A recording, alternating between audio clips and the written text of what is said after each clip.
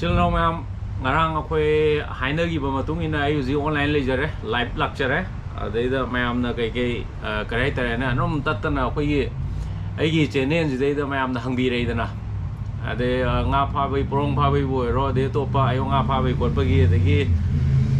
khoijegi karigi matang nga phabga mai leina bai tare na especially ay channel je Gofish Manipuri haina ako'y nga phabagi kaigi kaino je content sidayda semjaba channel ni na siga mari leina na ma'am na hangbiningba wahang adagi ka tananingba ai song bari san ningba leba ma'am do ma'am hangbirak pa yarni ai uji open tokjare ai no ji leijari je Manipur Adventure Gear House na akoi gi loklaubung da leiba loklaubung thong gi hek makhong da leiba dum laba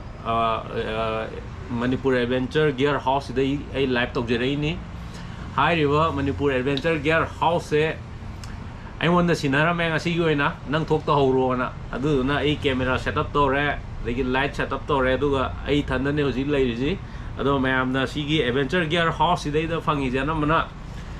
sidai da lai je khojei khoigi part na tena na mana adigi khoigi part lai re si mamang thangba side tai khoigi camping gi kai gi ma'am ama lai re ai horen tap tap no lake hoji opening oi na ai ma'am na some introduction tok jabani ai samak Deepak Mutum amuka na ma'am puno putaram nokcheri ado ichil nau jing na ai ngarang haina gi do pung mari do online lak ni adai da ma'am thengna je have do ado ai online lak chere ado ma'am ko no to biro question hang mau biro ai streaming ya ga ma'am gi question reply pin na ba ai hona jage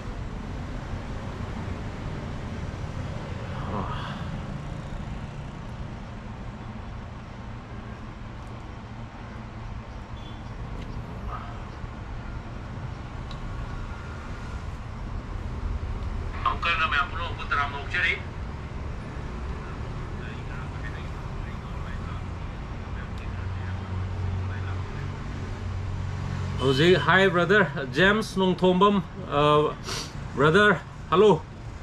ma'am is streaming dia no problem lakpa dagi kai te network no ngak tra zo no ma'am no haro ko aduga ai no manage taw na ba ado ma'am anum nga phab ga mai leina ba dagi pochai gi matang kai maman kai ga no hangbiro ya ne ai hujik lai jai dai no ma'am da ai response tok jara ke adagi Bronson Sharma Ukabi masinja ama habiro ukabi masinja ukabi phawje Bronson gi na han question tare ne Bronson ukabi phawje akoina aidi khoi chopaje yamna kaino tokje aina sum toika aigi concept aigi idea khara ma'am da share tokje ke chino ma'am da khoi chopaje akoina khoi chopa kudi khoi loi kui ro ngata ne khoi chopa nga phaba ji di thaina ju pisak pi kan ne nga kan gi turen da kai da khoi masam to ga nga se phaba khotpa ri phau nga phaba si di khoi gi blood te ora ban hai tare ne adu mu di lai lai ne khoi loi ma hai re adai da khoi na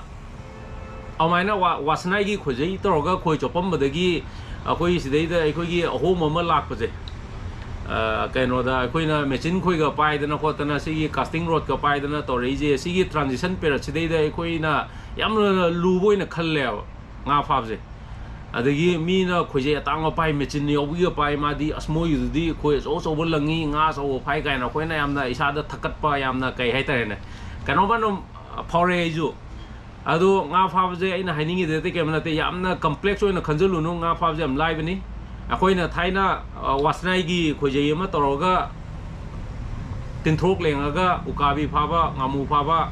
adagi phau nga pharakpa akoina akoigi level da ngamjaba khongman dagi natraga turen dagi pharakdo aduga chamane adugi basic concept tu dai da loina adu koi bada loi sana ba atani ana khoi chopaji amna live ni gasam na luboi de adu na hojiki akoigi Bronson gi do ukabi phab je ai gi oina di ukabi je keno toro phai hoi ukabi mela kai na ga chatpadi ai gi oin di chatriko ukabi am loiba farm do ukabi mela chapdo adu phabai do ai haijarke aduga men oina aina ukabi phabdi akoina khongman da kai da khoi da anak pa kom da akoina ukabi phabdi moida je ngari je maku do mai da kau lok thoga magi mathak thangma maku do chakthek han mangari je yamna basic ni koi haiji aduga ngari je mai da pe tang jou long na tor kan dei da jou long na injin kan dei da khoi gi magi maku skill lai tare na maku masam sa do mai da pre chak thok ra kan dei da lem ho po chai na khon nam da na hapchalaga pana sugai bane maruga puktoi toige aduda moida khara hapaga moida yamda bida kitang hapaga ngari duga pana maruga amo yawda bida sugai kanai da pura pesta kano tar kanai da adu do num khoida num titin lenge adu no kabi phajan phare ai goina aduga hujik farm da kaido kabi mela tongna kan jai da moina imanawena phanai je akhoi ukabi oina di akhoi gi protein leidana atawbi rupi kai leido nga machinjak thabado adugi protein je akhoi gi atawbi do isingda chorhal kan dei da adu phana kamoida gam hapta bi dei da adu phana nam lawgi tola matung dei da adu lenga kan dei da ukabi pham phai adu ani je try to biro ngasai ngari gi du dana khangam be adu na to ju hujiki atawbi do khoi protein do adu ya tawi maru do adu do phana isingda tingthoga isingda yang kuina tingbe de ma de hapetang chorhal laga phana met laga ngari met pita met laga du ju phana nam lawgi lengbio adu dei da compulsory khoi keno prakan hojiki keno do ukabi do aduga mathang je ukabi gi haigre mathang dei da alu bora mangang hai alu bora mangang na lai bro ising anai bada khoi thak pa je thubo wat pra ising anai ba je khoi thak pa je bro alu bora mangang hai je mingkai ko ge khang de do smaina youtube da nangi ming chmai chong thok ge num hai wan he pa thore chong thok do num para ke anangi aseng ma mingkai ko khang dam ni na ko bro ising anai bi da khoi thak pa je thubo wat pra oi ising nei ba je akhoi na turien gum ba da ising nei ba je anum kaino si je yamna complex oi ba kaino ne igi experience akhoi na turien asau da chat kan dei de ising nei ba timing da aina manipur turien gum ba turien asau je di ising nei ha ma ising ta ba gi nei ba timing je khoi gi nganan gum je nganan ga na nga asau ba nga kraman ba machi pan ba nga asau le do adu ma ji de num thoi ba moi de ado ising nei khalak pa timing de da ma pan de ga khoi gi nga le nga thak pa da nga asau phanai ne mi khoi asau ba tha ga adagi ising nei ra kan dei da khoi gi nga ukabi gum ba ke ti ukabi sorry akoi gi phonga gum ba ke gum ba dum ba pha bai di chang yam han dei adu mai na nga gi makha pole aina pha du nga do kai nga no hai ba ma chang yo adu ga ising nei da adu ga aina luang sambam mai ta na sna kan gi khoi gi garden gi lei do luang sambam da khoi mela ma in cha khi khoi mela ji aina chatpa khoi mela ji sing nei wi wai ni ko luang sambam gi khoi mela aina chak kan dei da ising ji pura khunai ne ba pura machu je khoi gi cha ngau do akhoi na thakna ba gi cha ngau do sangom thak pa cha ngau do adu mai na nei re sing je ada akhoi je khoi chopam dai dei da num hang si sing khunai ji di chum ni nga na nei ba ma lak tra ba nga yam lei ba gi nei bu na tra ba mai khunai do ada akhoi masen hai nei nga phar ba hogdri kan dei da mai je mi ga kum ga ne khair ma jala kamai to jano khoi mela ngasi khoi mela tong ni har ga ising asam nei mi ji kamai to jano ko khoi je no ngang nei ko nga pha hogdri kan aduga ngasai gi pukhi dei da khoi na alam ni na khoi jo pa yeng a je na khoi jo pa yeng ba hor ko timing dei da ising amna cha ngau dong na nei ba nga na sungu ro khan ba jaga dei da khoi no nga adu pukhi do nga pam phara khe ta ne grass cup kilo hen ba kilo ma khai ga ta ba luang chamang gi pukhi ni adu moi gi amaina nei masagi nei jei ra kaino de amaina anei ba anom mi loi mak ai khang na ta na loi phana gi ado ising nei ra ju num pha ba yawi si je kari hai no khang de bo si gi pose aduna si tanja gi hai ga dra aduga aina pha do ba nga du gi ju makhayam pole amaina ai kano hai jage aduga SGX pictru BGMI PUBG gi no pani ne he pictru BGMI hai je bro lur makhal suna sizin virak oh lur makhal suna lur makhal lai di mai je atai hoi mau di khang mani uski pictru BGMI na hangai je lur de khoi na frog lur rai de khoi na hangoi lang do mai na lang bi je khoi na casting da bed casting da si nei ba lur mam je lei si dei da hangoi mam lai re hangoi na ta ba son gi dukan de di leu ne ado hangoi na ta ba khoi gi spool ama steel gi oi ba adu kai ga loi ma sai da lei bre ke ai anum adu gi ron ma equipment gi mam gi question ja na loi pa thwe na adu ga kana tok ai gi camera je par ga ron nam chala ke ba mai dukan je ron nam ul ke adu si gi po na sai po tu na sini do chana ba le ga de adu le uchar hoi nang gi lur gi je lur hai je aina ano wei man of dining je mana lur makhal su na sizin abi ro hai je te ke mate lur hai ding sai do casting lur hai je hangoi adagi akoina khoida machinjak lengaga sizinaba nataba uchi gumba kaiguma akoina masagi ready made oina laga akoina langaga nga phaba si neiba suma pose lure kawi aduga amujao mangang big friend bro thank you amujao mangang thank you am thagachari akoi bro hoi ichino mayam leibagi jo aina video de namjabane karam yengbiraktre de ai thanna sum yeng le de ju number tandana nam tom dog jane ado mayam na sum pangeng yengbirakpadi ai ju namin hai tai ne akoi sar lai sar lure je makhal khara kita utpiro hai ne frog lure na to to play bro lure frog na to le re mani ason di khara di le na koi still lure do crankbait lai adagi kariba pedal frog lai adagi spoon lai adagi spinner lai spinner le loi le koi sar pari jo re sar pari ge ni subdo sar ju ha petang changbiro na mayam gi question je sar lai ka ai wa da no sar khar khumbiro jo ai ne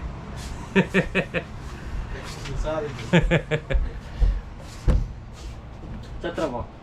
ai ro ai ngasi je live thari e mayam dai sin no mayam eno to je phong lo asidi chok pim lo je aduga hojiki lure gi do khoi sar pari jo ma je specially khoi sar pari je ma je khoi mela gumba kya di ma chatte adu ga atopa ngasai gi khoi gi lure fishing hai ta ne casting je fan to we ma adagi ma gi experience khoi sar pari gi experience na kaino ure khoi sar pari gi experience na turen ga adagi porung gumba phab di mangon dei kya henjan ba akhoi na khara wa gi ni khara le di manar ko je hojiki we ni khara wa gi dai tar le re ma akhoi sar pari sin le re ma gi asam chaw wa dukan jing se ngon sin na thorai ne man sar mathang patroke lure gi do adagi sar yari kan do pakum pi we hen ngai na bro machine khoi do kya mu pi ge asi akhoi yam majina nom kaino na amujao mangang na hangai je machine khoi do kya pi ge machine khoi ai je magi question ji kitang di gyan ta ba wale hoi do nom maju khang da toi ne ado khoi jai na smai pi machine na smai pi do adum tha bi khoi jai se khoi gi telescopic rod anama le ye machine ha pa ya ba thupsal laga na pura tension ba example hoina ha ga na khoi sigum ba se hai ta re telescopic rod ai je silupat chahum yang khai de gi hauraga atang ba phok lai gre ado beginner gi di lupa chahum yang khai pi do dum phajana sina ba yare aduga khoi gi machine ha ga na machine ji lupa chani yang khai pi da gi hawi beginner gi aduga adu da gi na lupa lising mari nga pi ba phok lai gre ai di diki amujao na hang be do khasu amna tang dam ne khoi na tang man man ne adei do tasena ai jo num khoi chopa matam da common noiba average hai ta ne khoi jaibu ro machine bu ro adei aina ai di video ju na mim de na ai sama youtuber ni kai na nga pha be video na mim de na aina mayam da so to ge ha di ngam da ba ai jo khoi jai tam ga le ga pai bi ai ado aina mayam represent to ni na ai yeng bai chino mayam ju lei bani na aina khoi jai atang lising manga tro pi do par ga mayam da ai khoi jai di tu ni adu ni kai ulro di mayam ju bit han gi ni na ai pai ju pai de aduga common roiba haidi nga phab da ti roi da ba nga phab ya ba dum ba average nga to pai ko adu du na isnong mam ka su khami ga no hujiki da pai nai do machine ga khoi jai ga reel hai ta ne khoi na machine hai na machine na mai na ra ba ni reel hai ta nga sai lesson na ong na ba kano da na akoi reel ko wi adu ga khoi jai du ga set ta hong da ani do pul la kan dei da no lupa changwa chatung na ga anum chatre muki me na ga ko na bu ju anum lei hai ta re ne aduna adudagi hauraga adagi akoi gi bro na atangba ai di company adu atangba pai dia de ring pai dia de apawa adi branded oiba ai nong phadok nga pha chapada mi mamang da tok chani ai oiba kai na ga khallaga di atangba du ju dama le re khoi amada lising manga taruk piwa machine ga kai ga pula lising taram ka taw ju am le re aduna common oina amain to view aduga na lak ni koko ai sar kano ma'am jam tay real price kya sile re wo porom se mato kram na phaga ni sograk pam nungsiba sar sidi sar gi question am le porom je mato kram na phaga ni hari nang kumbo ai kumagi ko nang demo tawun wai na ba hoi mai la me hangoi du ulaga hai ro ma'am sige porom gi hojiki kana no ngai do sograk pam nungsiba bro Isin rausingda hangbirei je ending asi de hango ko mayam horen bon mi yengo ai battery di tatlaroi charging thille aduna pung 8 tar jo live an le dam ne nong phadok lei ne mayam si akoina ngasai gi lure fishing ai do loi do lure amo chare si lure koi ko sina frog lure je rubber gi frog lure je to water fishing gi si frog lure ni to water fishing ai di sing gi mathak ta ta hol pha do ở đây tôi khuyên chị này je sigi hangoi je ma'am si hangoi je to ubi bi mai kheng na sigi hangoi je si na to ga porong je pha de ne ko gi sokra pom nung si ban hang bi do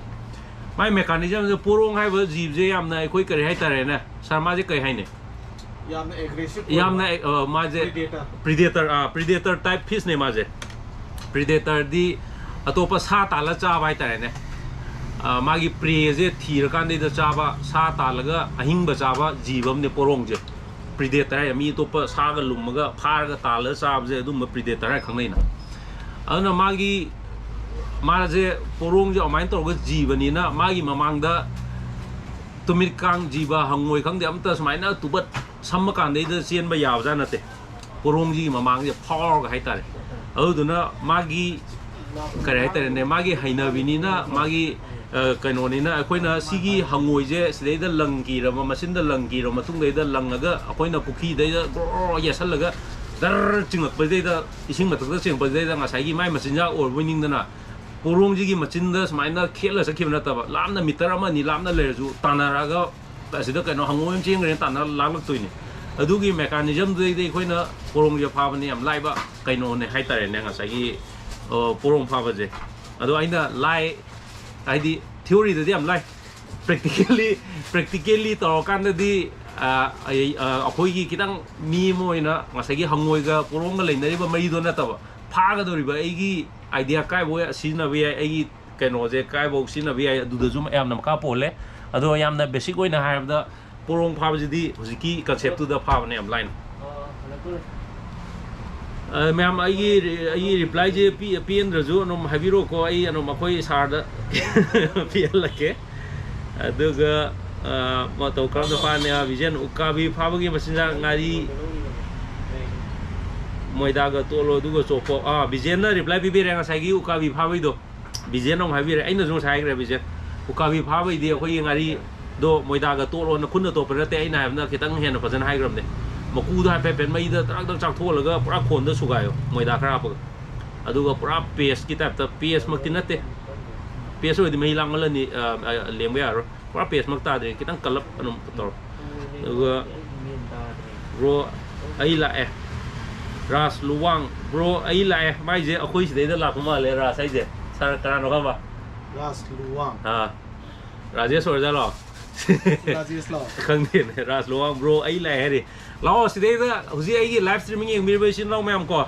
kano tok tar ga di swai anak pa da singya mai da leitar ga di ai sigi manipur adventure gear house akoi gi loklaw bung gi thong he ma khong da imphal fishing tackle gi ano branch oina akoi gi da pari gi hang i do adu dei ne live thajar ai je isinau mem swai da anak pa da le ka di anum haijalo sa khangna ji ana khangbo or ga na ai gi live si dei da sau ya min na je adu ga isinau khang da ga na ha po question da ju adom na khangam tar ga di sida la ga reply pa na pb lo ai adu da mak ta ai anum aya ba pi jage adu ga porong yam hangai ne sir ha porong phawe ma sa ngari le bro asigi alu bora mangar no hangai je bro adu ga pro maha tha ba je casting tawdrasu maha manakta thakchan ma je thu gadra yam phajaba question ne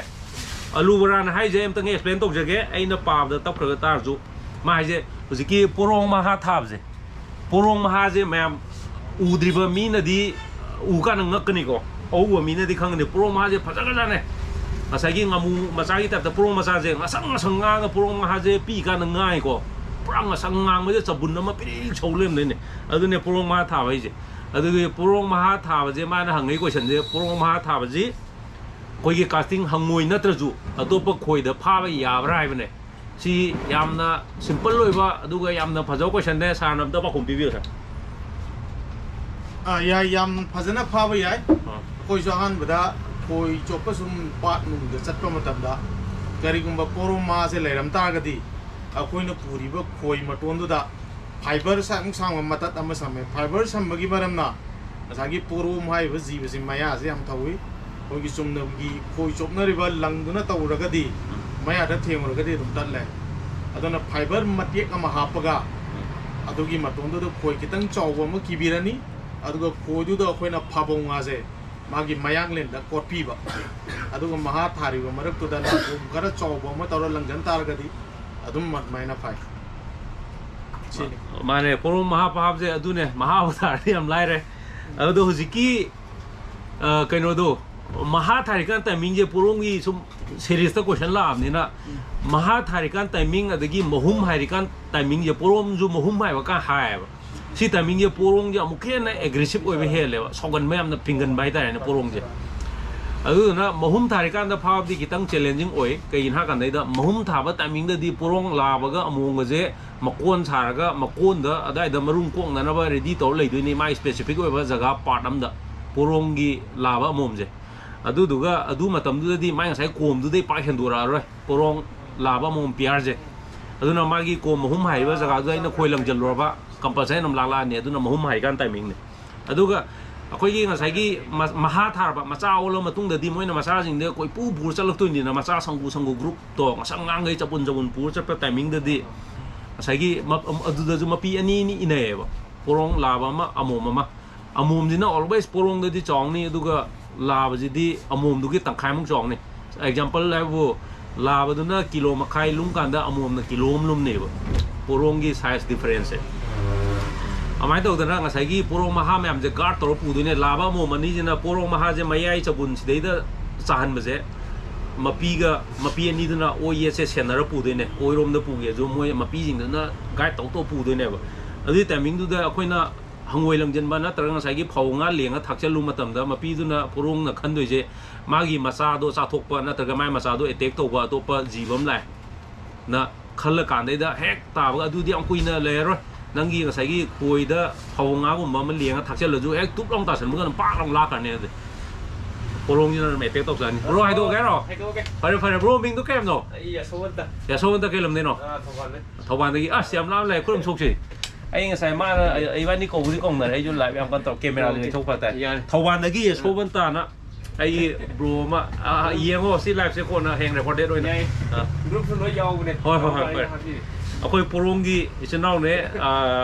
ma jo pare hai hoi ya so ban ta na thoban da gi ai gi party akoi gi WhatsApp group su pul le porong pa gi am se me adu ju yong mi no ne ado porong gi question pa sa ba mani yaw we ai amu hai do he ro ka vi pha ve bro lai du ga hojiki do lai re ai ju chang ai sudir thodam sudir ju ai ju jita chang ai welcome bro welcome sudir jaw ra ba hoi sir am ta hai go na sudir welcome azagi yumnam ronaldo ai si gi mafam se pot lai gre oi lai mani thank you thagat chari la pi bagi hele nan dai ba mai thong yam ba bro bu salute tok jeri ai di fish hunting sat ki da ba kuire timing ngai ri amuk hongna ba hele nan dai ba thank you ai tam ne dinesh adhikari ji di khoi le ka gi mali da hoi adagi bro lango machine da happy da go si loi ai reply per ke hoji porong ni thi je pro ground bed kita ha biro sir ground bed ki jom da biro ground bed hujik manipur de yang ware phangre ground bed se khoi tha ni mukti la ki roi adugo binary ba khara si di ha na gi le ho bu stock ta tham jan no nga ta ni aduna khoi ji tau doi si ground bed jaw da bi da khoi chok pa tam ba nga pha pa tam ba adu ina tau ba tare hoi adu ground bed se sar ko ai gi wen di ai mang da ju mi na snang kai si nei ka na rom ai na ayonga chali je ai di ground bed sar ji na ga sna cho pu cho ka na rom ai de no free da ka ga no anu bla ko sample pi sar na jonum adu ai si ngoi di ai ground bed park si na de sar khang ga ni si na le si ai only chekup khang ne chekup tu sing ni phan tol ga chekup hoi chekup sometimes chekup ka jeng ok thu ga kitang mami manam nu sinau toi ko ai ground bed pi kya sin na de ko adu ga porongi casting khoi je manis chandam na ngai je sir पोरोंगी casting खोईगी fishing line से लंगबा हैतबगी हेक्ता pulley से पुल्ले से है सी हम पुन मने सी वेरी कनो ने नॉर्मल ने पुल्ली दो ब्रो ना हैतबी ने ते होर पे आयो अदो सी पोसे अनु हैरकनी दे सर हैरकनी ख्वाइदगी नुवाइतबा थबक ने खोगी पोरोम फाबा कांगु म्याम दो ख्वाइदगी डिस्गस्टिंग होइबा खोगी line back class talk bahai je masi mi khuding ma ka dum loin tawra labani kanam ta hairaga polakte akoi jo ahan budi am pulai khongnam khongdaga phamaga punga ma ni sanga hanbaga yawe koi chop tok tho koi chop tok tho ga mahana imang da satlaga lairaba langna pungraba yam yawni ado ai bu suggest tok jo hairaga di hana langba haireba mi maga pukaim do jo langmino moina kamaina langge kai kari setting tawge punbana kamaina lokthoke do adu amtang tanamino do targa di tungdang mairakani ai sar gi deida compliment moina sar na ingonda takpi gi da yam kana gi bam lei porong hun mada tasena ga aiju porong hun ba sigi bet casting gi akoi reel ga langkhalei je sar na tambi de hai bne wai je ado sar na ingonda oina hojiki sar na explain to da yaw gi dra du hai do aina mayam de na phadong ni jang pa ingonda kama hai gi kan de da always nang na casting to kan da cast to matam de da wangna da lang da hono wai ba porong pha bai de wangna akoina porong pha bai niom je rainbow system da ni da akoina weight ama throw to je adu na ngasagi wangna lang di kun mong phe beginner gi oina di wangna 45 degree gi mathak da lang ba 45 ki mathak ta suppose si khoi jai ni na si na smai na huit lang gi je mathak ta ai gi hangoi do makha da tuk tuk khongbi da tar kan ni ha ma da di makha da de yung pop pop tho mane adu makha thong na be mathak ta wang na smai na chatla ga smai ta han na bo na view au de na porong han ma da problem pak thola roi to atai marak ta complicated roi ba khara bu la kan aduga question je ai si sar lai kan da khara ongon da hangbe ba khara papa khan ge to na te ina khumbadi khumaki ge ba tap tam na mo keji tara kun gumba phaba ngamba machine set ta kya mo pi ge bro dayamo yang khom na ngai ja sa mana phadu si tara kun nai tar ga di akoi gi turen gumba pat kum da lei bari banga sine hoi ado ngasagi mafam duna na laga di ngasagi koi chop tori mafam duna anan mafam war ga di cham cham 4000 5000 machine na dum birai lai na phawe are adu akoi na mafam duna khara cover lai ba napi hoi tong nung ya mo oi ku tar ga di khara power lai ba khoi gi porom pari ba bed casting machine ji ma phajana sin na ba yare adu na ta ba spinning da pai ga hai tar ga di khara power lai ba 6000 7000 company khara pha ba pai tar leini hai ba adu product no available oini ko adu si akoi gi kano na dayamo yang khom akoi gi bro na sigi pose leige hayang ai nga cho pha do hai tar ga nam lak pio si da nam tana ba loi thok ne ado ai gi need hai tar ne ai gi da ka lai photo si ni na hai kan ne da nam putok chara ne aduga ya mga tur tung da ko no sai jali yabudo yoladi apiro mamal kya pige oh nga ko na do sigi jilang ma mesnam nai je nga ko na ba jali yoba net so du ne kya pige na hange mai se lupa chatruk piba da makhalani le re lupa lising amaga chani piba chahom piba lising amaga changwa piba bogle oh lupa chatruk piba de gi horga lising amaga changwa piba le ye adu gi nga ko na do am kanam ne adu yog da di akhoi pukhi da mela chapo gi ra yo nga phawa matam da adu nga ko na do yog dra na flop chale mi ngon de wipe jom ngai tam ne isa gi amadi ohom mo ju le chalo yare tai di ka su yog dre sir kham ge hoi sir happy tam kana to biro hoi mayam chou gi ge mayam akhoi sar je thadok khar ge ma je dukan ani pa na re si dukan ju den chana re na ko adune mayam ai sin no no mayam zu lai ngasi je ai marak tan amtang mayam da remind to jage ai no hojik live leisure je streaming to jeri je manipur adventure gear house loklaubung dei ni loklaubung gi sigi dukan je ngasi ai na bhara da lo re hai tare ne adu ai chino mayam na hangakpa natraga dum wari watai sana ningba adigi ai gi youtube nga phaw gi video am da comment pe ba dai da ai na explain to ya do mayam lei ado sigum ba matang taseng na interaction gi timing de da ai explain to jage mayam ga aina khang da ju mayam ga sum ichino go wari sana we tan ja do log jage na ai sigi live se to oina sinja bane if sigi live sina successful oi tar ga di ichino da ju kanai hai ba gi kano ma ai won da thaja ba lei tar ga di matung da ju hapta am na nong ma di anom ai video mi ka view yengi yong oi to da ka ta de arei ba ai gi live se bu so ya ri ba ai ga wari sana ning ba phau bi ri ba chin lau jing ga nong tang ju kai tho ga hapta am gi manung na mu interaction to gi program ai sin ge na khanjai ado mi na yam yeng da ka ta de adu ga ai gi oina chin lau jing na ai won da nung si bi da na hangbiningba question jing do adu gi hangbiningba chin lau na koi khara gi ai na pa kom bijang ngam jab jina ai di ꯑꯗꯨꯅ ꯍꯦꯟꯅ ꯌꯥꯝ ꯊꯤꯅ ꯄꯦꯟꯖꯩ ꯍꯥꯏꯇꯥꯔꯦꯅꯦ ꯑꯗꯨꯒ ꯑꯩ ꯉꯁꯥꯏꯒꯤ ꯑꯇꯩ ꯃꯊꯪ ꯌꯦꯡꯉꯒꯦꯀꯣ ꯀꯤꯂꯣ 10 ꯐꯥꯕ ꯌꯥꯎꯈ꯭ꯔꯦ ꯄꯣꯔꯣꯝꯒꯤ ꯀꯥꯁꯇꯤꯡ ꯈꯣꯏ ꯐꯤꯁꯤꯡ ꯂꯥꯏꯟꯁꯦ ꯂꯪꯕ ꯍꯩꯇꯕꯁꯤ ꯃꯅꯤꯁ ꯆꯥꯟꯗꯝꯒꯤ ꯔꯤꯄ꯭ꯂꯥꯏ ꯐꯖꯕ ꯑꯃ ꯄꯤꯈ꯭ꯔꯦꯀꯣ ꯑꯗꯨ ꯑꯗꯨꯝ ꯂꯪꯉꯣ ꯌꯥꯔꯤꯒꯩ ꯋꯥꯡꯅ ꯂꯪꯅꯕ ꯍꯣꯠꯅꯧ ꯃꯅꯤꯁ ꯆꯥꯟꯗꯝ ꯄꯣꯔꯣꯝ ꯍꯨꯟꯕꯗ ꯂꯪ ꯌꯥꯝ ꯄꯜꯂꯕ ꯄꯨꯜꯂꯕ ꯑꯗꯣ ꯑꯩꯈꯣꯏꯁꯦ ꯀꯥꯁꯇꯤꯡ ꯔꯣꯗꯁꯦ ꯂꯪ ꯀꯥꯟꯗꯩꯗ ꯍꯧꯖꯤꯛ ꯁꯨꯡꯍꯩ ꯍꯩꯇꯕ ꯃꯤ ꯑꯃꯗ ꯑꯩꯒꯤ ꯀꯥꯁꯇꯤꯡ ꯔꯣꯗꯁꯦ ꯄꯤꯔꯒ ꯂꯪꯉꯨ ꯍꯥꯏꯕꯗ ꯃꯥ ꯋꯥꯈꯜꯗꯗꯤ ꯌꯥꯝ ꯂꯥꯞꯅ ꯂꯪꯉꯒꯦ ꯈꯜꯂꯒ ꯇꯥꯕꯅ ꯈꯣꯡꯕꯤ ꯃꯇꯣꯟꯗꯒ ꯄꯨꯞ ꯇꯥꯕꯅꯦ ꯍꯪꯉꯣꯏꯁꯦ ꯑꯗꯨ ꯅꯣꯔꯃꯦꯜꯅꯤ ꯚꯦꯔꯤ ꯅꯣꯔꯃꯦꯜ ꯑꯩꯁꯨ ꯑꯗꯨꯃꯥꯏꯅ ꯇꯥꯔꯤ ꯑꯗꯨ ꯌꯥꯔꯤꯈꯩ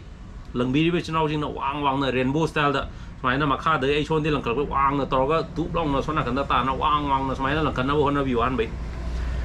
ꯑꯗꯒꯤ ꯃꯊꯪꯗ ꯕ꯭ꯔꯣ ꯔꯥꯁ ꯂꯨꯋꯥꯡ ꯕ꯭ꯔꯣ ꯗꯨꯀꯥꯟ ꯃꯐꯝꯒ ꯍꯥꯏꯔꯝꯃꯣ ꯂꯣꯛꯂꯥꯎꯕꯨꯡꯒꯤ ꯔꯥꯁ ꯂꯨꯋꯥꯡ ꯂꯣꯛꯂꯥꯎꯕꯨꯡꯒꯤ ꯁꯦ KFC ꯂꯩꯕꯒꯤꯗꯒꯤ ꯆꯪꯁꯤꯜꯂꯒ ꯂꯣꯛꯂꯥꯎꯕꯨꯡ ꯊꯣꯡ ꯂꯩꯔꯦꯅ KFC ꯕꯤꯜꯗꯤꯡꯗꯨꯗꯩ ꯆꯪꯉꯒ ꯂꯣꯛꯂꯥꯎꯕꯨꯡ ꯊꯣꯡ ꯑꯗꯣꯝꯗꯩ ꯆꯪꯉꯣ ꯃꯃꯥꯡꯂꯣꯝꯗ ꯑꯗꯨꯒ ꯊꯣꯡꯗꯣ ꯍꯦꯛ ꯂꯥꯟꯊꯣꯛꯄꯒ ꯂꯦꯐ ꯁꯥꯏꯗꯇ ꯂꯩꯔꯦ ꯗꯨꯀꯥꯟ ꯑꯦꯗꯚꯦꯟꯆꯔ ꯒꯤꯌꯔ ꯍꯥꯎꯁꯁꯦ ꯑꯗꯒꯤ ꯃꯊꯪꯗ ꯗꯌꯥꯃꯣ ꯌꯦꯡꯈꯣꯝꯅ ꯉꯁꯥꯏꯒꯤ ꯍꯪꯕꯤꯔꯛꯈ꯭ꯔꯦ ꯀꯤꯂꯣ 10 ꯐꯥꯕꯩꯗꯣ ꯀꯤꯂꯣ 10 ꯀꯨꯟ ꯐꯥꯕꯩꯗꯣ ꯕ꯭ꯔꯣ ꯂꯩꯅꯤ ꯑꯩꯈꯣꯏ ꯁꯤꯗ ꯂꯩꯔꯤꯕ ꯃꯦꯆꯤꯟ ꯂꯣꯏ ꯐꯪꯉꯦ ꯉꯁꯥꯏꯒꯤ ꯁ꯭ꯄꯤꯅꯤꯡꯗꯤ ꯆꯞ ꯃꯥꯟꯅꯩ ꯑꯗꯣ ꯑꯩꯈꯣꯏꯅ ꯁꯤꯗꯤ ꯃꯃꯜꯒꯤ ꯋꯥꯁꯨ ꯅꯠꯇꯦꯀꯣ ꯑꯩꯅ ꯁꯤꯃꯥꯅꯣꯒꯤ ꯃꯦꯆꯤꯟ ꯁ꯭ꯄꯤꯅꯤꯡ ꯃꯦꯆꯤꯟ ꯃꯆꯥ ꯑꯃ ꯂꯩꯕꯗ ꯗꯃꯥ ꯇꯥꯡꯉꯦ ꯑꯗꯩ ꯑꯇꯣꯞꯄꯗ ꯂꯨꯄꯥ 750 ꯄꯤꯕ ꯑꯩꯅ FKꯒꯤ ꯃꯦꯆꯤꯟ ꯑꯗꯨꯝ ꯑꯗꯨꯁꯨ 750 7,500 ꯄꯤꯕꯗꯨꯁꯨ ꯑꯗꯨꯝ ꯃꯊꯧ ꯇꯧꯏ ꯑꯇꯥꯡꯕ ꯑꯍꯣꯡꯕꯩ ꯅꯠꯇꯦ ꯉꯁꯥꯏꯒꯤ ꯐꯥꯗꯣꯏꯕ ꯉꯥꯗꯨꯒꯤ ꯃꯇꯨꯡ ꯏꯟꯅ ꯃꯦꯆꯤꯟꯒꯤ ꯁꯥꯏꯖ ꯑꯀꯟꯕ ꯍꯥꯏꯔꯝꯃꯦ ꯑꯩꯈꯣꯏ ꯗꯥ ꯄꯥꯔꯤꯅꯁꯨ ꯑꯗꯨꯗ ꯈꯤꯇꯪ ꯇꯧꯔꯁꯦ ꯍꯌꯦꯡ ꯕ꯭ꯔꯣꯅ ꯂꯩꯔꯝꯗꯥꯏꯗ ꯂꯥꯛꯑꯣ ꯑꯗꯨꯒ ꯁꯤꯗꯩꯗ ꯇꯥꯟꯅꯔꯁꯦ ꯍꯦꯟꯅ ꯑꯐꯕ ꯑꯃ ꯈꯟꯃꯤꯟꯅꯔꯁꯤ ꯌꯥꯝ ꯉꯥ ꯊꯣꯛꯑ ꯃꯇꯨꯡꯗ ꯀꯣꯟꯅꯕꯁꯤ ꯍꯥꯏꯈ꯭ꯔꯦ ꯌꯥꯏꯐꯔꯦ ꯃꯥꯏꯁꯟ ꯀꯩꯊꯦꯜ ꯂꯥꯛꯄ ꯃꯥꯏꯁꯟ ꯊꯦꯡꯛꯌꯨ ꯉꯁꯥꯏꯒꯤ ꯀꯣꯏꯁꯟ ꯃꯌꯥꯝ ꯑꯃ ꯔꯤꯄ꯭ꯂꯥꯏ ꯄꯤꯔꯤꯀꯥꯟꯗ ꯅꯣꯏꯒꯤ ꯀꯃꯦꯟꯁꯦ ꯑꯩꯈꯣꯏ ꯏꯆꯤꯟ ꯏꯅꯥꯎ ꯑꯇꯩꯒꯤ ꯀꯃꯦꯟꯁꯦ ꯈꯤꯇꯪ ꯊꯦꯡꯅ ꯍꯜꯂꯦ ꯃꯌꯥꯝ ꯋꯥꯔꯧꯕ ꯌꯥꯗꯦ ꯑꯩꯒꯤ ꯂꯥꯏꯐꯁꯦ ꯑꯗꯨꯝ ꯌꯦꯡꯕꯤꯒꯣ ꯁꯥꯡꯖꯁꯅꯨ ꯈꯔ ꯀꯩꯁꯨ ꯃꯌꯥꯝ ꯑꯗꯨꯝ ꯌꯦꯡꯕꯤꯌꯨ ꯀꯩꯁꯨ ꯀꯥꯏꯗꯦ ꯑꯗꯨꯝ ꯁꯥꯡꯖꯁꯅꯨ ꯑꯩ ꯑꯗꯨꯝ ꯃꯌꯥꯝꯒꯤ ꯔꯤꯄ꯭ꯂꯥꯏ ꯇꯞꯅ ꯄꯤꯖꯔꯛꯀꯦ ꯍꯥꯏꯇꯥꯔꯦ ꯑꯩꯁꯨ ꯂꯥꯏꯚ ꯇꯧꯕ ꯌꯥꯝ ꯍꯩꯇ꯭ꯔꯤ ꯍꯥꯏꯇꯥꯔꯦꯅꯦ ꯅꯧꯅ ꯇꯧꯈꯠꯂꯛꯄꯅꯤꯅ ꯑꯩꯗꯤ ꯂꯥꯏꯚ ꯀꯌꯥ ꯇꯧꯒꯟꯗꯦꯕ ꯑꯗꯒꯤ ꯍꯦꯔꯣꯖꯤꯠ ꯈꯦꯇ꯭ꯔꯤꯃꯌꯨꯝ ꯕ꯭ꯔꯣ ꯉꯥ ꯃꯆꯥ ꯂꯩꯕ ꯌꯥꯒꯗ꯭ꯔꯥ ꯍꯥꯏꯗꯣꯏꯅꯦ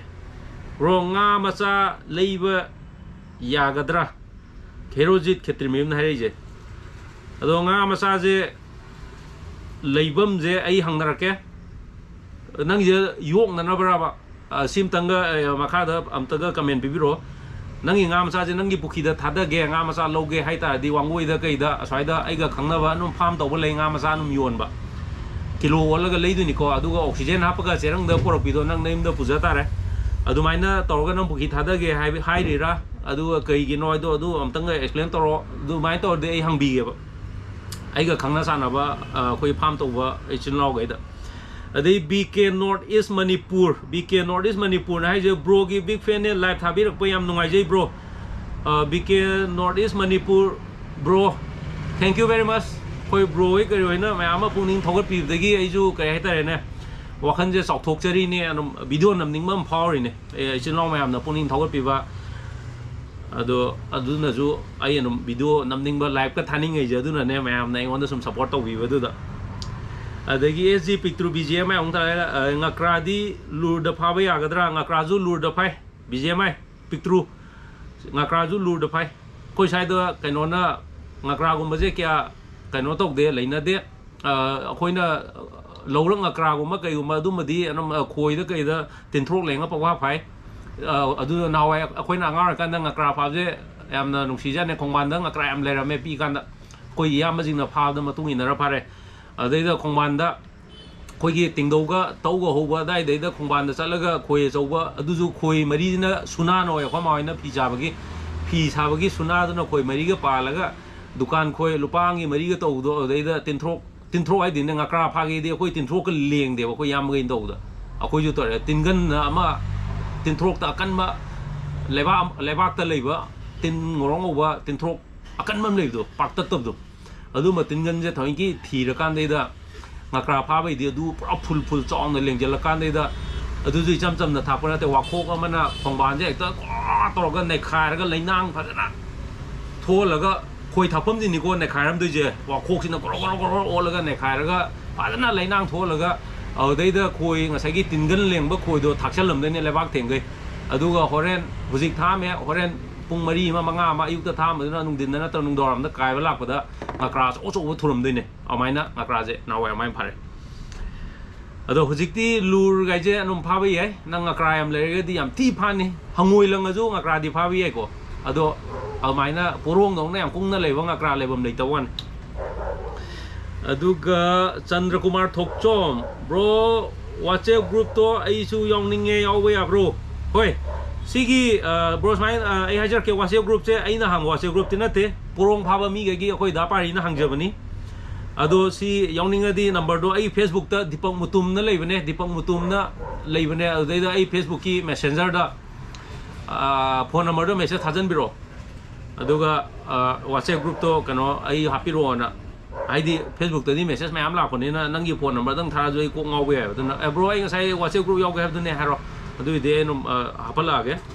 Sudir Thokdam thank you bro and mayamba Sudir Thokdam na thank you bro and mayamba thank you bro you know thank you yam thagachari chapmani sograkpam nungsiba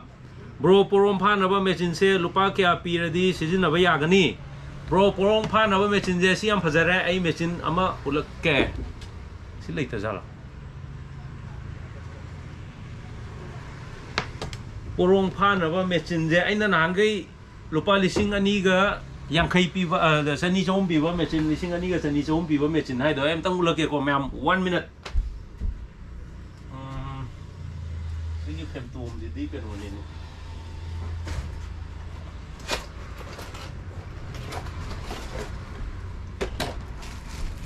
si le si manaba mo lage porong phanab je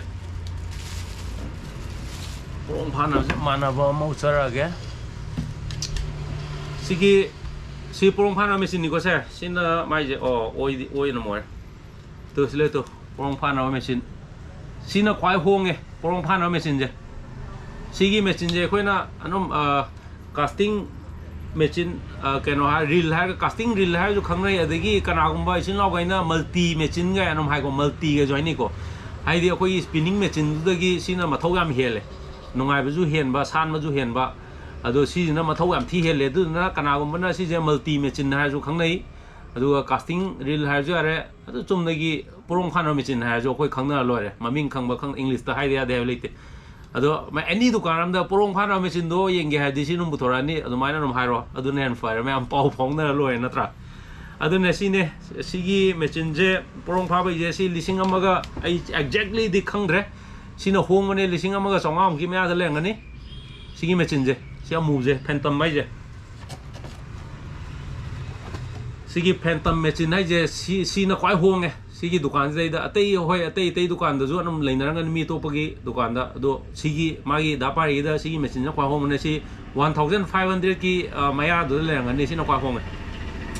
aduga atei dis de nam tanga ni lising ani mathak ta loi le ra ni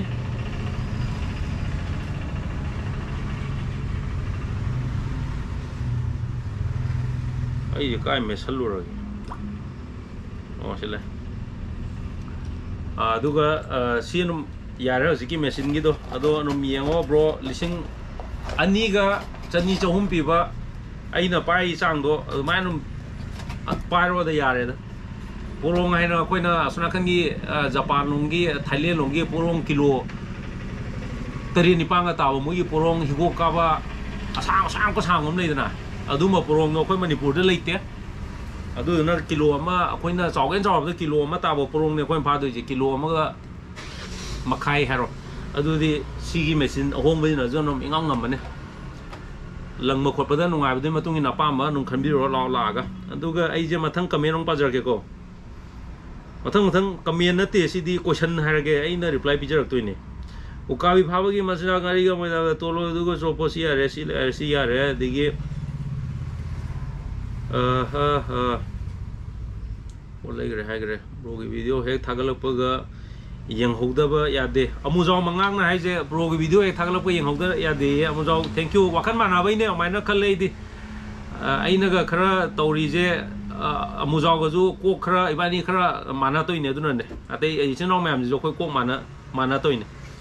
adagi maitai ima bro langom machine do hap pagi do kya pige o machine langom machine da hap pagi do kya pige Sigi langom je sije ma hai je si je mon ne sum ba langom hoji du yeng ko nang je ming je mai te ima na thole ba Facebook ta ai mamang da ju hangok dre to sum ba langom jo ne nang na machine da hapa gi ai je lang da tor ga chelan ma do sum ba langom plastic gi da du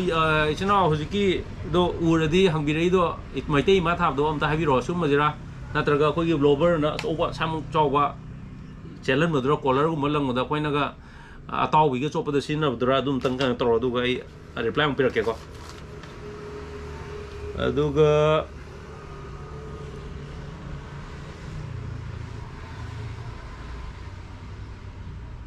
ko ito chen khal le me adu ne ai yo kya experience kya leitri nei je thank you mayam ba sudhir thodam thank you mayam bro yare adagi sograpam bro pro messenger pa ka bi le re amarjit bro comment padre mathakta wahang hangbane amta kumbiro amaroinam na comment amaroinam na je mai mathakta wahang hangbane ado aina khumaktro se yamba porong koida hek thubaga ahan bada kamaina tawgani aina khoi hunbado porom do anamba nan thoe amta habiro amaroi nam o si question ni ne ma aina pa hok de chumme amar na hai do ai hok dam ne comment je thara lonjan na gi ba porom nan thui do porom nan thok pa je dog du le ko ai hai re ka na nga phap da mu ya ja na te ai na ga ai jam hai ram ni ka na ga hai ta wa nga samin da phau sau ya ja na te hai ta mi da ma pha ga ai na phau da jam yaw ka ni ba adu na porom nan thok pa ji very natural ne nan thok ka ni porong gi wa na te nga nan thok pa ji khoi bu cho pa di nan thok pa tam ne nga jing do mo yu sining dam ne nan thok na ba chong na phan no na ka ne ado porong phab je khoi na ma na hangi question ji ma tung ina di khoi na ngasai gi hangoi je smai na je ching pa je da porong na lak pa je khoi le khangi ko ado amai na amukta porong hangoi lang driba porong lak driba mi di khangoi smai na hangoi ta chil ka na porong na smai chop long lak khib je basic ta ni ko hari je porong na smai na job long na si makha di lak rai hangoi je adai da yam tamna hai ni ko mi ai gi anoba si no na to me am join na lak ra matung da second home thio 1 2 3 si new ni ko porong pha gi basic ni ko ai gi hangoi je nga na job long ungre porong na ungre na pa long na hai ga kano ba lak ra matung da 1 2 3 na second home je thio wa khan na num thio ko ai khut na khoi je pai pai na porong na job long ungre ngoi do ama ani ahum thira kan da pang pang hai o hai di nang gi hangoi do kitang yo sat magi chance pio ba du na ta vi di nga jin na samai na joy la pa kan na di maya da gi hangoi sat pe chance yang wangi aduga almaina to ga to view aduga ai gi aina na han jo haja ne si gi khoi gi machin je kha ga check to view porong gi sigi khoi gi machin je num check to view aduna smaina hangoi je si ahan ma packet ni dana ahan ma packet te kai thok pa hangoi ni hoji do ado si khoi je ina porong pha salam dai da mai machin je ina plaster kitang sem ni ba mamai je kitang thaido ga na tra kitang ka khat pani khang ne ma khang de num sem ni amai na bro ju semo aduga porong je anum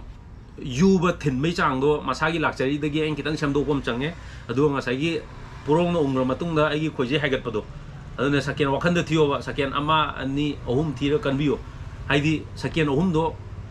nga du na hangoi du yor pe matam pi ba na hen na manung de yola di hen na palle da na di wan ado mathang da na thok to boy bro nan thok pa ji di dog wi wan ne anum akhoi ju nan thui du ni da ma da ai gi video da phanam nan thui du ni daw pai le te du kan mangam da te du de au mai na khan do je adu ga yai ge di choi da na hana si ha amar rang chawbe de nang gi question do hok de ge theng na reply pi ni ko atei si no ma ang gi ju thak thak pi da ra ge se adu ga nga kyam father ge sk mai bam nga kyam father ge as handa ki pha wa hok dri da ya ke no to we mara ma la nung to da na yam kan na to go timing do akoi nga pha sat te hai ta adu timing do sat lu dre mayam irang kan to kan na in ka mai nga pha chalo ni na ai ju no ai ta no kan je tan da ado ji lan khara handa re santi khar lai na nga pha ba chat pa ho re ado zik se chap su cha re na wai December January dai na nga pha chalo ke do ni nga ju pha ro indam dan ni na nga pha bi chang yam handa ba ne bo more than 70% di nga fararoi yam ingba timing je aduna hojik peak season ne May June July August September bokti remaining 5 months da nga phajana ayo nga puki farm di nga phabo gera sumaina khongban di phabo gera turien di phabo gera hojik je pura peak season ne si matam ja nga phabo gadam ne hojik nga phabo hogdore bro aduga bro khojeiga machine ga mamalongta haibiro o ras luwang khojeiga machine ga mamanamta haibiro si ai horan magi sida mamal loi thepane ai horan video loi salakada sigi khojeijina lupa dupi do tabda nam thrake aduga kano le SK mai bongi legre daiso soram ground bed kita haibiro ground base bro ground bed kita haibiro ground base ai horan kano torga monda rate amal leibne da pari da sida di leite ko ado ma horen dukan sang pada ground bed to peker ama ni pusan birak pa ya kadra na imtang hari yang hujino aduga manis sandam porongi casting khoi gi fishing line se langba heita bagi hekta pulle se asing sai reply pi re da pari lei kanda ade ras luwangi bro dukan ma pham haramu hai gre sa lo bungi si thong ma kong dane na de amo yang khong ki lo tara si hai gre jilang ama maisnam ya ma tiruba matung da jali yaw da si ju hai gre yai fare maisan kaithela pom yai fare adagi heroji khetre mayum bro nga masa si hai gre ngasai khara kang thu bani nei na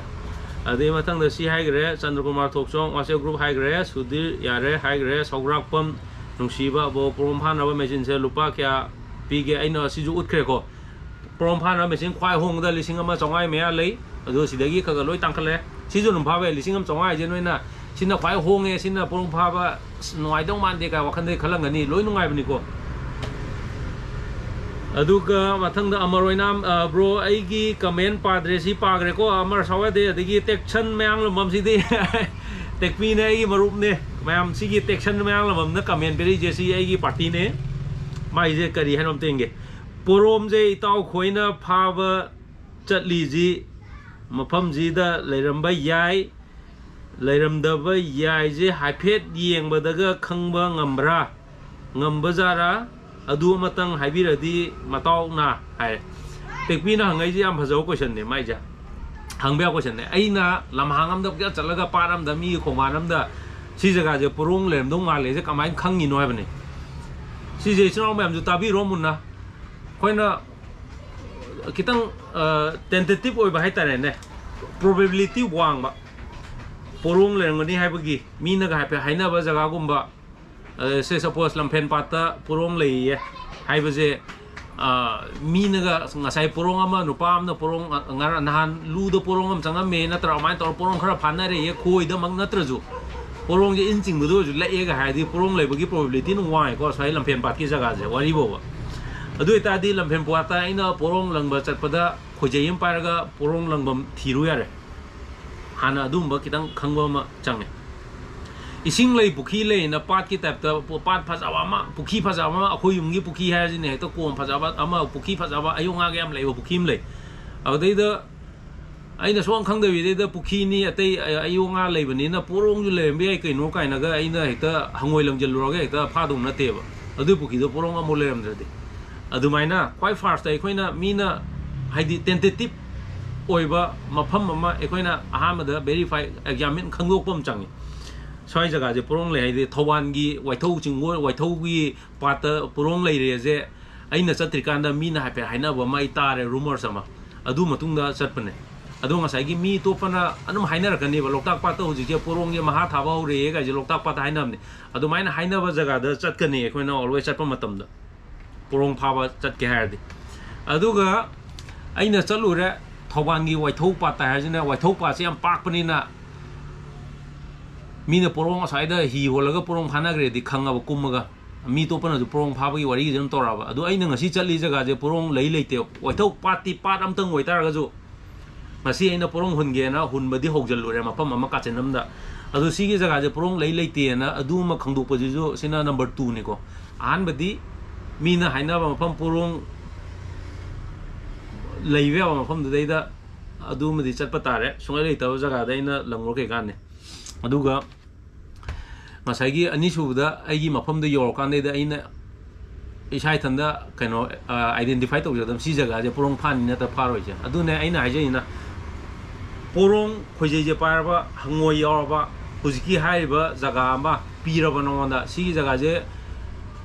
लई नत्रगा लेते जे spot तो your कांददी ना नुम खंगने पोरोंग हुंदो हुल्लो casting Anam तो अनम ता जी लंगो सांग न लंगो अनम येसलो पोरोंग लेता रगदी नंग ना माइना हंगोई लंगबई मकोन जे गाइना थोपने लंग जटपई मकोन थोलकनी इसिंग मथक तिदा हंगोई न चेनबे मकोन बदर तरोगा सी चलक्तोइना नंग येसन मगोदिंग मोइस औदैदा सुंसोई सोइदना अदो आइदा लेरंबा अकोइबदा लेरंबा पोरोंग जिंगजे स्वाइना फुट कुन पाकपा जगह आमदा लंगेबा नंगना मयाइदा हंगोई मसुम चिंगेबा असागी फुट 10 मुकी मनुंगदा लेबा नकपदा लेबा पोरोंग जिंगजे इरांग अम तौरानेबा नंगना हंगोई लंगबा होगदगी इ पोरोंग दो लेरमगदी मैम इसिनो मैम ग्यान ताबीको इफ पोरोंग दुना लेरम तारगदी ngसागी पोरोंग जिंगे इरांग तौरकनीबा नंगना हंगो हेक हुनबा होगदा पोरोंग जिंगे स्ट्रोक स्ट्राक तौनी खंदे नुम इरांग नुम कंबदी पोरोंग लेबगी सखिना नुम नंगोंदा उलानी अदु तादी अदु जगह अदुगा आइना ngसा हुलिबा जगह दो नतबा अतोपा येलोमदा फुट 10 मु चथोगा स्ट्रोक तौरखरबा पोरोंग लेबगी चोकचाक तौराबा अदुदी नंग ngसा मैद हुलोनो पोरोंग ngसा चोकचाक तौरकपा जगह दो औदैदा लंजनब तौर अदुदैदी नंग पोरोंग नम फारन अदुगा पोरोंग हुनबा लंगबा जे अमु हुनबदा फाक तौर नते यामना पेशेंस खांगबा कनबा अमा मथौक ताइ nga फाबजे मीन हे येंगदा पोंग ngai ba manba ne wa jong wai इसino अफाबा yordi hena खंगमनी namti वाबनी पेशेंस खांगबा कनबा अमा मथौक ताइ नुंसा मक्ता लेपल लंगुदोइनी अदुना ngसागी अगी जगह दे पोरोंग लेरेदि खंगागा अमुक लंगबदा चारोय अनिरक लंगबदा चारारोय 10 रक लंगबदा चारक तबजु याय 50 रक लंगजु चारक तब याय 50 माथोय सुदा चारक याय अदुगी कइनोदो नंगी कइनोदुदी हंदबा तारे नंग काय तारे नंगी पेशेंस दुदी लेबा तारे अदुगा दाव यादी अहान बा स्वाइदा पोरोंग मोनगी ना अमुक अहान बा विट लंग लंगबदा अदु जॉब लंग लागा चारक तोइनी दाव याबा मीगी वाने यादो मीदी लेरे आई मांगदा पोरोंग जे चारागा ओलगा सानाले चारक तब जॉबने अदु अमाइन तौबने सिनाव मैम अदुना पोरोंग फाबै मफम जे अदुमाइ येंथो मीना हाइनाबा पोरोंग लेने खनबा जगहदा चलो अदुगा इताव अखोय पुखीम ले नंग पोरोंग हुनबा हेरदि हुलु लो हाय आइना पोरोंग बु लेब्रो हाय अदुदि खंगदे हाय पुखीदा दे पोरोंग हुनबा चलो हाय मपुदुना पोरोंग लेजु खंगदबा पुखी दे कमाय पोरोंग हुनबा चतोइनो पुखी ओरजो अदु सौकुदि इताव अखोय पुखी जे पोरोंग याम याम द खंगदे खरदि ले अयोंगा युइ अदो पोरोंग जे याइगे फादुक बिरो लाने हायदि पोरोंग लेरे माय अयोंगा मचादो पोरोंग ना चाथोक तनाबा फादु लो हामने दिमा पोरोंग लेरे जे खंगमनेबा अदुमाइना खंगबा जगहदा चलो यारे अदगी मैतै इमा ब्रो लांगोम साबगिदो अमता सोइदना हाइबिरो लांगोंगिदो आई हंग्रे सी नंग मखादा कमें बिरोबा लांगोंगिदो नंग कोलरदा मेचिन दा हापा लांगो माइजे सिगुम लांगो मचा लंगदा चेलहन बिजिरा लंगदबुदी चेलहन नो आतने सुमा मचा लंगदा चेलहन निंगिरा डबल हुक कुम लंगबगी लांगोम हामनिंगिरा लांगोम हाइजे आइना अमता ग्यान ताबियो को जिकि मैतै इमादो डबल हुक कुम सिंगल हुक कुम लापना संकुबियो म लंगथोकपगी लांगोम हामनिंगमना सुमबा अदुगा कोलरगुम्बा अचौबा मतुम ताबी बोंदो अदुरा नंगना हामनिंगिदो अदुदी कैसु नते आई हुजे नम वीडियो लोइसलपदा अदुगी मते मा हापिरके अदुमता क्लियर ओरगा हारोबा अदगी आलू बरा मंगांग ब्रो तुंगहनबी बेस बेट अमा हाइबिरमो तुंगहनबी जे आलू बरा मंगा हाइजे तुंगहनबी की बेस बेट अमा हाइबिरमो तुंगहनबी जे हमना लाइरू निको तुंगहनबी जे अइना सिगी मसिनजाक सिना फानी ना हाइबा सुंगा रोय अइंगोंदा मीना हाइको जरोय तुंगहनबी की मतंगददी तुंगहनबी जे हम लाइरू ओइबा ngaने अदुना अस ब्रो सिगी मसिनजाक सिना बु चोपदि तुंगहनबी दि फजन फारदनि गायना मीना हाराजु अदु यारोय तुंगहनबी जे नोंग नोंग नुसिना पुबनि अदुगा पुखी गी मखा मोटपा मोटबजु यामना डिपेंड तौवे दु मथक्ता तुंगहनबी फना लेरजु खोइदा चारा रोय हाइबा चादबा नुमिचु हम यावबने सुंचा चारतबा अदुगा कछु नत्रगना मसिनजाक ले मोइदागी चुमनगी लेंगजु नों पक्चादा चारपा तुंगहनबी गाता मथोंग खंगदे चारपा यावबने तुंगहनबी आई फना ओंगनारे अना तुंगहनबी दि मसिनजाक से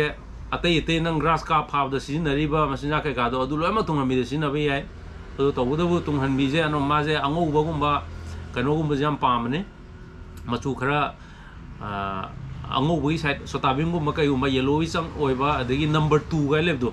नंबर 2 जु येलोविश ओइबनी सोताबिंजु येलोविश ओइद्रा अदुगा कनागुम्बना प्लेन मोइदादगा तुंगहनबी नुम फाय हाइदि अतोपा मसिना यावना प्लेन मोइदा सोब जौवी अदु जो नुम तुंगहनबी फानी अदगी इमानबा खरदी तुंगहनबीबु फाने हायदि कक्सेंग मनुम लेंगा तौरजु फाइको अदुगा तिनथ्रोक ꯑꯩꯅ ꯍꯌꯦꯡ ꯃꯦꯂꯥ ꯆꯠꯇꯣꯏ ꯄꯨꯈ꯭ꯔꯤꯁꯦ ꯇꯨꯡꯍꯟꯕꯤ ꯌꯥꯝ ꯂꯩꯅ ꯈꯪ ꯇꯥꯔꯒꯗꯤ ꯃꯌꯨꯝꯗꯒꯤ ꯊꯑꯣꯏꯀꯤ ꯇꯤꯟꯊ꯭ꯔꯣꯛ ꯇꯥꯜꯂꯒ ꯄꯨꯔꯛꯄꯩ ꯃꯥꯟꯅꯕꯁꯨ ꯌꯥꯎꯋꯦ ꯇꯤꯟꯊ꯭ꯔꯣꯛꯅ ꯇꯨꯡꯍꯟꯕꯤ ꯐꯥꯅꯕꯅ ꯑꯗꯨꯃꯥꯏꯅ ꯇꯨꯡꯍꯟꯕꯤ ꯐꯥꯕꯁꯦ ꯑꯗꯣ if ꯅꯨꯃꯤꯠꯇꯨꯒꯤ ꯇꯨꯡꯍꯟꯕꯤꯁꯦ ꯅꯪꯅ ꯁꯣꯇꯥꯕꯤꯝ ꯆꯣꯞꯄꯗ ꯅꯪꯉꯣꯟꯗ ꯇꯨꯡꯍꯟꯕꯤ ꯐꯥꯔꯛꯑꯕ ꯑꯗꯨ ꯑꯣꯏꯇꯥꯔꯗꯤ ꯑꯩꯅ ꯁꯣꯟꯗ ꯑꯇꯣꯞꯄ ꯃꯆꯤꯟꯖꯥꯛ ꯑꯃ ꯍꯦꯛꯇ ꯆꯣꯞꯄꯗ ꯑꯩꯁꯨ ꯇꯨꯡꯍꯟꯕꯤ ꯐꯥ ꯉꯝꯃꯦꯕ ꯍꯥꯏꯗꯤ ꯄꯨꯈ꯭ꯔꯤꯗꯨꯒꯤ ꯑꯣꯏꯅ ꯃꯆꯤꯟꯖꯥꯛ ꯆꯥꯔꯛꯑꯒꯗꯤ ꯑꯗꯣ ꯄꯨꯈ꯭ꯔꯤꯗꯨꯒꯤ ꯑꯣꯏꯅ ꯃꯆꯤꯟꯖꯥꯛ ꯆꯥꯔꯛꯇ꯭ꯔꯒꯗꯤ ꯑꯩꯅ ꯀꯛꯆꯦꯡ ꯃꯔꯨꯝ ꯆꯣꯞꯄꯁꯨ ꯑꯃ ꯆꯣꯞꯄꯁꯨ ꯑꯗꯨꯝ ꯈꯔ ꯑꯗꯨꯝ ꯋꯥꯕꯅꯦ ꯇꯨꯡꯍꯟꯕꯤꯁꯦ ꯈꯤꯇꯪ ꯆꯦꯂꯦꯟꯖꯤꯡ ꯑꯣꯏ ꯇꯨꯡꯍꯟꯕꯤ ꯍꯥꯏ ꯉꯥꯁꯦ ꯑꯗꯨ ꯌꯦꯡꯉꯣ ꯕ꯭ꯔꯣ ꯑꯩꯅ ꯍꯧꯖꯤꯛ ꯍꯥꯏꯖꯈꯤꯕꯗꯣ ꯇꯤꯟꯊ꯭ꯔꯣꯛ ꯅꯝꯕꯔ 1 ꯑꯗꯣ ꯇꯤꯟꯊ꯭ꯔꯣꯛꯇꯁꯨ ꯆꯥꯔꯛꯇꯕꯁꯨ ꯌꯥꯎꯔꯛꯄ ꯌꯥꯏ ꯑꯗꯣ ꯈꯪꯗꯦ ꯑꯗꯣ ꯇꯤꯟꯊ꯭ꯔꯣꯛꯁꯦ ꯀꯝꯄꯜꯁꯔꯤ ꯀꯛꯆꯦꯡ ꯃꯔꯨꯝ ꯃꯣꯏꯗꯥ ꯑꯉꯧꯕ ꯁꯣꯇꯥꯕꯤꯝ ꯅꯝꯕꯔ 2 ꯁꯨꯝꯕꯁꯦ ꯑꯗꯨꯝ ꯇꯨꯡꯍꯟꯕꯤ ꯑꯗꯨꯝ ꯆꯥꯕꯅꯦ ꯑꯗꯒꯤ ꯕꯣꯏꯅꯥꯎ ꯅꯤꯡꯊꯧꯖꯥ ꯕ꯭ꯔꯣꯒꯤ ꯚꯤꯗꯤꯑꯣ ꯌꯦꯡꯕ ꯌꯥꯝ ꯅꯨꯡꯉꯥꯏ ꯉꯥ ꯐꯥꯕꯒꯤ ꯑꯅꯧꯕ ꯊꯥꯒꯠꯂꯛꯑꯣ ꯂꯝ ꯑꯇꯣꯞꯄ ꯆꯠꯂꯒ ꯂꯝ ꯑꯇꯣꯞꯄ ꯆꯠꯄꯁꯦ ꯍꯣꯏ ꯕ꯭ꯔꯣ ꯑꯩꯁꯤ ꯀꯩꯅꯣ ꯇꯧꯔꯛꯀꯦ ꯄ꯭ꯂꯥꯟ ꯂꯩ ꯑꯩꯈꯣꯏꯒꯤ ꯏꯂꯥꯏꯠ ꯑꯦꯡꯂꯔꯁꯅ ꯑꯃ ꯂꯩ ꯑꯩꯈꯣꯏꯒꯤ 3ꯅ ꯁꯥꯕ ꯑꯃ ꯁꯤ ꯀꯥꯡꯕꯨꯁꯦ ꯂꯝ ꯆꯠ ꯇꯥꯔꯒꯗꯤ ꯑꯩꯈꯣꯏꯅ ꯑꯗꯨꯝ ꯆꯠꯀꯅꯤ ꯑꯗꯨꯅ ꯁꯤꯒꯤ ꯀꯥꯡꯕꯨꯁꯤꯅ ꯍꯟꯗꯛꯀꯤ ꯏꯔꯥꯡꯒ ꯂꯩꯁꯜꯂꯦ ꯈꯤꯇꯪ ꯄ꯭ꯔꯣꯕ꯭ꯂꯦꯝ ꯂꯩꯕꯁꯤꯅꯅꯤ ꯑꯗꯣ ꯌꯦꯡꯉꯒꯦ ꯑꯩ ꯊꯥꯒꯠꯅ ꯍꯣꯠꯅꯔꯛꯀꯦ ꯌꯥꯔꯤꯒꯦ ꯍꯧꯖꯤꯛꯀꯤ ꯑꯣꯏꯅ ꯃꯅꯤꯄꯨꯔ ꯃꯅꯨꯡꯗ ꯑꯅꯛꯄꯗ ꯁ꯭ꯋꯥꯏꯗ ꯂꯣꯛꯇꯥꯛꯇ ꯀꯩꯗ ꯑꯗꯒꯤ ꯍꯌꯥꯡꯆꯤꯠ ꯂꯩꯔꯒ ꯑꯩꯒꯤ ꯈꯣꯏ ꯃꯦꯂꯥ ꯑꯗꯨꯝ ꯈꯣꯏ ꯃꯦꯂꯥꯁꯨ ꯃꯤ ꯃꯌꯥꯝ ꯄꯥꯝꯅꯕꯅꯤꯅꯀꯣ ꯑꯌꯣ ꯉꯥ ꯐꯥꯕꯒꯤ ꯒ꯭ꯔꯥꯁ ꯀꯥꯞꯀꯨꯝꯕ ꯐꯥꯕꯗꯣ ꯑꯗꯨꯁꯨ ꯑꯩ ꯅꯝꯃꯒ ꯊꯥꯒꯠꯂꯛꯀꯦꯅ ꯈꯜꯂꯤ ꯑꯗꯨꯃꯥꯏꯅ ꯁꯨꯝ ꯍꯧꯖꯤꯛꯀꯤ ꯑꯣꯏꯅꯗꯤ ꯁꯦꯝꯕ ꯌꯥꯕ ꯁꯦꯝꯃꯛꯀꯦ ꯑꯗꯨꯒ ꯃꯅꯤꯄꯨꯔꯒꯤ ꯋꯥꯡꯃꯗ ꯀꯩꯗ ꯆꯠꯄꯗꯨꯗꯤ ꯌꯥꯝ ꯅꯛꯅ ꯖꯤꯔꯤꯒꯨꯝꯕ ꯑꯗꯨꯝ ꯆꯠꯂꯨꯕ ꯌꯥꯏ ꯑꯗꯨꯁꯨ ꯑꯩ ꯑꯗꯨꯝ ꯆꯠꯅꯅꯕ ꯍꯣꯠꯅꯔꯛꯀꯦ ꯑꯗꯨꯒ ꯅꯥꯎꯕꯁꯤꯡ ꯕ꯭ꯔꯣ ꯑꯩꯁꯨ ꯈꯣꯏꯁꯦ ꯑꯗꯨꯝ ꯍꯩꯅꯩꯌꯦ ꯗꯥꯎ ꯌꯥꯝ ꯌꯥꯕ episode ꯑꯃꯈꯛ ꯇꯝꯖꯒꯦ ꯃꯥꯏ ꯋꯥꯔꯤ ꯃꯥꯜꯂꯦ ꯃꯥꯏ ꯋꯥꯔꯤꯅꯤꯀꯣ ꯂꯤꯔꯛꯇꯣꯏꯁꯦ ꯅꯥꯎꯕꯁꯤꯡꯒꯤ ꯋꯥꯔꯤꯅꯤꯀꯣ ꯑꯗꯣ ꯃꯥ ꯍꯥꯏꯁꯦ ꯃꯥꯏ ꯅꯨꯡꯉꯥꯏ ꯋꯥꯔꯤ episode ꯑꯃ ꯇꯝꯖꯒꯦꯌꯦ ꯄꯣꯔꯣ ꯃꯍꯥꯗ ꯃꯄꯤ ꯐꯥꯅꯕ ꯇ꯭ꯔꯥꯏ ꯇꯧꯕꯗ ꯂꯤꯟ ꯊꯨꯔꯛꯄ ꯌꯥꯏ ꯃꯥꯏ ꯋꯥꯔꯤꯁꯤ ꯌꯥꯏ ꯃꯥꯏ ꯋꯥꯔꯤꯁꯤ ꯌꯥꯏ ꯃꯌꯥꯝ ꯅꯪꯒꯤ ꯈꯣꯏꯗ ꯑꯩꯒꯤ ꯈꯣꯏꯗ ꯂꯤꯟ ꯊꯨꯖꯜꯂꯛꯑꯗꯤ ꯀꯔꯤ ꯋꯥꯈꯜ ꯈꯟꯅꯤꯗꯣ ꯑꯗꯨꯁꯨ ꯍꯥꯏꯐꯦꯠꯇꯪ ꯈꯟꯕꯤꯌꯨꯀꯣ ꯃꯥꯏ ꯋꯥꯔꯤꯁꯦ ꯑꯩ ꯋꯥꯈꯜ ꯈꯜꯂꯤꯅꯤ ꯉꯥꯛꯇ ꯑꯩ ꯏꯃꯥꯖꯤꯟ ꯇꯧꯔꯤꯅꯤ ꯑꯩ ꯈꯣꯏꯗ ꯊꯨꯔꯗꯤꯅ ꯈꯣꯏ ꯄꯥꯝꯖꯕ ꯏꯆꯤꯜ ꯏꯅꯥꯎꯁꯤꯡ ꯊꯦꯡꯅꯗꯕ ꯑꯣꯏꯕꯤꯌꯨ ꯃꯐꯝꯗꯤ ꯂꯣꯛꯇꯥꯛ ꯍꯥꯏꯔꯤ ꯑꯩꯒꯤ ꯀꯃꯦꯟ ꯄꯤꯕꯤꯔꯛꯏꯁꯤꯅ ꯅꯥꯎꯕꯁꯤꯡ ꯍꯥꯏꯔꯤꯕ ꯑꯩꯒꯤ ꯕ꯭ꯔꯣꯁꯤꯅ ꯂꯤꯔꯛꯏ ꯋꯥꯔꯤꯁꯦ ꯄꯣꯔꯣꯡ ꯃꯍꯥꯁꯤꯗꯩꯗ ꯐꯥꯎ ꯉꯥ ꯂꯦꯡꯉꯒ ꯑꯩꯈꯣꯏꯒꯤ ꯈꯣꯏꯗ ꯈꯣꯏ ꯆꯨꯝꯅꯒꯤ ꯈꯣꯏ ꯁꯤꯡꯒꯜ ꯍꯨꯛꯇ ꯐꯥꯎ ꯉꯥ ꯂꯦꯡꯉꯒ ꯇꯥꯛ ꯂꯥꯎꯅ ꯄꯣꯔꯣꯡ ꯃꯄꯤ ꯐꯥꯅꯅꯕ ꯃꯍꯥꯗ ꯊꯥꯛꯆꯟꯕꯗ ꯂꯤꯟ ꯑꯣꯏꯅ ꯊꯨꯔꯛꯑꯦꯌꯦ ꯈꯣꯏ ꯄꯥꯝꯖꯕ ꯏꯆꯤꯜ ꯏꯅꯥꯎꯁꯤꯡ ꯁꯤꯒꯨꯝꯕꯁꯦ ꯊꯦꯡꯅꯗꯕ ꯑꯣꯏꯕꯤꯌꯨ ꯃꯥ ꯍꯥꯏꯁꯦ ꯃꯌꯥꯝꯗꯁꯨ ꯋꯤꯁ ꯇꯧꯖꯔꯤ ꯍꯥꯏꯗꯤ ꯃꯥꯒꯤ ꯑꯦꯛꯁꯄꯤꯔꯤꯌꯦꯟꯁꯅꯦ ꯅꯨꯃꯤꯠꯇꯨꯗꯩꯗ ꯑꯩ ꯁꯤꯁꯦ ꯑꯩꯅ ꯑꯦꯛꯁꯄ꯭ꯂꯦꯟ ꯇꯧꯕ ꯉꯝꯃꯔꯣꯏ ꯁꯤꯒꯤ ꯄꯣꯠꯁꯦ ꯑꯩ ꯅꯍꯥꯟꯁꯨ ꯇꯧꯔꯦ ꯑꯩ ꯅꯍꯥꯟ ꯑꯩꯒꯤ ꯁꯤ ꯃꯃꯥꯡꯒꯤ ꯄꯣꯔꯣꯝ ꯐꯥꯕ ꯆꯠꯂꯨꯕꯗ ꯇꯨꯡꯗ ꯈꯥꯔꯧꯅ ꯀ꯭ꯌꯨ ꯂꯥꯎ ꯀꯥꯝꯃꯦꯅ ꯇꯧꯕ ꯑꯃ ꯑꯩ ꯚꯤꯗꯤꯑꯣꯗꯁꯨ ꯑꯗꯨꯝ ꯍꯥꯞꯄꯤꯗꯅꯀꯣ ꯏꯆꯤꯜ ꯏꯅꯥꯎ ꯑꯎꯕꯈꯩꯗꯤ ꯑꯗꯨ ꯈꯪꯕꯤꯔꯝꯃꯅꯤ ꯑꯗꯨꯒꯤ ꯅꯨꯃꯤꯠꯁꯦ ꯍꯣꯏ ꯕ꯭ꯔꯣꯒꯤ ꯂꯤꯟ ꯊꯨꯔꯛꯄꯁꯤꯒ ꯃꯩ ꯂꯩꯅ ꯂꯤꯟꯗꯣ ꯇꯧꯔꯛꯄꯅꯦ ꯑꯗꯨꯒꯤ ꯅꯨꯃꯤꯠꯁꯦ ꯑꯩꯒꯤ ꯊꯕꯥꯛꯇ ꯁꯤꯒꯤ ꯀꯦꯃꯦꯔꯥ GoProꯁꯦ ꯑꯩꯒꯤ ꯊꯕꯥꯛꯇ ꯊꯦꯠꯂꯤꯅꯦ ꯄꯣꯔꯣꯡ ꯐꯥ ꯆꯠꯄꯗꯗꯤ ꯑꯗꯨꯅ ꯅꯨꯡꯉꯥꯏ ꯊꯕꯥꯛꯁꯤꯗꯩꯗ ꯉꯥꯏꯈꯣ ꯀꯩꯅꯣꯒꯤ ꯐꯣꯟ ꯑꯃ ꯂꯩ ꯑꯝꯇ ꯄꯥꯏꯒꯦ ꯁꯥꯔ ꯍꯥꯎ ꯑꯥꯎ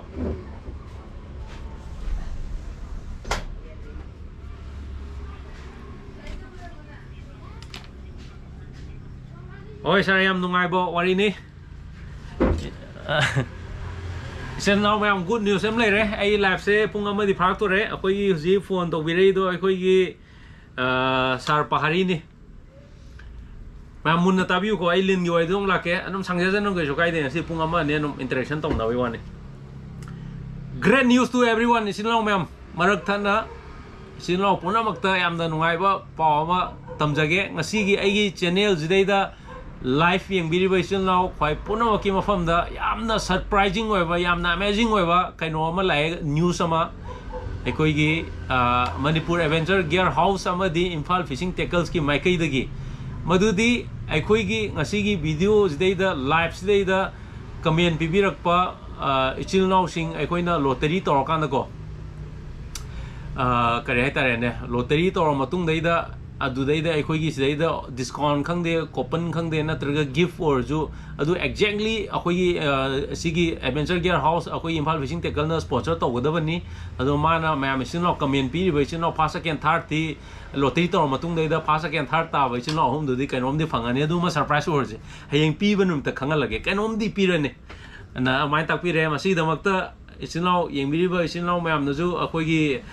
sigi Imphal Fishing Tackle Store amadi Manipur Adventure Gear House haitare mamai ni ama khatani mapu ngatani da pari ngatani ado muana smain to birakoi damakta yamna mayam naju mahakpu ju nungsibiu ikai khunabiu aduga aina ju haininga leitana da pari bu thagachari mau je ina ta di leite mau ju phone torombu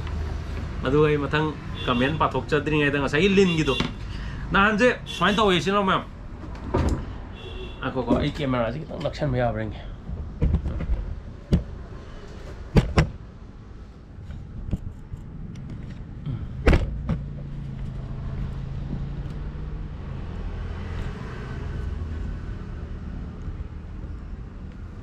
sini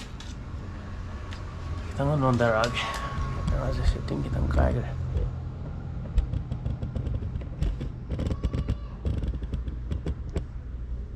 ya adune kaino ne nahangi lin thengna bai wai do aigi thabak ta kaino to bo sidai da camera thabak ta camera am theli phuri khau da aigi mobile yauri ai mobile je siju camera yauri hai ta adai da Musiki kano da pa phungoi du da nga pha chang kan da ai je sum porong je chak te bo horpa da sum hulle yasalle to da porong je sandi sana ga cha da gi sai da porong lai re di khang ga no manjan jan hun bi do du ne in to ju sar kadra adai da lin je nakan da gi thola ga kharong ne makok smaina phalle ga ising mathak si da iru ga la ga ai hangoi chingkhat pham do ai khoi jina langthore ai ma padam chingkhat toina tra ai hangoi je yasal laga ai ma pada phuko hangoi je karai ne ba hai de ai khoji ma ton du da tar ga ong lang ba amu yasan ba ong lang ba ai ma padam chang ne na masai gi hangoi do tanar ga ne ma lai do lin kharau je ai mang da chap long lepre smaina lin kharau je ai hangoi chingkhat pham do ade ai ju khoi je smai pa le re aduga hangoi je maton du da chap ting ge yasal ka ne na lin du na hek ai na ta changjan ta ga dei khoji maton du no ju kal ga ta lage na wakhan du da ai je chap yung na lepe ade da ai na timing je nervous chat pe chang je ma nga sai gi ma gi khoi da lin thu bai wari du ne lak tu je ai mang da hangoi kharau du ma smai na khangkat laga smai na leiba timing du ai je ai wakhan da ai camera nam ni ai gi haidi ai gi viral sarhan gi di sunate ai na khoi chopa da lin na ma thengna re na ai na mobile je putho ga cha nam ma ju jung ga tok chala phan nam ma ju mien mieng na ne ba ai interesting oi do po ne ba adu ngahak tang du da tension du na ai mang na smai khangal laga lin du na hango ching ga ki jaga du yeng a leib dai je wakhan je thok te ai ta na ai wakhan je ai camera nam ge video nam ge lin je nam ho ge kai ba wakhan du thok te wakhan je ma confused pai ta ne bibula chu gi wakhan je pang nau na adai da ai da only ai na position sem ma le je ai gi khojei do pa na lang do pa na maton mu yesal laga hangoi ga do direct khojei maton je le hela kan dai da linjin na hek movement na mai ngolam da kyu to ra dai ju maton ni na se long kal lage bi bim ne lin da kal lage bi bim ne lai je adu na ai wok ta camera video number sali bai wok ta kaw wi ha tang do akoi bharam chat le hai tare ne adumaina tawe yamna pakat pa hainada ba pot hai tare ne aduna hojiki party du na magi khoi du da tare samaina nga thure na hagal ko da lin masang ama thuraga hagala ma de anum phajara mane ba mai wakalon do adune tawje aduga ma'am good news ai gi ma'am ichino yang bi ba gai good news nice haire mali sing adune ma'am ai wari ju num liri aduga ma'am wari gi mar tan num pathok char ke aduga yam thina ai ju yamna nungai bam phawe sinau sing ju anum ngasi akhoi gi comment bi re be sinau khwai punamak anum ai anum yam thuna thu matam da haidi price gift se mana pi do em ni na ko ai de hai ta pi to jang che ta pi to kem kai dai gi tang thu na wai silak ke ma'am je kamai to lottery to ji ge du adagi boinau ning thok ja bro yu de nungai du to re naw gi naw ba sing bro gi hojiki lin tu bai wari do ai samak yam 100% ai mit to u phang he bro na tong da bibam do adagi ikes hong sangbam nai je porong phau gi mechin do kai do phangge ke apige o ikes silere porong phau gi mechin silere ai ngasai ut kre du ju question ga mari le na bge anum aina khra swai de gi anum pham note pe au khra du sara ge gas ꯄ꯭ꯔꯣꯡ ꯐꯥꯕꯒꯤ ꯃꯦꯆꯤꯟꯁꯤ ꯂꯩꯔꯦ ꯁꯤ ꯈ꯭ꯋꯥꯏꯗꯒꯤ ꯍꯣꯡꯕ ꯃꯦꯆꯤꯟꯅꯤ ꯁꯤ 1,200,000 ꯃꯨꯛ ꯂꯩꯕꯅꯤ ꯑꯗꯣ ꯆꯞ ꯆꯥꯕ ꯃꯃꯟꯗꯤ ꯑꯩ ꯈꯪꯗꯦ 1,200,000 ꯌꯧꯔꯝꯕ ꯌꯥꯏ ꯍꯦꯜꯂꯝꯕ ꯌꯥꯏ ꯑꯗꯨꯗꯤ 1,200,000ꯒꯤ ꯃꯌꯥ ꯂꯩꯕꯅꯤ ꯁꯤ ꯈ꯭ꯋꯥꯏ ꯍꯣꯡꯉꯦ ꯑꯗꯣ ꯁꯤ ꯃꯅꯤꯄꯨꯔ ꯑꯦꯗꯚꯦꯟꯆꯔ ꯏꯝꯐꯥꯜ ꯐꯤꯁꯤꯡ ꯇꯦꯀꯜ ꯁ꯭ꯇꯣꯔ ꯍꯥꯏꯔꯣ ꯂꯣꯛꯂꯥꯎꯕꯨꯡꯒꯤ KFC ꯍꯟꯗꯛ ꯅꯧꯅ ꯁꯥꯕꯗꯣ KFCꯒꯤ ꯕꯤꯜꯗꯤꯡ ꯑꯃ ꯂꯣꯛꯂꯥꯎꯕꯨꯡꯒꯤ ꯑꯁꯤꯒꯤ ꯗ ꯃꯣꯏꯔꯥꯡꯈꯣꯝ ꯈꯔ ꯍꯦꯟꯗꯣꯔꯛꯑꯒ ꯁꯥꯕꯗꯣ ꯑꯗꯨꯗꯒꯤ ꯈꯤꯇꯪ ꯍꯦꯟꯗꯣꯛꯑꯒ ꯃꯣꯏ ꯗꯨꯀꯥꯟ ꯂꯩꯔꯦ ꯏꯝꯐꯥꯜ ꯐꯤꯁꯤꯡ ꯇꯦꯀꯜ ꯁ꯭ꯇꯣꯔ ꯈꯣꯏ ꯌꯣꯟꯕꯗꯣ ꯑꯗꯨꯗ ꯑꯗꯨꯝ ꯂꯩꯔꯣ ꯑꯗꯣ ꯁꯨꯃꯥꯏꯅ ꯇꯧꯔꯣ ꯑꯩ ꯗꯥ ꯄꯥꯔꯤꯅꯁꯨ ꯑꯩꯒꯤ ꯆꯦꯅꯦꯜ ꯌꯦꯡꯕ ꯃꯤꯒꯤ ꯀꯩꯅꯣ ꯇꯧꯅꯤ ꯍꯥꯏꯔꯦ ꯄ꯭ꯔꯥꯏꯁ ꯑꯗꯨ ꯅꯠꯇꯕ ꯑꯩꯒꯤ ꯑꯣꯏꯅ ꯑꯩꯒ ꯃꯥꯒꯁꯨ ꯂꯨꯅ ꯇꯤꯟꯅꯕꯅꯤꯅ ꯍꯥꯏꯇꯥꯔꯦ ꯑꯩ ꯍꯥꯏꯒꯦ ꯑꯩꯒꯤ ꯒꯣꯐꯤꯁꯀꯤ ꯀꯥꯡꯕꯨꯅꯦ ꯍꯥꯏꯔꯣ ꯍꯥꯟꯅꯗꯩꯁꯨ ꯑꯣꯐꯔ ꯄꯤꯕꯅꯦ ꯍꯧꯖꯤꯛꯁꯨ ꯑꯗꯨꯝ ꯄꯤꯌꯨ ꯈꯔ ꯑꯗꯨꯝ ꯇꯥꯎ ꯍꯥꯏꯌꯣ ꯑꯗꯨꯝ ꯇꯥꯍꯜꯂꯛꯀꯗꯕꯅꯦ ꯑꯦꯅꯤꯍꯥꯎ ꯍꯥꯟꯅ ꯒꯣꯐꯤꯁꯀꯤꯅ ꯍꯥꯏꯗꯣꯛꯎꯅꯣ ꯍꯥꯟꯅ ꯃꯃꯟꯁꯦ ꯍꯥꯟꯅ ꯐꯅ ꯉꯥꯡꯅꯊꯣꯛꯑꯣ ꯑꯗꯨꯒ ꯀꯣꯟꯅ ꯄꯩꯁꯥ ꯄꯤꯔꯝꯗꯥꯏꯗ ꯇꯥꯃꯣ ꯑꯩ ꯒꯣꯐꯤꯁꯀꯤ ꯀꯥꯡꯕꯨꯅꯦ ꯍꯥꯏꯔꯒ ꯍꯥꯟꯅ ꯇꯥꯍꯟꯕ ꯌꯥꯝ ꯇꯥꯍꯜꯂꯦꯅ ꯑꯗꯨꯒ ꯀꯣꯟꯅ ꯑꯃꯨꯛꯀꯁꯨ ꯇꯥꯍꯜꯂꯣ ꯀꯣꯛ ꯈꯔ ꯁꯥꯟꯅꯧ ꯍꯥꯏꯇꯥꯔꯦꯅꯦ ꯑꯗꯣ ꯁꯤ ꯆꯦꯅꯦꯜ ꯁꯤ ꯚꯤꯗꯤꯑꯣꯁꯤ ꯗꯥ ꯄꯥꯔꯤꯁꯤ ꯌꯦꯡꯉꯝꯗꯣꯏꯅꯦ ꯑꯗꯨꯅ ꯃꯥꯅ ꯑꯃꯨꯛ ꯍꯦꯟꯅ ꯍꯥꯏꯖꯤꯜꯂꯝꯕ ꯈꯪꯉꯣꯟꯗꯦ ꯐꯥꯒꯤ ꯇꯧꯅꯤꯗ ꯑꯗꯨꯝ ꯍꯥꯏꯌꯣ ꯌꯥꯝ ꯐꯕꯅꯦ ꯑꯗꯨꯝ ꯇꯥꯔꯛꯀꯅꯤ ꯃꯥꯁꯨ ꯑꯗꯒꯤ ꯒꯨꯔꯨꯃꯌꯨꯝ Khogendro full support bro thank you bro ꯍꯣꯏ ꯃꯌꯥꯝꯅ ꯁꯞꯄꯣꯔꯠ ꯇꯧꯁꯜꯂꯛꯄꯗꯩꯗ ꯑꯩꯁꯨ ꯑꯗꯨꯝ ꯕꯤꯠꯇꯣ ꯍꯥꯏꯇꯥꯔꯦꯅꯦ ꯕꯤꯠꯀꯤ ꯋꯥꯟꯗ ꯑꯩꯅ ꯉꯥ ꯐꯥꯕ ꯄꯥꯝꯖꯔꯦ ꯑꯗꯒꯤ ꯑꯗꯨꯝ ꯇꯧꯔꯦ ꯑꯗꯒꯤ ꯌꯨꯝꯅꯥꯝ ꯔꯣꯅꯥꯜꯗꯣ ꯕ꯭ꯔꯣ ꯇꯨꯡꯍꯟꯕꯤꯅ ꯆꯥꯈꯠꯂꯗꯤ ꯀꯃꯥꯏꯅ ꯐꯥꯒꯅꯤ ꯀꯔꯤ ꯍꯥꯏꯅꯣ ꯆꯥꯈꯠꯂꯛꯑꯗꯤ ꯇꯨꯡꯍꯟꯕꯤꯅ ꯆꯥꯈꯠꯂꯛꯑꯗꯤ ꯍꯥꯏꯕꯅꯦ ꯕ꯭ꯔꯣ ꯔꯣꯅꯥꯜꯗꯣ ꯌꯨꯝꯅꯥꯝ ꯔꯣꯅꯥꯜꯗꯣ ꯇꯨꯡꯍꯟꯕꯤꯅꯕꯨ ꯆꯥꯈꯠꯂꯛꯑꯗꯤ ꯂꯥꯏꯔꯦ ꯇꯨꯡꯍꯟꯕꯤ ꯈꯨꯠ ꯁꯨꯡꯂꯦꯞ ꯂꯦꯞꯄꯣꯏ ꯇꯨꯡꯍꯟꯕꯤꯗꯗꯤ ꯅꯪ ꯐꯥꯎ ꯉꯥ ꯐꯥꯕꯩ ꯇꯥꯏꯞꯇꯅꯦ ꯐꯥꯗꯣꯏꯁꯦ ꯐꯥꯎ ꯉꯥ ꯐꯥꯕ ꯂꯩꯗꯅ ꯐꯥꯎ ꯉꯥꯁꯦ ꯆꯪꯉꯗꯤ ꯒ꯭ꯔꯨꯞ ꯆꯪꯉꯤ나 ꯇꯨꯡꯍꯟꯕꯤꯁꯨ ꯒ꯭ꯔꯨꯞ ꯆꯪꯕꯅꯤꯀꯣ ꯇꯨꯡꯍꯟꯕꯤꯁꯦ ꯁꯤꯡꯒꯜ ꯄꯤꯁ ꯉꯥ ꯑꯃꯈꯛ ꯇꯧꯔ ꯆꯪꯉꯣꯏ ꯒ꯭ꯔꯥꯁ ꯀꯥꯛꯄꯤ ꯇꯥꯏꯞꯇ ꯇꯨꯡꯍꯟꯕꯤꯗꯤ ꯃꯥꯒꯤ ꯇꯤꯝ ꯑꯃ ꯃꯣꯏ 10-20ꯅ ꯁꯥꯕ ꯇꯤꯝ ꯑꯃ ꯑꯗꯨꯝ ꯆꯪꯉꯒ ꯍꯦꯛꯇ ꯁꯧꯔꯒ ꯀꯨꯡꯍꯟꯕꯤ ꯊꯥꯔꯒ ꯑꯗꯨꯝ ꯅꯩꯔꯒ ꯅꯪꯒꯤ ꯈꯣꯏ ꯃꯌꯥꯗꯣ ꯎꯡꯉ ꯂꯩꯗꯣꯏꯅꯦꯕ ꯇꯨꯡꯍꯟꯕꯤꯗꯤ ꯑꯗꯨꯗꯨꯅ ꯇꯨꯡꯍꯟꯕꯤꯅ ꯉꯥ ꯆꯥꯈꯠꯂꯛꯑꯗꯤ ꯅꯪꯅ ꯈꯨꯠ ꯌꯥꯝ ꯁꯣꯛꯀꯅꯤ ꯉꯥꯁꯦ ꯌꯥꯝ ꯇꯨꯅ ꯊꯛꯇ ꯀꯞꯆꯜꯂꯕ ꯇꯨꯡꯍꯟꯕꯤ ꯑꯩ ꯈꯨꯕꯥꯛ ꯃꯌꯥꯏ ꯁ꯭ꯋꯥꯏꯗ ꯇꯥꯛꯀꯅ ꯍꯋꯥꯏ ꯌꯥꯝ ꯇꯥꯔꯝꯕꯅꯦ ꯍꯧꯖꯤꯛꯇꯤ ꯀꯣꯔꯣꯅ ꯁꯤꯟꯈ꯭ꯔꯦ ꯐꯈ꯭ꯔꯦ ꯑꯗꯨꯅ ꯇꯨꯡꯍꯟꯕꯤꯁꯦ ꯈꯣꯏꯗ ꯇꯧꯔꯒ ꯇꯥ ꯄꯥꯏꯔꯒ ꯂꯧꯊꯣꯛꯅꯕ ꯇꯧꯕꯗ ꯍꯦꯡꯒ꯭ꯂꯣꯞꯀꯁꯦ ꯎꯄꯨꯝꯅ ꯃꯅꯨꯡꯗ ꯃꯥꯏ ꯃꯁꯥꯏꯒꯨꯝꯅ ꯊꯤꯟꯕꯗ ꯆꯔꯥꯛ ꯁꯥꯕꯅꯤꯀꯣ ꯇꯨꯡꯍꯟꯕꯤꯅ ꯆꯥꯈꯠꯂꯛꯑꯗꯤ ꯅꯪ ꯇꯨꯡꯍꯟꯕꯤ ꯐꯥꯅꯤ ꯑꯗꯨꯒꯤꯗꯤ ꯃꯆꯤꯟꯖꯥꯛꯀꯤ ꯑꯗꯨꯒꯤ ꯀꯩꯝ ꯈꯜꯂꯨꯔꯅꯨ ꯑꯗꯣ ꯇꯨꯡꯍꯟꯕꯤꯒꯨꯝꯕ ꯔꯧꯒꯨꯝꯕ ꯐꯥꯎ ꯉꯥ ꯐꯥꯕ ꯑꯣꯏꯒꯦꯔꯥ ꯁꯨꯝꯕ ꯉꯥ ꯒ꯭ꯔꯨꯞꯇ ꯂꯥꯛꯄ ꯉꯥꯁꯦ ꯐꯥꯒꯦꯗꯤ ꯆꯦꯡꯀꯨꯞ ꯑꯐꯥꯕꯗꯣ ꯏꯁꯤꯡ ꯑꯃ ꯆꯣꯠꯇꯕꯤꯗꯣ ꯑꯐꯥꯕꯗꯣ ꯈꯨꯗꯣꯝꯕꯤꯅ ꯁꯨꯃꯥꯏꯅ ꯀꯝꯄ꯭ꯔꯦꯁ ꯇꯧꯔꯒ ꯑꯩꯈꯣꯏ ꯈꯩꯅꯤ ꯇꯥꯁꯟꯕꯩ ꯇꯥꯏꯞꯇ ꯆꯦꯡꯀꯨꯞ ꯑꯐꯥꯕꯗꯣ ꯁꯨꯃꯥꯏꯅ ꯇꯥꯁꯜꯂꯣ ꯄꯥꯏꯁꯜꯂꯣ ꯐꯖꯅ ꯈꯩꯅꯤ ꯅꯩꯕꯩ ꯇꯥꯏꯞꯇ ꯅꯩꯔꯒ ꯄꯤꯛꯅꯅꯦ ꯃꯤꯅꯤꯠ 5-5ꯃꯨꯛ ꯀꯥꯟꯅꯔꯒ ꯅꯪꯒꯤ ꯂꯪꯒꯣꯝ ꯇꯥꯔꯤꯕ ꯈꯣꯏ ꯊꯥꯐꯝꯗ ꯁꯨꯃꯥꯏꯅ ꯇꯨꯞ ꯊꯥꯗꯣꯛ ꯁꯨꯃꯥꯏꯅ ꯃꯤꯅꯤꯠ 5 ꯈꯔ ꯀꯥꯟꯅꯔꯒꯅꯦ ꯔꯧꯒꯨꯝꯕ ꯐꯥꯕ ꯇꯨꯡꯍꯟꯕꯤ ꯐꯥꯕ ꯑꯗꯨꯝꯕ ꯉꯥ ꯐꯥꯕꯩꯗꯤ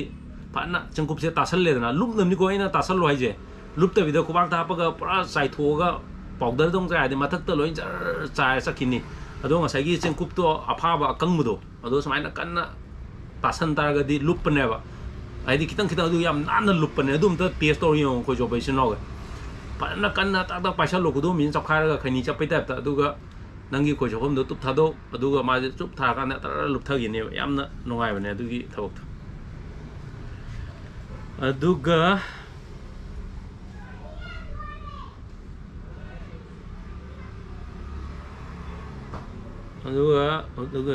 ꯑꯩꯁꯦ ꯀꯃꯦꯟ ꯍꯦꯛꯇ ꯆꯦꯜꯂꯦꯃꯦꯕ ꯑꯗꯨꯅꯅꯦꯕ ꯑꯩꯅ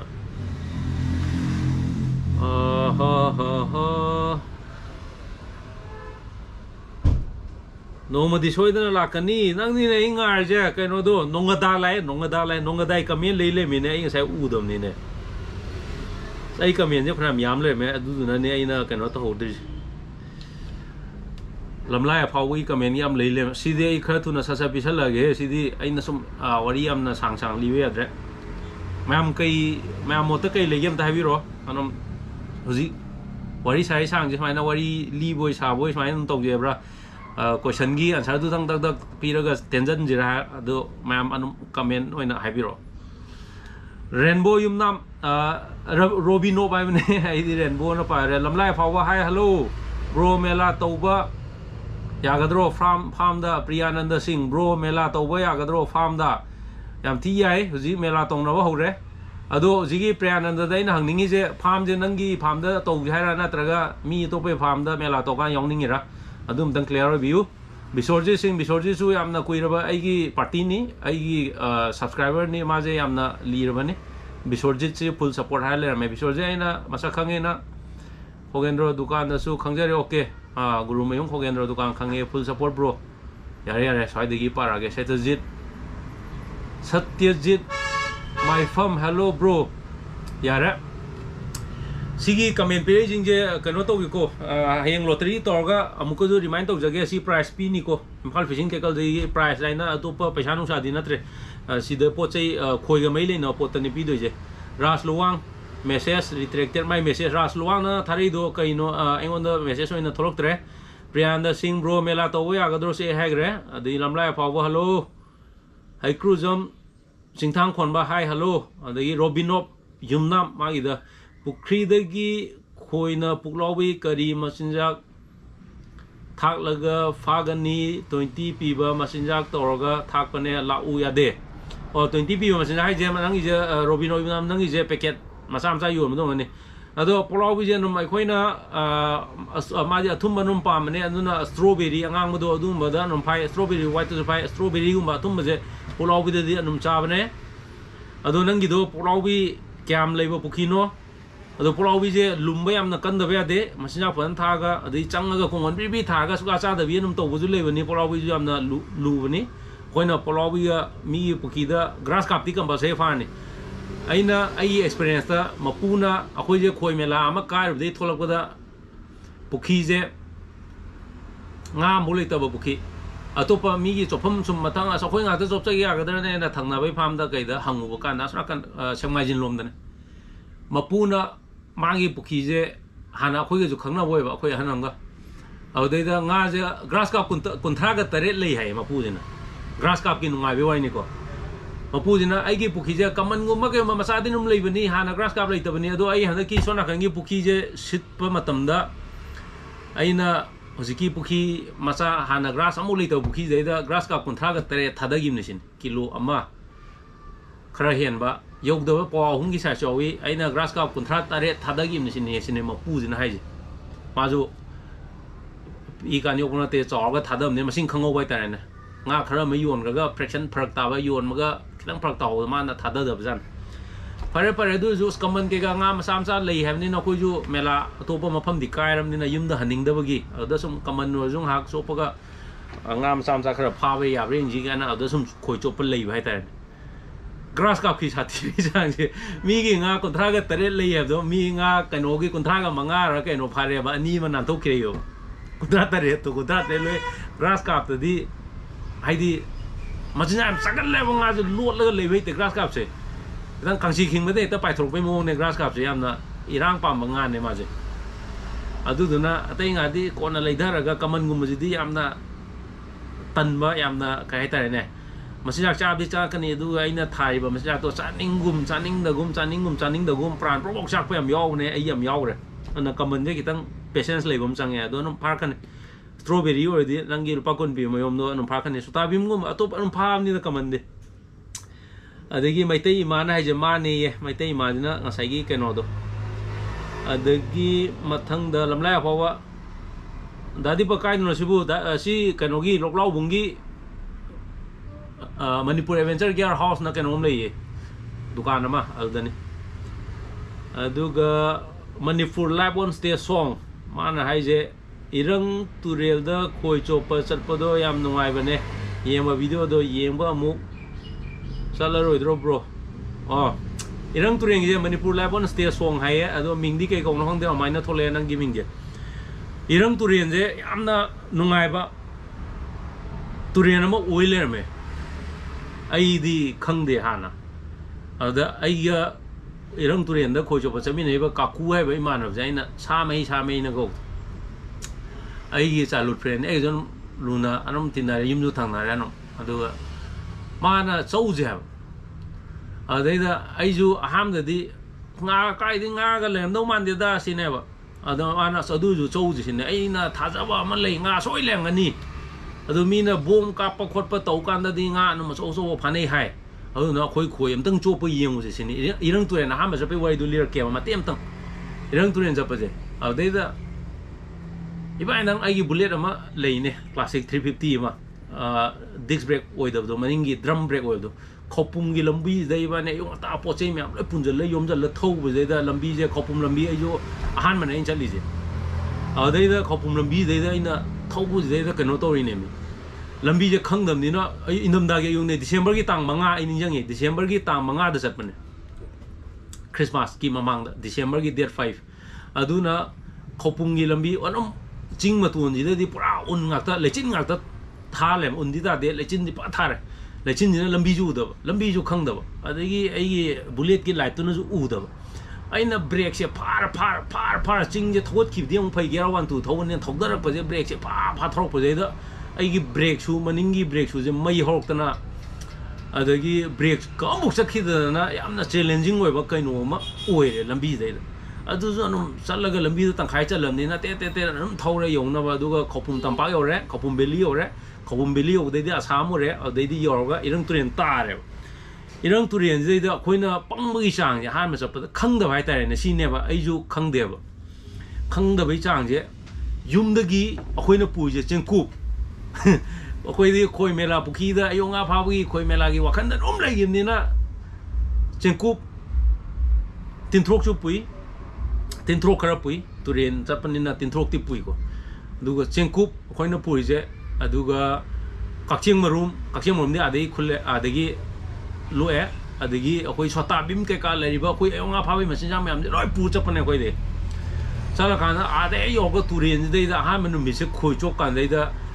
ꯀꯣꯂꯔꯒ ꯂꯪꯖꯟꯗꯅ ꯃꯤ ꯇꯨꯔꯦꯟꯗꯨꯗꯩꯗ ꯀꯣꯂꯔꯒ ꯂꯪꯖꯟꯗꯅ ꯑꯗꯒꯤ ꯁꯣꯇꯥꯕꯤꯝꯒ ꯂꯦꯡꯖꯟꯗꯅ ꯑꯇꯩ ꯑꯁ ꯃꯅꯝ ꯅꯝꯊꯤꯕꯤ ꯄ꯭ꯔꯣꯇꯤꯟ ꯄꯥꯎꯗꯔꯒ ꯍꯥꯞꯆꯤꯟꯗꯅ ꯑꯩꯈꯣꯏꯁꯨ ꯈꯣꯏꯁꯦ ꯂꯣꯏ ꯆꯣꯞꯄꯅꯦꯕ ꯅꯨꯃꯤꯠ ꯆꯨꯞꯄ ꯑꯃ ꯈꯣꯏ ꯆꯣꯞꯄꯦꯕ ꯉꯥ ꯑꯃꯨꯛ ꯐꯥꯔꯛꯇꯦꯕ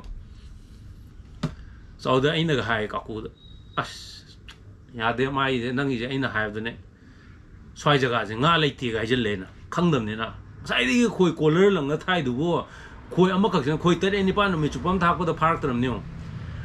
ꯑꯗꯨꯒ ꯑꯗꯨꯏ ꯅꯨꯃꯤꯠꯇꯨꯃ ꯉꯥ ꯐꯥꯗ꯭ꯔꯦ ꯑꯗꯨꯗꯤ ꯑꯩ ꯍꯥꯏꯁꯦ ꯅꯨꯃꯤꯠ ꯍꯨꯝꯅꯤ ꯏꯕꯥꯅꯤ ꯑꯍꯤꯡ ꯂꯦꯛꯄꯩ ꯄ꯭ꯂꯥꯟꯅꯦ ꯆꯠꯂꯤꯁꯦ ꯒꯥꯔꯤꯃꯆꯥꯗ ꯑꯗꯣ ꯑꯩꯅ ꯃꯉꯣꯟꯗ ꯇꯧꯔꯦꯕ ꯑꯇꯣꯞꯄ ꯃꯐꯝ ꯍꯣꯡꯉꯁꯦ ꯅꯠꯇ꯭ꯔꯒ ꯍꯌꯦꯡ ꯍꯜꯂꯛꯑꯁꯦ ꯁꯤꯅꯦ ꯅꯨꯃꯤꯠ ꯍꯨꯝꯅꯤ ꯃꯇꯝ ꯃꯥꯡꯍꯜꯂꯔꯣꯏꯁꯦ ꯁꯤꯅꯦ ꯑꯩꯁꯦ ꯉꯥ ꯐꯥꯗ꯭ꯔꯕꯅꯤꯅ ꯑꯗꯒꯤ ꯑꯗꯨ ꯐꯔꯦ ꯅꯨꯡꯗꯥꯡꯁꯦ ꯑꯩꯈꯣꯏ ꯋꯥꯔꯤ ꯐꯖꯅ ꯁꯥꯟꯅꯔꯦ ꯃꯣꯏ ꯏꯃꯨꯡ ꯃꯅꯨꯡꯒꯤ ꯑꯗꯒꯤ ꯃꯥꯒꯤ ꯃꯣꯏ ꯏꯃꯥ ꯍꯣꯏ ꯕꯕꯥ ꯍꯣꯏ ꯃꯌꯥꯝꯒ ꯄꯨꯟꯅ ꯆꯥꯛ ꯆꯥꯃꯤꯟꯅꯗꯅ ꯐꯖꯅ ꯑꯦꯟꯖꯣꯏꯗꯤ ꯇꯧꯔꯛꯑꯦ ꯅꯨꯃꯤꯠꯇꯨꯁꯨ ꯇꯧꯏ ꯑꯗꯨꯒ ꯅꯣꯡꯉꯥꯜꯂꯒ ꯄꯨꯡ 11 ꯁ꯭ꯋꯥꯏꯗ ꯆꯥꯛꯆꯥ ꯇꯣꯛꯑꯒ ꯍꯜꯂꯁꯤꯅ ꯍꯥꯏꯅꯕꯅꯦꯕ ꯑꯩꯁꯦ ꯉꯥ ꯐꯥꯗ꯭ꯔꯦꯅ ꯑꯗꯨꯒ ꯍꯜꯂꯁꯦꯅ ꯍꯥꯏꯅꯔꯒ ꯑꯁ ꯑꯗꯨꯁꯨ ꯁꯨꯝ ꯇꯨꯔꯦꯟꯅꯤꯅ ꯏꯁꯤꯡ ꯄꯥꯝꯕꯅꯤꯅ ꯉꯥ ꯐꯥꯕꯗꯣ ꯗꯥꯎ ꯑꯝꯇꯪꯒ ꯌꯦꯡꯉꯨꯁꯦ ꯑꯗꯨꯗꯤ ꯑꯌꯨꯛꯇ ꯃꯣꯏ ꯏꯃꯥ ꯍꯣꯏꯅ ꯆꯥꯛ ꯊꯣꯡꯍꯧꯔꯦ ꯑꯌꯨꯛꯀꯤ ꯄꯨꯡ 6 ꯁ꯭ꯋꯥꯏꯗ ꯏꯕꯥꯅꯤꯅ ꯈꯣꯏ ꯆꯣꯞꯄ ꯑꯃꯨꯛ ꯊꯣꯛꯂꯛꯄꯅꯦꯕ ꯍꯣꯔꯦꯟ ꯇꯨꯔꯦꯟꯗꯩ ꯀꯥꯔꯛꯑꯒ ꯆꯥꯛ ꯆꯥꯔꯒ ꯌꯨꯝꯗ ꯍꯜꯂꯁꯦꯅ ꯑꯗꯨꯗ ꯊꯣꯛꯂꯛꯀꯥꯟꯗ ꯑꯗꯨꯗꯁꯨ ꯁꯦꯝ ꯃꯥꯟꯅꯕ ꯑꯩꯅ ꯑꯗꯨꯗꯅ ꯑꯃꯨꯛ ꯀꯛꯆꯦꯡ ꯃꯔꯨꯝ ꯂꯣꯏ ꯀꯛꯆꯦꯡ ꯃꯔꯨꯝꯒꯁꯦ ꯂꯦꯡꯗꯅ ꯈꯣꯠꯇꯅ ꯀꯛꯆꯦꯡ ꯃꯔꯨꯝꯗꯗꯤ ꯈꯔ ꯄꯝꯃꯒ ꯉꯥꯗꯤ ꯌꯥꯝ ꯐꯥ ꯉꯝꯗꯦ ꯑꯗꯨꯃꯥꯏꯅ ꯇꯧꯔꯒ ꯅꯨꯃꯤꯠꯁꯤꯃ ꯑꯌꯨꯛꯁꯤꯗꯩꯗ ꯀꯛꯆꯦꯡ ꯃꯔꯨꯝꯁꯦ ꯂꯣꯛꯑꯒ ꯀꯛꯆꯦꯡ ꯃꯔꯨꯝꯅ ꯈꯣꯏ ꯆꯣꯞꯄꯦꯕ ꯑꯩꯁꯦ ꯑꯗꯨꯁꯨ ꯉꯥ ꯐꯥ ꯉꯝꯗꯦ ꯀꯛꯆꯦꯡ ꯃꯔꯨꯝꯁꯦ ꯈꯞꯄꯒ ꯆꯤꯡꯉꯒ ꯇꯥꯏꯃꯤꯡ ꯆꯥꯅꯗꯕ ꯍꯥꯏꯒꯠꯄ ꯁꯨꯡꯌꯥꯎꯗꯕ ꯉꯥ ꯀꯨꯞꯄꯤꯔ ꯆꯥꯎꯔ ꯈꯪꯗꯕ ꯉꯥ ꯃꯁꯥꯅꯦ ꯂꯩꯕ ꯑꯗꯩ ꯀꯥꯀꯨꯁꯤꯅ ꯇꯤꯟꯊ꯭ꯔꯣꯛ ꯈꯔ ꯌꯥꯎꯏ ꯑꯩ ꯇꯤꯟꯊ꯭ꯔꯣꯛ ꯌꯥꯎꯔꯤꯒ ꯂꯣꯏ ꯀꯥꯎꯔꯕꯅꯤꯀꯣ ꯑꯩꯗꯤ ꯋꯥꯈꯟꯁꯦ ꯑꯃꯔꯣꯝ ꯆꯠꯈ꯭ꯔꯕꯅꯦ ꯑꯗꯩ ꯐ꯭ꯂꯣꯞ ꯆꯠꯂꯦꯅ ꯇꯨꯔꯦꯟꯁꯦ ꯉꯥ ꯂꯩꯇꯦꯅ ꯍꯜꯂꯛꯇꯦꯗ ꯉꯥꯏꯔꯕꯅꯦ ꯀꯥꯀꯨꯁꯤꯅ ꯁꯣꯏꯗꯅ ꯃꯥꯁꯦ ꯀꯛꯆꯦꯡ ꯃꯔꯨꯝ ꯀꯩꯀꯥ ꯇꯧꯕꯗꯨ ꯁꯤꯁꯨ ꯐꯥꯗꯦ ꯑꯗꯨ ꯇꯤꯟꯊ꯭ꯔꯣꯛ ꯌꯥꯎꯈꯤꯕꯅꯤꯅꯦ ꯑꯗꯨꯗꯤ ꯇꯤꯟꯊ꯭ꯔꯣꯛꯁꯦ ꯆꯥꯕ꯭ꯔꯥ ꯌꯦꯡꯒꯦꯅ ꯃꯥꯅ ꯃꯄꯥꯟꯁꯤꯗ ꯑꯩꯈꯣꯏꯒꯤ ꯃꯤꯁꯤ ꯑꯩꯈꯣꯏꯅ ꯉꯥꯁꯦꯞ ꯐꯥꯕꯒꯤ ꯃꯤꯁꯤ ꯆꯣꯞꯄꯩ ꯇꯥꯏꯞꯇ ꯇꯤꯟꯊ꯭ꯔꯣꯛ ꯃꯇꯦꯛ ꯑꯃ ꯂꯦꯡꯁꯤꯜꯂꯒ ꯃꯄꯥꯟꯁꯤꯗ ꯇꯥꯛ ꯂꯥꯎ ꯊꯥꯗꯔꯒ ꯈꯣꯏ ꯆꯣꯞꯄꯁꯤꯗꯅꯦ ꯉꯥ ꯀꯤꯂꯣ 2 ꯃꯈꯥꯏ 3 ꯃꯨꯛ ꯇꯥꯕ ꯉꯥꯆꯧ ꯑꯃ ꯊꯨꯔꯛꯏꯁꯦ ꯆꯠꯂꯒꯦ ꯍꯥꯏꯕ ꯅꯨꯃꯤꯠꯀꯤ ꯑꯌꯨꯛꯇꯣ ꯑꯗꯨꯗꯩꯗꯅꯦꯕ ꯑꯗꯨꯗꯩꯗꯒꯤ ꯍꯜꯂꯒ ꯑꯗꯨꯗ ꯃꯥꯅ ꯉꯥꯆꯧ ꯐꯥꯔꯝꯗ꯭ꯔꯕ ꯑꯗꯨꯏ ꯅꯨꯃꯤꯠꯇꯨꯅ ꯍꯜꯂꯛꯑꯗꯕꯅꯦ ꯑꯗꯨꯗꯩꯗ ꯉꯥꯏꯍꯥꯛꯇꯪꯗꯨꯗ ꯃꯥꯅ ꯃꯄꯥꯟꯗ ꯑꯩꯈꯣꯏꯅ ꯆꯨꯝꯅꯒꯤ ꯑꯩꯈꯣꯏ ꯄꯣꯜ ꯑꯁꯥꯡꯕ ꯈꯣꯏꯖꯦ ꯋꯥꯁꯅꯥꯏ ꯈꯣꯏꯖꯦ ꯑꯁꯥꯡꯕ ꯑꯃ ꯄꯥꯏꯔꯒ ꯃꯄꯥꯟꯗ ꯉꯥꯁꯦꯞ ꯆꯣꯞꯄꯗꯣ ꯃꯤꯁꯤ ꯃꯆꯥ ꯑꯃ ꯍꯥꯞꯄꯒ ꯑꯗꯨꯃꯥꯏꯅ ꯃꯥꯅ ꯆꯣꯞꯄꯨꯕ ꯑꯗꯨꯗꯩꯗ ꯉꯥ ꯀꯤꯂꯣ 3 ꯃꯨꯛ ꯇꯥꯕ ꯉꯥꯆꯧ ꯁꯥꯡꯃꯨꯛ ꯁꯥꯡꯕ ꯑꯃ ꯃꯥꯅ ꯎꯗ ꯄꯜꯂꯕꯣꯏ ꯅꯤꯡꯗꯅ ꯇꯧꯔꯒ ꯑꯩꯅ ꯐꯥꯔꯒ ꯑꯍꯥꯟꯕ ꯇ꯭ꯔꯤꯞꯇ ꯑꯗꯨꯗꯒꯤ ꯉꯥ ꯐꯥꯔꯒ ꯅꯨꯃꯤꯠ 5 4 ꯂꯩꯊꯔꯦꯕ ꯑꯗꯨꯗꯨꯅ ꯏꯔꯪꯁꯦ ꯌꯥꯝ ꯅꯨꯡꯉꯥꯏꯕ ꯖꯒꯥꯅꯤ ꯉꯥꯁꯨ ꯌꯥꯝ ꯂꯩꯔꯝꯃꯦ ꯑꯗꯣ ꯉꯁꯥꯏꯒꯤ ꯑꯩꯅ ꯃꯌꯥꯝꯗ ꯍꯥꯏꯅꯤꯡꯉꯤꯗꯤ ꯉꯁꯥꯏꯒꯤ ꯃꯤꯁꯀꯟꯁꯦꯞꯁꯟ ꯍꯥꯏꯒꯗ꯭ꯔꯥ ꯑꯩꯈꯣꯏꯒꯤ ꯀꯩꯅꯣꯁꯦ ꯉꯥꯁꯦ ꯑꯩꯅ ꯉꯁꯥꯏꯒꯤ ꯉꯥ ꯐꯥꯕꯒꯤ ꯐꯣꯔꯃꯨꯂꯥ ꯅꯠꯇ꯭ꯔꯒ ꯇꯦꯛꯅꯤꯛꯇꯣ ꯁꯦꯔꯥꯟ ꯇꯨꯔꯥꯟ ꯑꯃ ꯇꯧꯔꯨꯕ ꯑꯗꯣ ꯃꯤꯅ ꯍꯪꯉꯛꯑꯗꯤ ꯅꯪ ꯉꯥ ꯐꯥꯕ ꯍꯩꯇ ꯇꯧꯔꯤꯅꯦ ꯍꯥꯏꯔꯛꯑꯗꯤ ꯅꯨꯃꯤꯠꯇꯨꯗꯩꯗ ꯑꯩꯅ ꯌꯦꯜꯂꯨꯕꯁꯨ ꯌꯥꯏꯕ Snang kya ma hairage haijibu aina ngasai to collar langdana semdana machinjak thitliba yomiba tori myam je nang haigadro na aina ga mu sak takhalamaju ya mina hairadi adu ju aina tori myam do yomiba thakriba numi chupama aina hekto po yumdagi lejabi tha porpo machinjak myam do honarabok teida nga mu thurakideba du nongala kaishuna taba tintro ama liam kandai da nga leje khangmane audei tintrok toroje na tintrok je tor kandane nga je taru bi phagal leje numi tu dei nga je papa da phagal leje tintrok ngata ngai le mo nga jina adu na khona masai gi option je any tunghan bi phabo gera ayunga phabo gera akhoi je khona ba haidi machinjak chen option ma thiyo haidi ai ngasai yumdagi kakseng marum jo porne na kakseng marum khak poraga kakseng marum da sadradi Sara ro ina le thup ja deba akcheng marum na ta juna sai sota bim da sara de na tra chumne plane mai da sara de maina kitang thibam changi akoina nga phawa matam ne sin lom ayuziki irangi imanawam na irangi wai ta puda irangi wai ni jang pane sejo ai live ki am chaw lesson nam ne aina nga phawi matang da aina khangu wai ta mayam ju khangjen mi hojiki wari du gi nong de ba tra do live ki am chaw lesson nam ne ba yuina nga ko mayam 1 minute break 1 minute pharo ai camera jam ta set to sem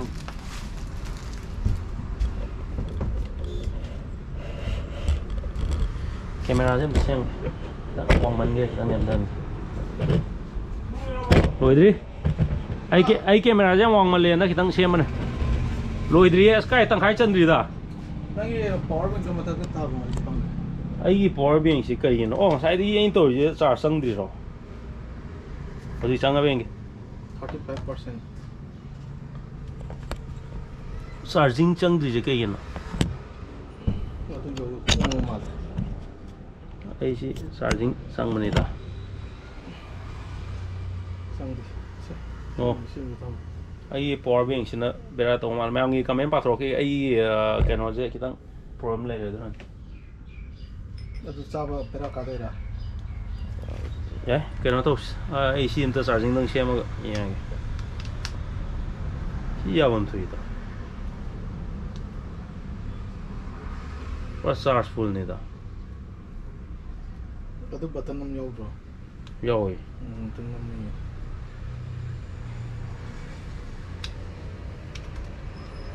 Charging, charge tàu nằm tàu em này quá. Không được.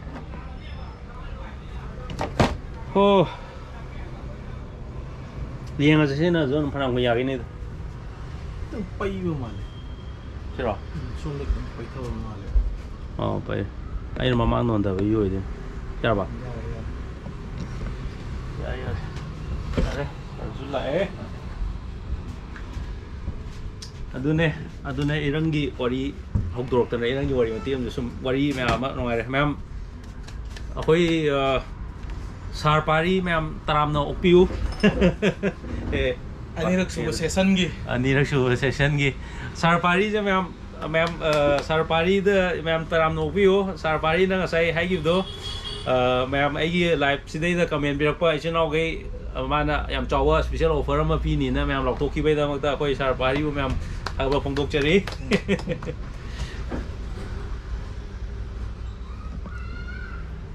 Aduga ya deh almost nang tahu sih. Kamen dia miam he. Sigi kamen miam jadi na live lor potong mang gitu rawa. Mangan dah biar kan ini. Ayo kya kena tahu ni kang deh. Ya deh. Aduh matang saya patrong nong hana ke aigi kena sih. Yang kom tu apa grass cup se grass cup se kay de soke amba grass cup ki di sotabim green lei sotabim num phai sotabim hai na in sotabim hai ni ko mayam na amai lan na khami no ma ki asengwa maming di it fish tackle na lak pani serang cover do the it fish tackle na amai tha bani EAST hai bro EAT na ta ba oh is fish tackle hai male ne pare itu tadi amaro ina waibo fab di program se sat lakon yare bro de am ngai bo pa mangarang bro na hangoi mamai oh mayam gi keno je muksa se tok lage ai reply pi ba na bro dipak yam ngai ba si keno na nong madi soina lakani hai je koi gi keno na ne nongada na ne hai je bro dipak yam ngai ba pa ama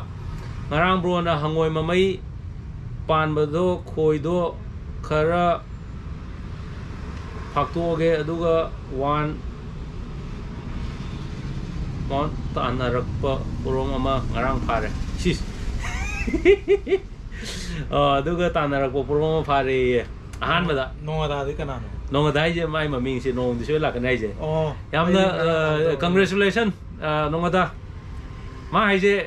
Sai my J bro दीपक ना ngarang ai na ngarang mon da haiyim ne mai pro mai hangoi do sum nga toroga na thoi la sum nan do अदे अना मोन है अखोई प्लास तौर मागी हंगोगी खोई machine खितंग फाक्तो फाक्सिन same adjust तौना हाइगिमने अदो मा फना फारे अहान लालपद फारे कंग्रेचुलेशन याम फै ब्रो नंग फारे ताबदे नुवारे अदगी वाई वो फाबदी पोरोम जे सत सत लाक्पीरदी नुवाई काय अमरोय नाम हाइजे पोरोम फाब वाई खरा पेशेंस खरा लेबो मतुक ताइको अदे ब्रोना नहान लम अमदा खोई चोपा चटपदा हाइबा सिगी लांगोम से पामगदी हाइरो तापी रखे हाइबदो हाइरे अब होंग तुगी लांगोम सोर मनी मा हाइजे अदु यारे अदु वीडियो आई तोंगान सेमागे कनो मैते आई अदु वीडियो सेमा आई ज्ञान तारे ना हाइदो सुम नुमिदांग दा nga फाबसे ख्वाइ नुंगाबसे करिनो ओइगे नोंमिदांग दा nga फाबा ख्वाइ नुंगाबसे करिनो ओइगे हाय नोंमिदांग गी हंदकसे वारी खतंग दि लेरे नाइट फिशिंग जे वारी खर लेरे दि खोइ चोप फाब जे को सर अखोइ गी हंदक से अखोइ गी मोरा आइदी कोंपान दि नि अदुगा मोरांग बु सब्जेक्ट मनुंग आसन कन दैदा नुंगदांग पुंग 3-4 ता कान दे मपान द ग्रास का पचौ चौ फागिब ग्रास हि तुरिन जे जिका नुंगदांग ग साइ काइना पौले मोइना हरिने मोइ दाइ इमानगै हरिने ग्रास का अचौ किलो 3-4 मंगा तरुक ताबदो नुंगदांग द चाइ पुंग 9 ताबदा दुजि हैंगिंग द निको हैंगिंग हाइदि लांगोम यारगा मपान चोपदो कॉलर गाइदो मसिना योमजलगा मयाइ द लंगना थमदो नतब हैंगिंग द मपान द फाइ सी गी सिस्टम जे ज्ञान तादे अदो अखोइना इरंग तुरेन द नुंगदांग द फाकपदि अखोइदि हम लाइरे इरंग तुरेन द खोइन खोइ जोपिदि लांगोम मेंगै मतुक तादे तिनथ्रोक लेंगनी मिसी रु मापनी इसिंग अकन बदा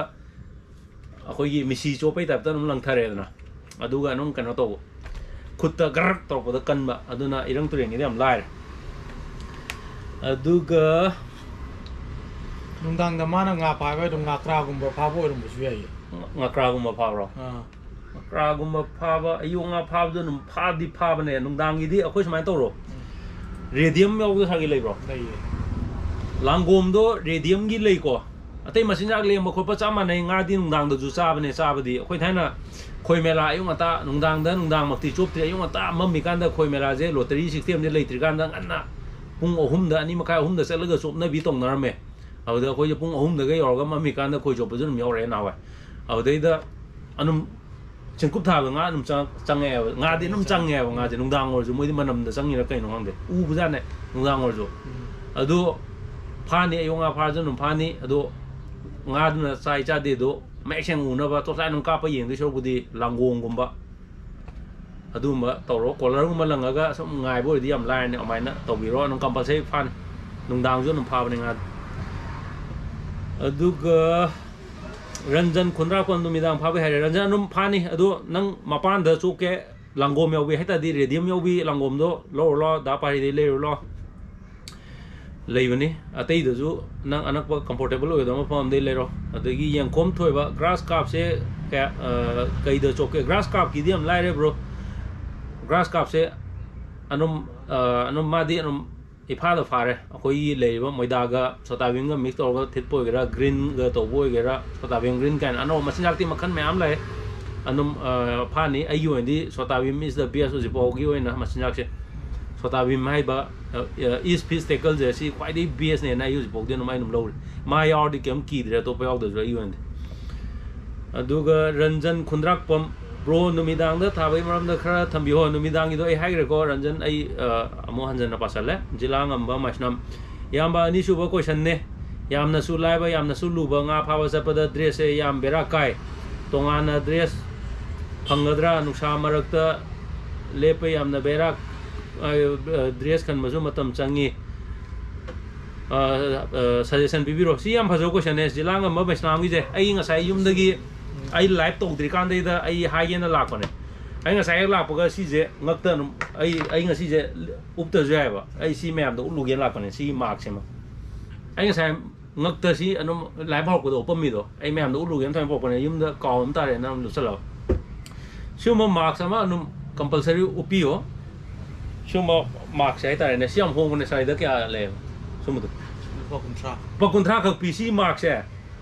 noi na sin tiai ni ai ju khang ba khui ri ko na wa ai mar pu cham bi ba me atane ada online di chani ga pi ba ka ga to e kui ka su kui jate si gi mark se nang phana kui na to we lupa kontra ka pi ko si sargi Imphal fishing tackle da adagi Manipur adventure gear house da phangi ko si mark se lupa kontra ka tane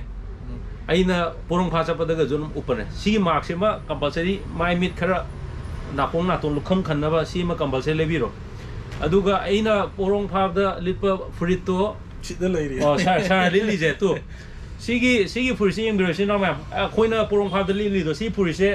ai adum porong pha ba khangde ama khangde si purisi nam li ni ko si khoi gi special design to ba furini da khoi salai tare ki phiran ga to je ma pan da gi leir ga chen manate khoina sahan ma furini si purisi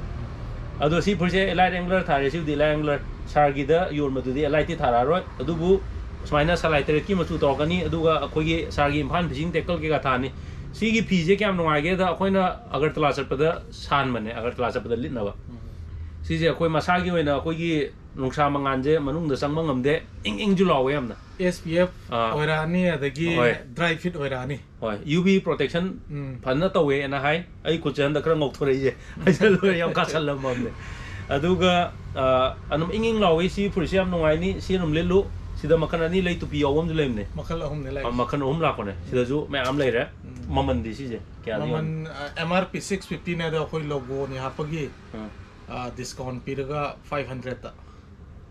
na mo yona 550 haram dai na sung hong da re ro 650 do koi na logo ni yaw du dukan gi adu gi koi subsidized rate ta pi hai da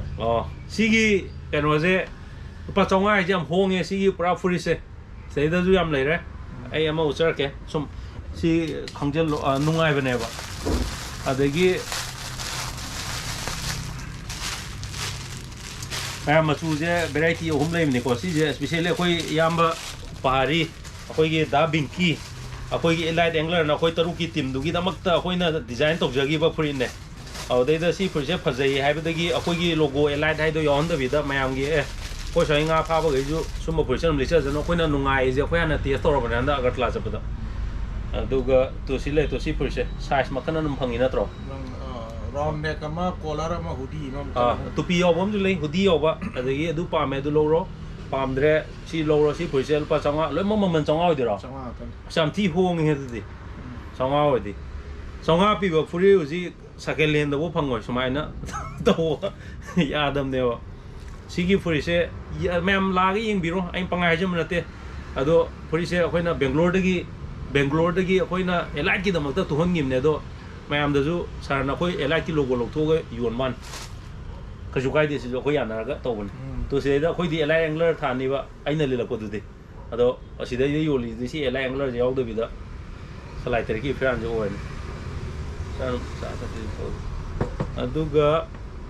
leira free leira tupi ma compulsory upiu nga pha matam da number 1 tupi ma no piu akoina sunlight ta thok paje ai jum nga re akoi lo mak ni nga pha ba je imung da urum da pha dong na te nungsa mak ni aduna nungsa UV rays akoi sunlight chide de yamna sathi ba numi dung ba ai de ayung ha nungsa ya ba do bok sang kan nei he wa ni pung 10 gi matung 10 tu pung ani je pung 10 de na pung ani bok ki timing je pura kaino ne UV gi yamna pick koi ba awar ne UV rays na kamai to ge da koi skin aging jam tu na to le skin je khuyali tanning to le ai de kham dek ta na musan na to wi adagi yamna sensitive oiba skin kana gumbai de ko inflammation thoktana khotana tawi ayuna hawai ko chopa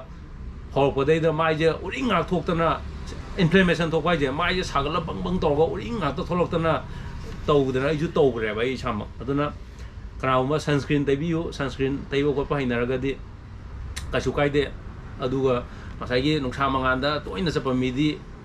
yam thuna skin aging to bai di am thuna han usal kani mai mi khujal kani musal kani thijal kani adu po tu jo kitang isana kia lobiu aduga ngasai gi anum hydration oina ba ko jo pa ising yam takpiu ising bottle am pubiu no sa dan phole raga akjang sok tana bhai tan Ana tu piu suma puri ama lepiro hand glove ama thabiranu porong phabo gera ama phabo gera hand glove anu piu khunang ka sandana ba adi matakta nga phar ko matamda athu kai khunna ta phage tawju hand glove yaw bujna am nuai bani tungan miu ma pharju adi tu pi ma hand glove ama suma mask ama puri ama adi khongau di tek pen adagi khungup anum yare mayam apa ma duga porong phaba chapa matamda di narang musong da yam song tar dia khang ba jaga cha di anum kano but kumba ma kam jau piu lin kang yam le mayam isino yam ta sok ta na bai tar aduga yari ge di on off se sunglasses se koina aina upi ba sunglasses amu me upodo adu do ai do kano ni kari ye sar ko polarized sunglass ai tare sunglass ko sunglass leiba matam da ngasi ai poroktre ai si chumnagi spec ni si ju UV reduction yawa glass ne aina kano to bone polarized glass na ma lei sunglass ta adu piu polarized glass na kamai to ga kan dei da ekoi gi UV je ma pa na handala ne mitta nu sa mangan ngasai ultraviolet ray je ma pa na mana anum reflector ni handara ni du polarized glass ki nu ngai bom na mit thak pa je ising da sumaina ono yaw da bi yeng kan dei da ising je nu sa na phujal la pai lakhat laga arang ma to ur ga ising u da bi do adu gi case to thoro di adu gi kano do upade polarized sunglass to up tar ga di asai gi ising je ising oina num ur ne ba lakhat pai thabak to amta mang ane ising dagi reflection tholaga nu sa manga na mit ka je to khujal le yeng aju u da bi le do adu thabak to tor du ma polarized sunglass ama num online de kai de ka ga num upsalo hai ba kano me am je tor di num yare sida Jimmy story ki comment am lai je comment che senkhal lakpada last to oina du mu pipi ro pharaga thamnadi kuina sangani bai di pa na logic asagi comment piri siga nang gi answer piri siga koi time gap je kara lai re ba adu huji live ti yingi ba kangu se si kudak ta comment pi ro ona do nang gi kai mo lai ti yeng so min he koi hai ta bani ne khang da bani ne live se no na to ni na matang tap na improve to kan ni bro chume adu suggestion do yam phaje mai do haidi program je phajan haidi suppose ain ma ko ki pa kan da timing channel na reply pro ko mi do are nong thengda diliam do to sat le ene manga fare adu ai ziki latest da bro gi live yeng lu badagi sunday da soidna chalani keso sapam thank you sasalo bro naisalo adu porong phab je zikti yam competitive oiro ne adagi sigi marak sida khogi porom gi haiga di porom phapna porom pana ba prok pami price ke api ge ai jiri bam dagi ni nanau yum nam he jiri bam dagi nanau hangoi je sum hangoi je ngani jiri dadi otoma lemno malinga so jiri da ngasai yuk chandrapur habra jiri chandrapur da khogi khoyon ba hanam lai magi hangoi am logi bani yonna ba akoi sida di sam yang khai sam marfu sam kun sumai pi ado adadi kya pi ke khangde adune hangoi je kasu am tang dam niko sarsi kya no sam khero si zimina re sa aine zimine vai dipak kongpal gi hari zimi kang rona sidi akoi hai yam ne ango sidi ai yam ne sidi zimine bhai ga jale kongpan ge ana targa si awale kai do jalo jimi story di kanogi khoi gi awale kai gi kanogi do ngani e singawam le kai gi jimi or magadi manabo re kongpan jina khoi le kai kongpan no di yam mo re adagi nong madi soidana lakini nogi dukan si singjamai da leibado kadai wai do no purit to lobo laki uji purit to giudo kano nong adai je mane nong adai ja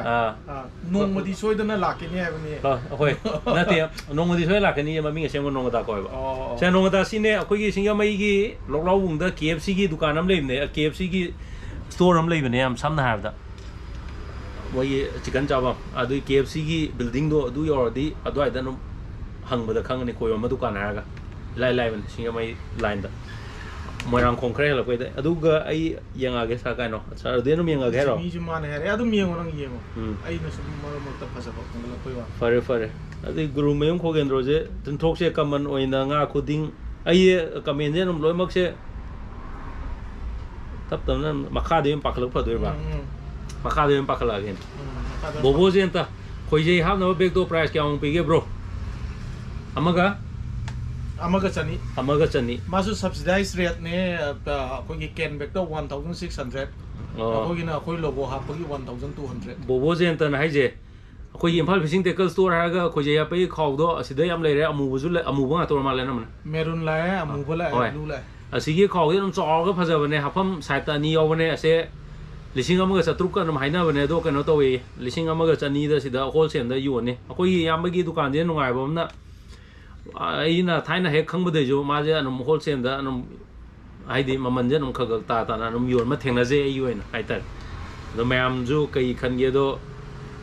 Anam कनो तो बिरो bro fishing की club ले bro सिगी club से आइगी dream ने bro fishing club अमा आइगी गोफिश मणिपुरी की मिंगदा club अमा हेंवाई पैसा खरा पायर कांदा लिंखटपा पाक अमगा सेमगटपा जे आइगी ड्रीम ने अदो हेंवाई ngam ngam दि खंगद्रे गेंदल ना हंगबिरै जे आइगी मंगलान हाइतरेन बेंजू कांगबम आई खंगे बेंजू आई खंगो दादी पहाइरि मसक खंगे अहंदो आई ननाव नामना खंगनी दा पारि जो हमना मसक खंगमने माजे अनम खोइ चोप मैमना माजे पुरा स्टार ओलबने खोइ चोप मैम के इताव हाइना हाइरगे गाइबदा याम वारे फुरी से पामे लेबा लाक्चगे मफम जगादो कमेंट ता हाइबिरमो हाइरे कांतना हाइरेइने सा कांता हॉबी जमजिन हाइजे लेबा लागे हुजि लागे हाइरो कमाइ तोनो कांता कमेंट नंगा हाले तपे होय अदो मान हाइजे हुजि लेबा लागे हमनिना लोलाव बुंगी थोंगी एक मखोंदो देदा कनो तोसे द नम लोलाव बुंग थोंग हारगा अवदेदा कोयोन ब दुकान हारगा पहाड़ी की दुकान हाबदा नं खंगनी अको यामबजे दा पहाड़ी जे पहाड़ी कोन अदगी कांता हॉबी जम तालिया अदगी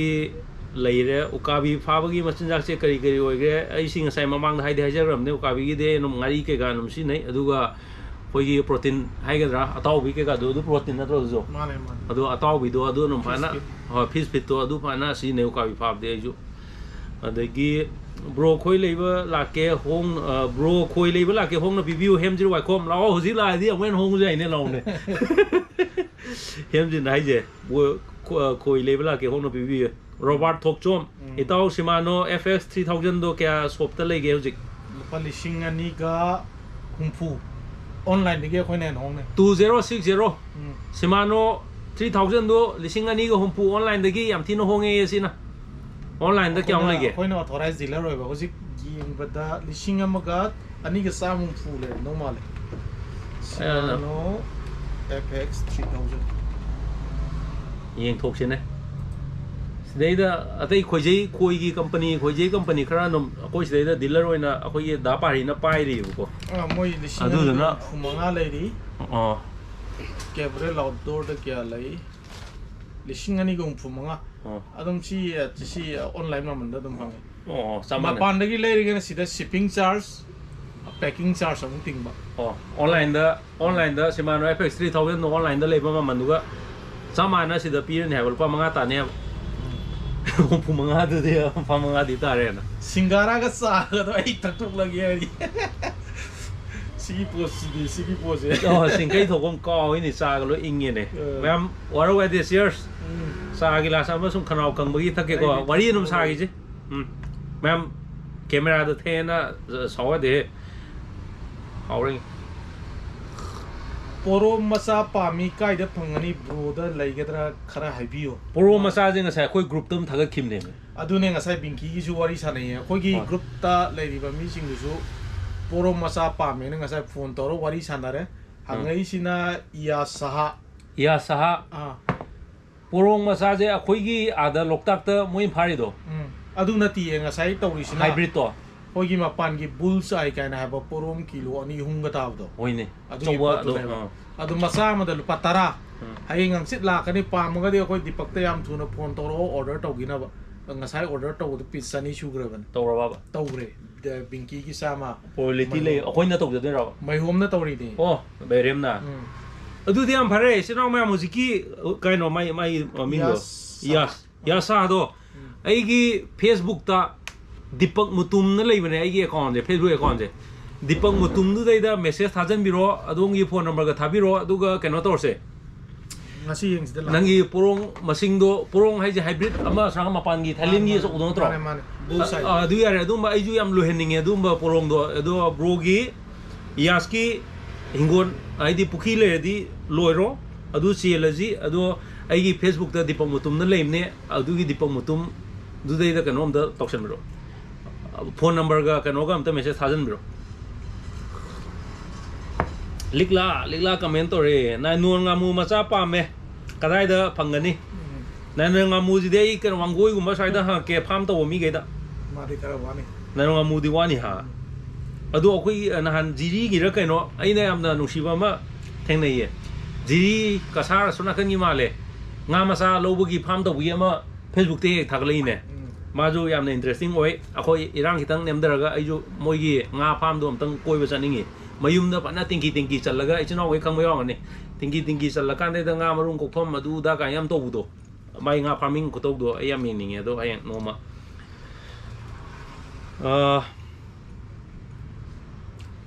phone number pa me ado ai phone number pitok ba ka su kai de ado Facebook ta ai no ji to Deepak Mutum de dam ta tharo re keno adagi wai khom prem je bro dukan kai da no dukan je si lok laubung Imphal Fishing Tackle Store na si le re KFC le bagi singyamai gi road to singyamai ta gi lambi gi marang khong khare hendro pai dai da le re Imphal Fishing Tackle Store na KFC gi kitang dukan mari mangai hendo ga aduga si jina KFC le du da gi thong mamang lo mai ga pu da kitang chal le thong ma kong da tei comment khara mo yen ke hojiti social media dai gi laptop ga sigumba patience dakar lebo hobby se yam dakar le re mental health issue Gandalf ai maruki phaja ba keminam le re Gandalf na hai je hojiti social media dagi laptop ga sigumba patience dakar lebo hobby je yam na dakar le re mental health ki su khalaga ya yam chumme akoina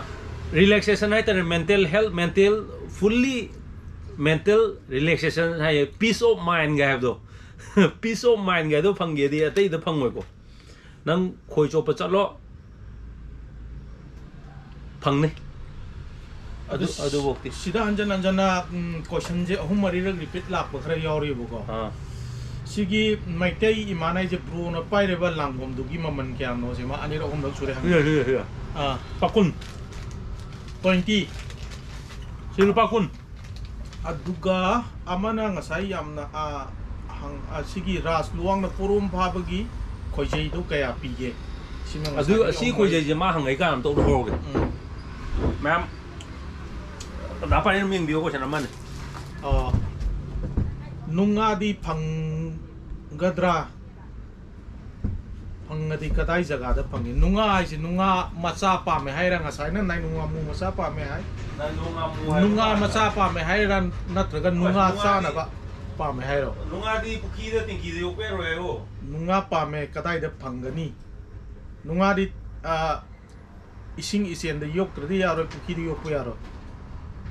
sir hunting black later bo hunting black lai bane si swai da nga bani yo pisam khata ngai ram sawai da adagi sida kai dong ngai nga pai asobudo kamaina phagani jing asai dagi yam toina hange moise nga lengo nga sang mo lengo moise ya mana natural feeder hai tare nungdang dana masinjak chabu gi sang yang wangi nungdang wairam ayuk no ngalakpa sigi matam sidi am thina chani aduna moina koina sum thengna ko da phanari si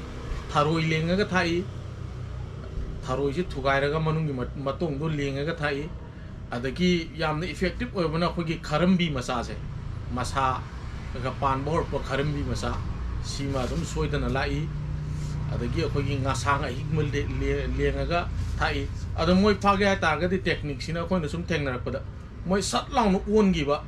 kongwon ani tharam bom pham ja sidai ja langom dagi foot ani muk thadaraga kharambi hing magumba tharoi gumba khoi mahum gumba si lenga ga langjan ba khoi mahum ju yam tawni aduga phaba yan hunting black dom tim na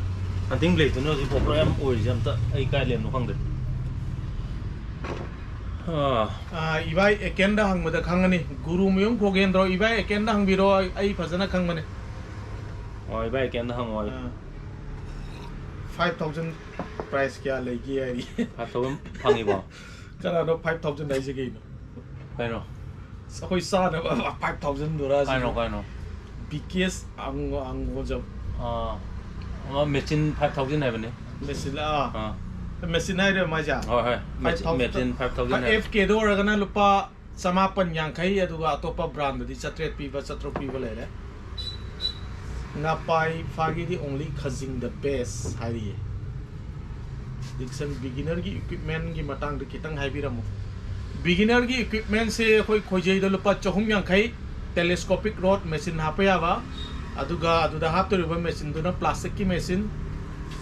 lupa chani yankai punna ri se amana loklok bung highway national highway da Lazis pizza gi manakta KFC gi manakta aduga amana bamo lekai gi aribam lekai da pol khara phaba paiba nungai ba price am ta haibiro pol ji hujik lai si atien ba se Terminator series se koi thaina more gi Taiwan la amadu go lingwa manare koi jei matang yam teli phikok da pa yare adu kilo magi nga pukti phajana dum chingna ba yare adu si 270 da lupa summary 300 size dana lupa summary yankai 360 dana lupa changa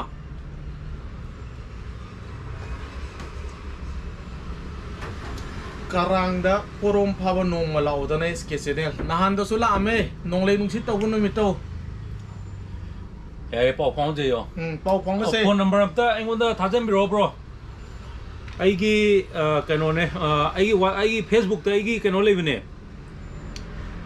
Deepak Mutum na leibne Facebook ta ado nga phaba I khaga han di swa thaga te Facebook ta tandana ado hojikti kha thaga pom ne Deepak Mutum na leibne da message am thabiro bro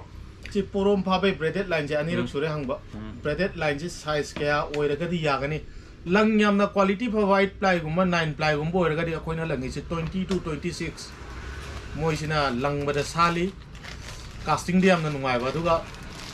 quality khara handaba 4 ply gumbo itarga di 25 tagi horgana 30 fo aduga akogi langada machine sina mo bed casting oiraga di lang kuppasu yai spinning warga di lang chaurga di sana payu ya da baduna 25 to 30 lang tare loktak pata phabonga phabo khai nungai ba masinja anta suggest to biro phabonga gi di pink strawberry di gena nungai ba masinja leite pink strawberry dum pai biro pink strawberry nen chara stopper le bro ke api stopper lupa tara lupa yang khai gi lor kana taruk Charongda Topper Sagol Sam Big Bro Hare Bro Topper thank you na aigi chale aigi live se rang yemi bagi namakta thagachari adagi Lechil edit new subscriber thank you Lechil edit haije Lechil haije ming oidine edit chidi surname di natre ado aigi channel bu subscribe to khen bi bagi haninga leitana thagachari toijam Bangkim Singh show mata tobiro kari show tok jaino to jambang Kim Singh nai je som ta to biro je kari u cheno ko je u loira sang sai gi kan u dom to biro hunting black to kai le na I thi pam dre hoi hunting black to amta u che pot loira ba hoi pro karang da aduga Jackie Singh nai je white strawberry porom phaba ngasai ko no phaba gi hang kano white strawberry jo no myani phaba phaba gi yani white strawberry jo num nungai bani adu sai gi pink tu jo num yai adu lupa kun bi ne mayo masa do adu amama manum leisa lo ga ju kai ai di paisa value do yam na tam ne ko adagi kano gi tampha nungai bro khoi chopada tunghan bi se thuo yadre machinjak amta haibiro kamaina fani tunghan bi je bro sigi tampha nungai bro je tunghan bi je nga na khwai lu je tunghan bi thu ya dai je nang khoi da di tit ka khapa ga nang hagat pa de yaw dira adu itar ga di anum yam lai na hai ba ngam me chengkup sa bra sa da bra adu nang chengkup tha da chengkup cha bra cha da bra tunghan bi do adu I poto chap to kitang lei ya adu tunghan bi je khoi na pha da sin na kan da ai yor na dai di number 2 je tunghan bi yam pha ga le ai ga chana bai ga dra number 2 nam le bang rong over ma koi gi kai no man ba ma miko kai le do man ba ma le ado ai gi oina di ado yamna tunghan mi ga chana ga le ade sota bim da jon phai ai gi oina di ado ngasai tunghan mi ge ma mang du hai ji ge mi tunghan mi phao di khoi na kai no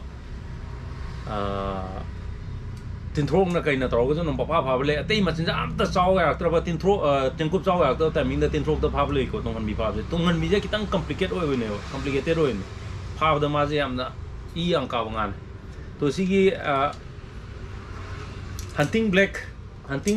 ai ne have do purong pha ba gi mana we na bro nang I khoi jei do kai ko ke ko ke do ai gi khoi jei do ai ju admai na nongai ni ko ni khang ga lei gi na te na wa sum nongai lei gi bani ado sigi company do kari hunting black ki company je kari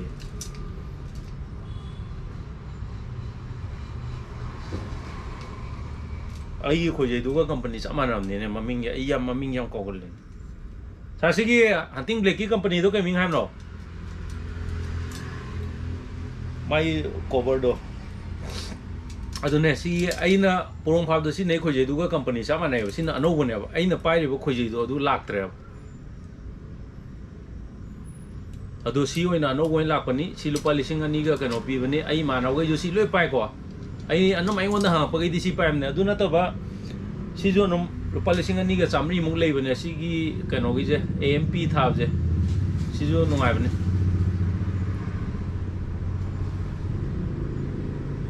sina kitang branded man mane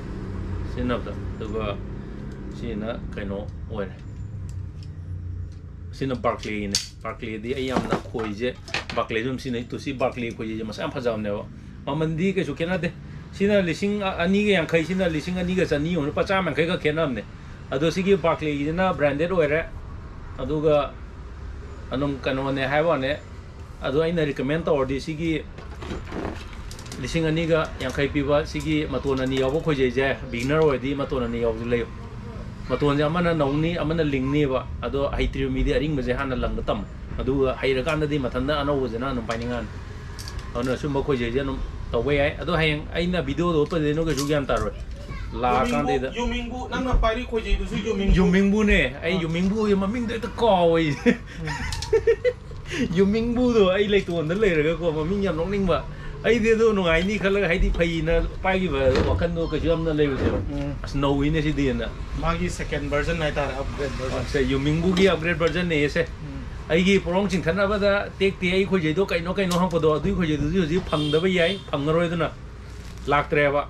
adu do gi version 2 ne sina yumingbu ai na pai ba khoi je do gi version 2 ni si khoi je je shoen le bi ro ma to no ni ore adu ga no ching than na ro kan than na ro noi no ai ne aduga kamen jong yang aga sar thasat ak sum yang bia ba tapar da white strawberry koi chop gi beginner gi equipment kita haibi rambo koi chop da tungan mi je yare se agre beginner equipment je koi diction sing dai je beginner equipment je anum madu di yam lai re kaya pike song ni mana diction sing ma man jong hangai ro oh telescopic ta lupa chahum yang kai khoi hong bada machine na khoi hong bada lupa chani yang kai punna lupa chatruk snawo mutum na re ya magi video so mi yengi ai ado bro mutum loi mani ne bai chin no ni ne nawo mutum na hari je ai ju mutum ni ne dipong mutum na Facebook ta lei ni ne mutum hem chandra nam ziaw re mutum nga ta ngai re koi jo pa je mutum nga ngai lem ni ko la sa koi jo pa je mutum nga ngai lem da na pagi tong ni da kai jo kai de lambi theng na jo kong na je hai di YouTube ta noi na isinau bro ge na comment pi je ming jo anum ma pathok thok pani na hayang aina uhok da ba khangna da ba aina ubda khang da ba yor jo ko ro hai di ka su ai ka su mi yam na lu ba digi mi yam na kano to ba yam na kitang complicated ro mi oi de ko yam na simple oi je adu du na anum ko ro ado aina di khangdam ni na kamai na ko ka ne ado explore na nang gi video da smai na I comment pi gi do ai ni ka na nam haro adu di ka su kai ba leite na ado mai hai na si nong ko je lambi the na ju ro ko kamera so ju pha ba ya ba khoi ama sin ba da kaya mu chang ni price to bro comment ma nga so pha ba da si je nga sai FK machine am hai sir samna har da common na chawai je mai kilo pan bro pande anong common oina common oina adu di adum common oina so na chatruk piba machine namna adum yara ni FK har jine FK 750 um lai da 750 le re no adi lai kan da aina haini di bro ko lai kan da kitang chat ka daba ma khala le hokje ba chatruk ka chatriang khai rupa cham ka khena difference ne na chatriang khai pi lai bai na 750 am lai re aduga nang asai gi khojei spinning da chawra minu 2 section pai de aro ye 2 section da palising amaga chani ga pi de afa phang ya ma hai je common oina ha common oina atu ne common bhav na to common oina num khoi cho pa da pai ar ba atu ne je lising am chani adu telescopic pai ga ta ga de lupa chatruk chatre na ya adu de 700 plus 700 lising amaga chamri di changane telescopic ai dis minus ar sa khojei ting thok pi ngasai a mod pa do dum moi de langi lupa cham yang khai ma adagi chumba ngasai gi 2 section hai di sumaina matang ani track tawga samjana bi je har lokto ko panjan bi je sina 2 section da di lising am chani mu pi di apaba lai re ha adu lising adu di 2 section pai ge hai di lising ani me asang ani pachatre yang khai du ga pa na di ko adu ga telescopic sumaina matang sat pa bi do adu di lising am ga chamri mukna langa ke ga lising am changa na ko na adagi machinjak lamba kim singnai machinjak ne adagi double look to kya bige double look ti mate mai ji double look ti aikoina punjaba yare aduga sida pun maju yole adu pa homphung bi ba double look te spring yaw de bi du di sana loi punare ga aduga spring yaw du na gut na punba ready made la punna lupa kuntra sima ma hanani pu pyramid kuntra da andare aduga fiber gi du na lupa khoi yaw de bi lupa homfu aduda koina khoi tara pi ba hapta ga de lupa marfu tare kun bi ba hapga di khoi ni pulak toi ni na ga kun bi ba hapga na sama adi yam phajam ne adugi kupun do fiber gi do layo lai de ai recommend to ge fiber gi do na fiber yam nungai ne ai he no ma mathang gi lai bam da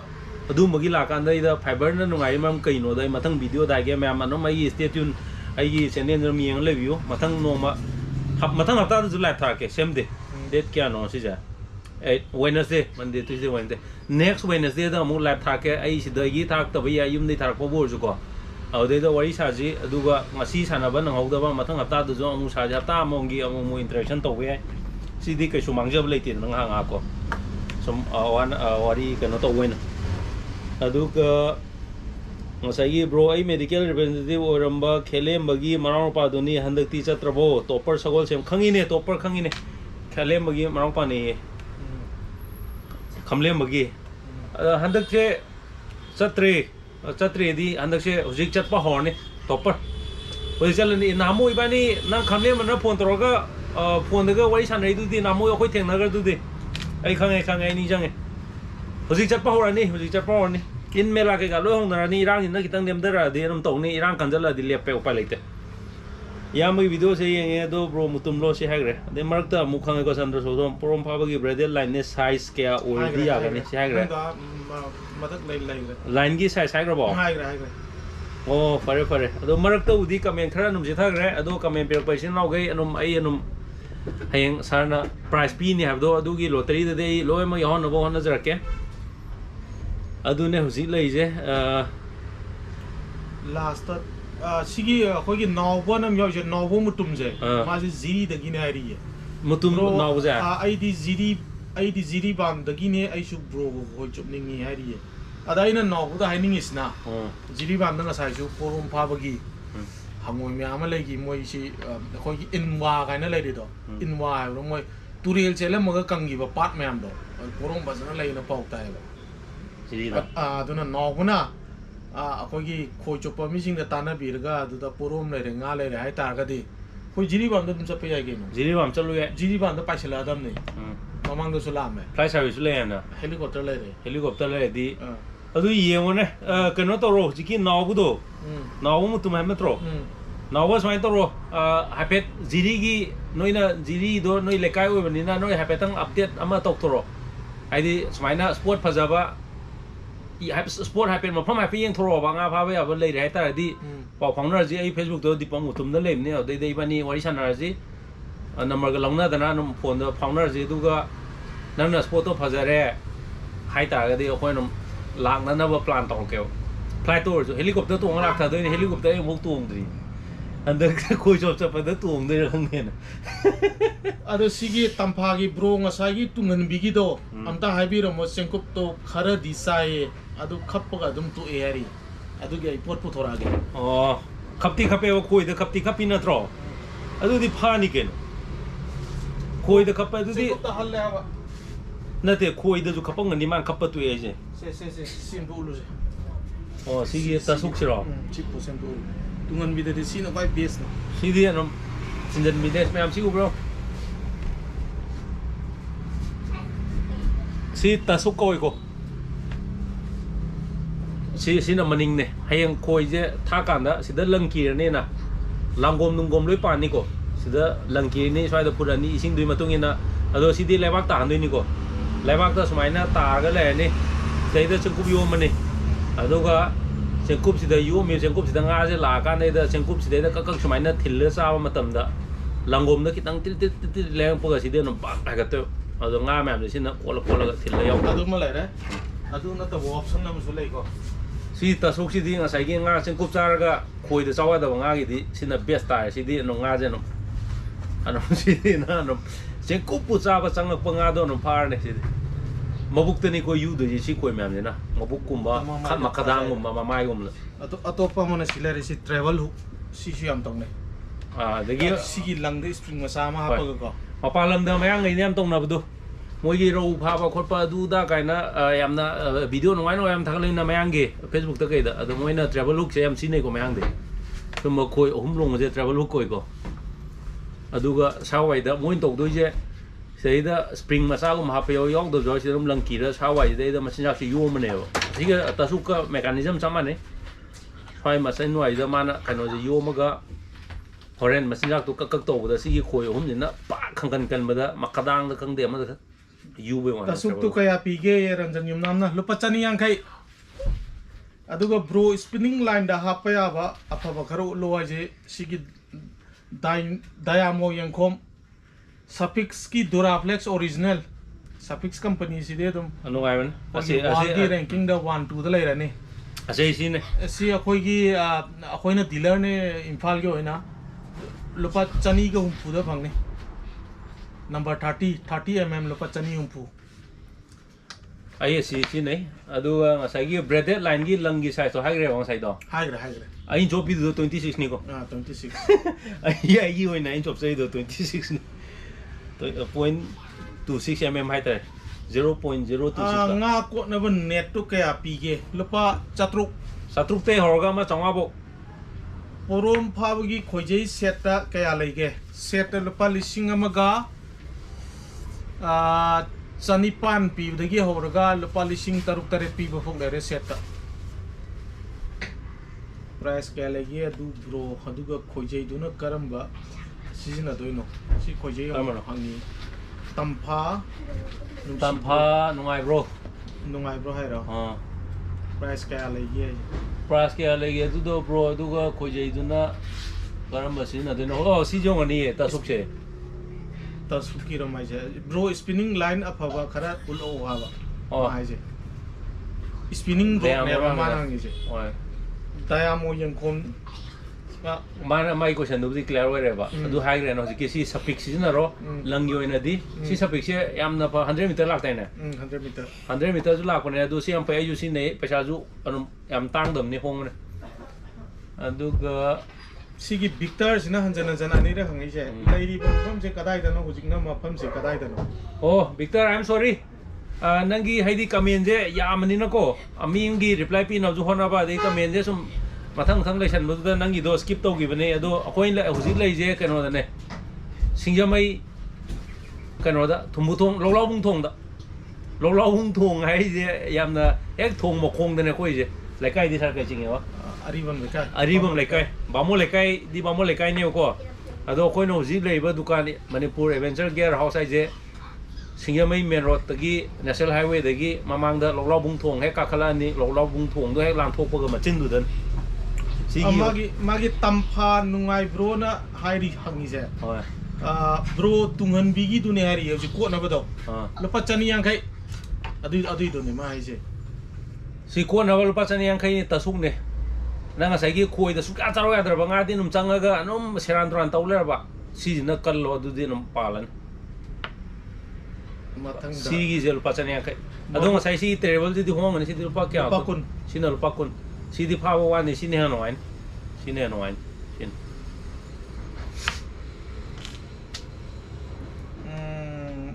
patinggal pan mai na ma hari bro irang ngumba singi turel sing da chopa karam bana he na nungai ge nga masa dagina kg manga tara pawa phawa yana ba marang isi khoijei ori jala bro irang gumba sing turel karam mana so pakram he na nungai ge khoi chopa karam na nungai ge oi akoi di sing turel dana pamjabe ale akoi di sing turel na am thi hele bro mai ming do karam no patingai pamai hoi tau pamai bro pamai adu na akoi gi bro ju khangani irang da kai da akoi di anum khopum da chali do adu da gi hena nungai rete manipur turen chali do adu pura khoi na pami jidi nga ju pha ba aina pamjari du ju phangba adu gi mathakta ngasai gi adventure haiba post dei da akoi gi ngasai gi kitang exploration nam ju yorni adventure dei da khoi chali chingman chaluba hiking trekking loi subi do adu ni se khoi khoi pamjari je khong na ga pung ohum ching ma ton himalaya ka jo himalaya ma ton da pukhi chom le de du chakan nga pa ba ya ba adu ma ne le di chakan ne du na ta bi da ching kha ka ru du di sa ta ju yai adu ma yam pam jai nga pa ba ya ba du ba kitang adventurous ways solid khoijei fit nipan oiba afaba khara solid ti am lumni e paiba matam na maman budi honge lupa chatret chatuk yang kai sumaina le do lumni collar lang ga khilla thambai dia ba ko na ta khutna paira khoi jo padinga moiba khogi dynamo yang komna re je da ma khangam je solid che adu maton da solid oiba masana body na holo oiba yang ba lupa lising amaga chani chahum pi ba lai re adu mo option no ai ni adu ga solid khoi je da di kun ni pa na di si da lai si dum ta re ni kamana solid to si si di lumni ba si hanagi yamna conventional solid khojei ai tare si te koi omor di or ni khojei je omor or do khojei ne si khojei je ai jo horpada sumba solid yam ahum param ai solid ahum lem aduga patingai pan maina mu reply la isina bro aina khangning isi khojei set tu ne ari kilo manga deina tara bu pa ba adu nanga ulije dum yare solid che maman ju hong ba si maman hong ba adagi nang anong sai su ge sa si di chingkap da kilo kun da ba nga thura je dum singdan na ba yare hoi bro pa mai si gi sumba solid khojei je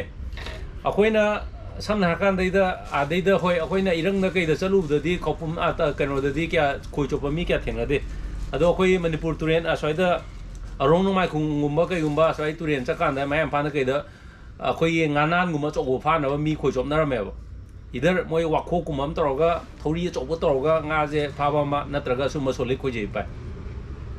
nga so gulum je summa solid khojei ma natraga nga sagi moy gi torem pan da khoi gi khoite akhoi porong khoi thak pai tap ta wa ma sa da toroga lang so pulaga nga hing ba toroga chelal laga nga nan pha nar thap do amai ju to ado si na di nang si khojei ji di anum khara anum yarne nang kilo kun thra won ching thana da kem problem le ti ro so le se hong ju hong ba kan ju kan ba only maman nai ro adu 650 si 650 ne aduga koina 700 pi ma padia akoi sai da di khoi chopa matam da mayam je kitang ayonga phaba pukhi um da adu ma da na mana mela gum chana bane na sumba adi khoi ju mayam punai ko khoi tara tare ni pang pur sa pada sum khoi je lum me na akoina carbon ye yang do khallaga mayam je punawa ne ba adu aseng mai di ma pangan magi durability adi magi strength adi si yanjan mangam ba ko je mo le pon mathang da romesh na le se bro langom khara ulo oye sida le re ko si sing jo lo langom makhan langom je si le re adu akoi blower aso du ji le tre le ye adu loi ut le adu loi je si makhan tara kun ne na le langom si langom keno khara ni ko sample khara ni si langom je lo ma thin mi atan ni si num magi adapter hapaga num thillaga num langom je lai lai bang atan adai si jidi adapter orga thin mi na tor jare na traga lang do si leng jala ko chen chen jare adu na stopper palaga fix to ge yare si langom ni nungai bani aduga akoi blower na koi sowa langom ataw bu so kang do du yam lei langom gi bde si man on an average lupa kun gi chang na atane kun kontra kun nga to oni sa si de blower si le sigumba apalamda akoigi mayanglamda sin ne je sumba so so budam sin namne moide ro fa bagi sum mo yam sin namne to sumba je si loi phang ne akoi de loi phang masa ju phang nang thajaw oi makhan kun muk lei lo akoi da pari jom nungai bani mai dukan ji dei da to ga lebi ro ai de ai na jo akoi da pari promote tok de maram de ma ne on yam so space am pb de ne area ma ngasi ta seng na aina video je smaina koi ka gi nam ga kan na ma di always welcome ma es nang to ge di lo to lo ma tane du na ina ju da pari na ju ai on da no si birim ni na ina ju ya ma gi ne kha no ngam ja ba khara no ai chen ngi through da mayam da haja bani ko ai di pulim ni na tinarim ni na ando ne sin ne si gi ma gi kano mayam ja makan makan smain le re si num phang ni lak ta lo ne nong ma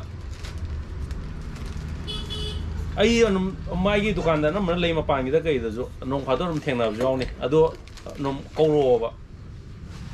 ado ai na yam na kano chok thok pa du da gi na te ai na khang da di ekta ai na ekta kokchalo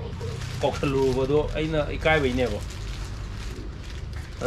adagi mathang da khoina lokot pe ari si patingai ne reply la ami se thank you ara me ma kopum dagi ni nong mala ka ara me adagi sarju wang kemna ji mabuk lobi machine ja khai biro lobi gi si ai ngasai hajagram ne strawberry yam chabani strawberry pink anum chai adi white ju num chai strawberry na adi lupa kun biba mayo masam sa do num amani lero strawberry pink le di strawberry white lero no ai gi suggestion noina aduga mana amo hangai je kuri gi machine ja su loina na ai bira mo kuri jo anuma khoi gi kuri ji di akhoi gi ro phaba almaina pai ado kuri je akhoi nam lu bom na ro gumba kaino gumba ate grass ka kumba ji di anamana leba makha thinga cham ni ko aduga kuri di tawhol laga ne na chab ni ko ro ju taw bi jai ba leba makha pura thengan de bi da suppose ising je phut mari lu re khala ji na tra phut hum lu re khala ji pura asengba mai dep se ado kuri gumba di ya ge phut amma mukalu ba amma makhai lu ba chang da taw ga te khap cha ba ne do grass ka kumba di leba makha thenga ne chai na sometimes ro ju makha thenga ne pa me ataw bi sai ado masinja ki di ke ju kalu nu nangi khoi ku thak to ma ham be do kuri ga ke no na tro pulau bi ga adu di nang pulau bi pha na ba tha ba da kuri pak thura roi kuri pha na ba khoi ku chok to zo pa matam da pulau bi thura roi du ma di wakan da le duka masinja ta ma ga lai se loktak pa ta pulau bi pha ba gi masinja kari ne na phagani premjit laisram je adu yam phaje do loktak pa se pat ku ma je masinja ti bro painning one payu nga bu ek changa ba ina ta tole di anum nga pha ba lai ba ne ba pulau bi je khoina atopa pulau bi je ngai cheng nai pulau bi ata lum ro ge na sapadi na te khoina khoi job chali je atopa grass ka kumba ro kumba lum ma matam da turen da khoi job ma matam da khoina manjak tha du je pulau bi manjak tha de ba ka so pulau bi ne na ado grass ki da makta possible ayo nga gi have de pulau bi de no mi chan chan am ni loi cha ba ni ma cha ki ke so kan no ado lokta ki am na challenging oi ba por amana loktak pa se makta boy khoina makha ya mot kan mane makha je phumdi oi kari oi makha je ground ya mot pane ba adu na adugi moli ba poto masnya tha matam da nang na yomi ba nang na khoi da lengi poto na amot pa makta sangjan ga nga na sanga ga chengkup cha ba sanga ga horen khoi di changam da bi am na challenging oi ba yawni adu da kitang focus to view masnya ki de nom atei sotabi mo ga green no ga da nom nga bu sanga di cha kan bo ka chu tu do ko kan ton hangoi makal kita utpi ro sidi yaman gre hangoi makal mayam je kamai hangoi di sar swain do je ngasai ama le re ani ji dai da num ya na dung ka num lam ro re ani ji na lu re ke no hangoi makal da pis kun tra he na le re pro bung adu pro sa asida si nate si thong tu adai de ama mam pis asai do ama masu man da green mung khara yellow do khara khalo mathaki do dui mathak adui mathaki do adu peke masa ma masu man do khalo यारे ना नहीं हूँ पिरो यारे मसू मांदा निम खलाबा या अदु पिरो ने मोनी सम द थोके ब्रो हाँ YouTube तम द थोके ब्रो लाओ से मैम द हाई हेयर लॉन ना तम ना वया ले नहीं स्क्रीन द तक लॉन्ग थेंगम स्क्रीन द खुद न तक तंग थेंगम लेबे असोन द ममांग मनिंग दे मा यारे लाओ दो लाओ वया द तम ना कालो angan yin jo khoi myam live ta ai na ngasai dagi camera ji jo screen je mamjel le lai re na ai na nga ye yin or da la kai khan ma da moi na angan yin yo ai gi sa na pa ga ma gi friend ga nang min ngai ro ha kai ba hong na hai ne myam camera da ta na ba sida manix yum nak ti ning thongzam manix sinai sa na pa ma na ba sinai gi sa na pa nang jo hai ma mi dukan ji ma gi ho jo ni mình nghe đâu Purel ning thâu jam mana Purel ning thâu jam ya re noi ni mẹ đó bay tao rồi bay noi ni tao cũng ngắt tiếng nhiều ma'am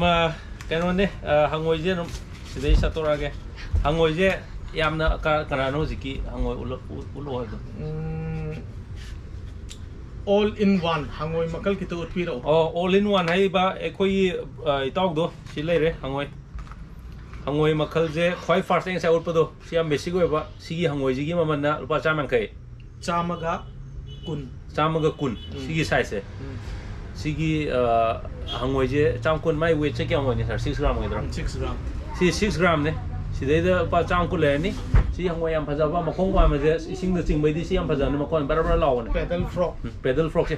ko sang yang kai sinal pa chaman kai sigi pedal frog si ju porong di chen thok to yan ni ko si ching ro di krong krong no spinner ji yaw re khoi kitang sema ma thok di ta ni sir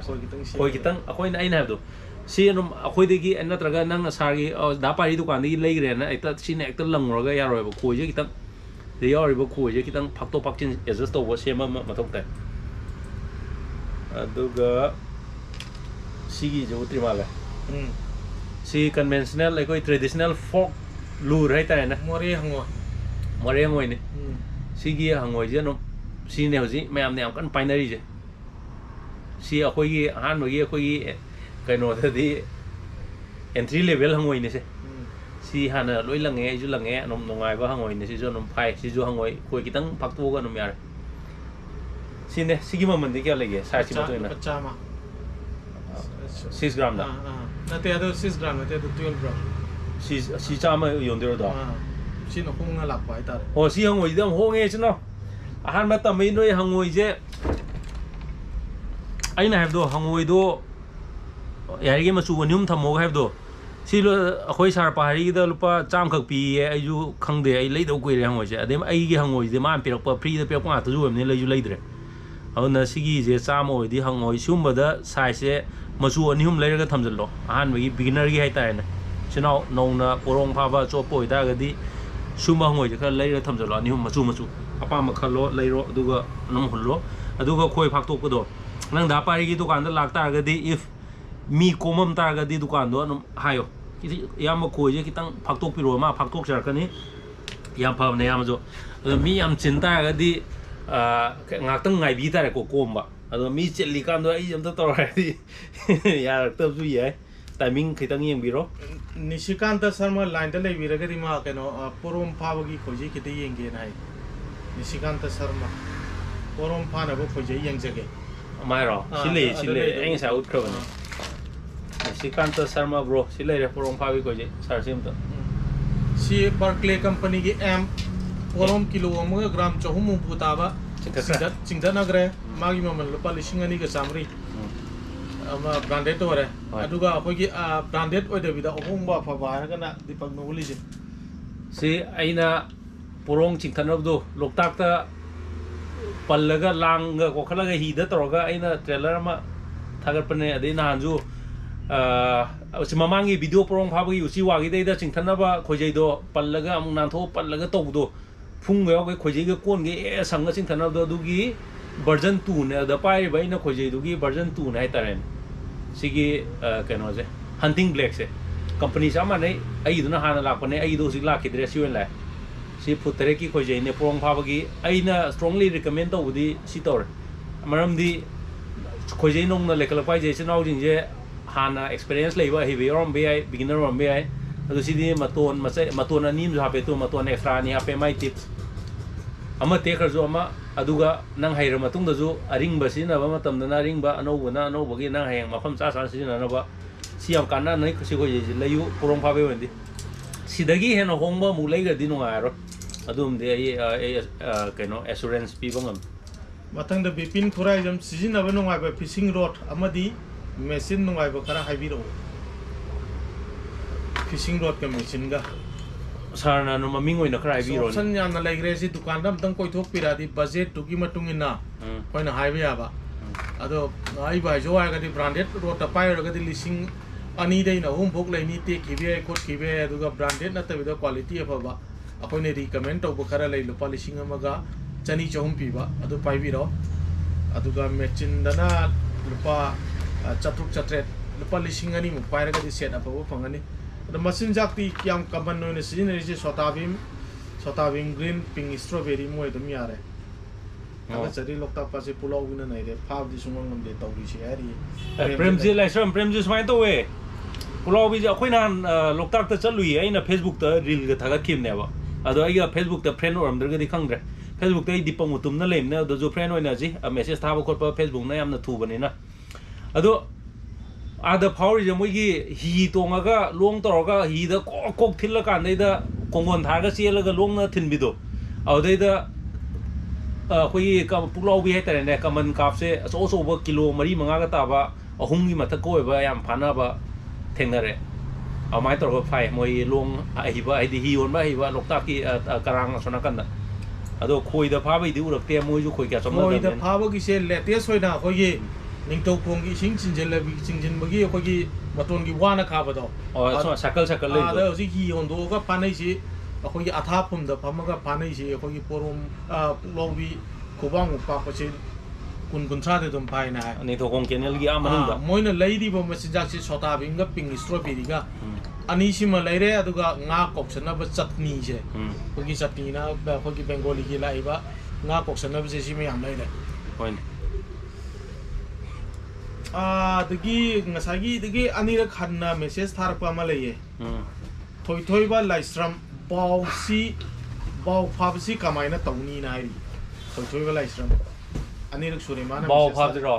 aikoina bau phab je anum thoi ba kaino aikoina khui dei da expectation je amna highly thambe de koi chumni koi je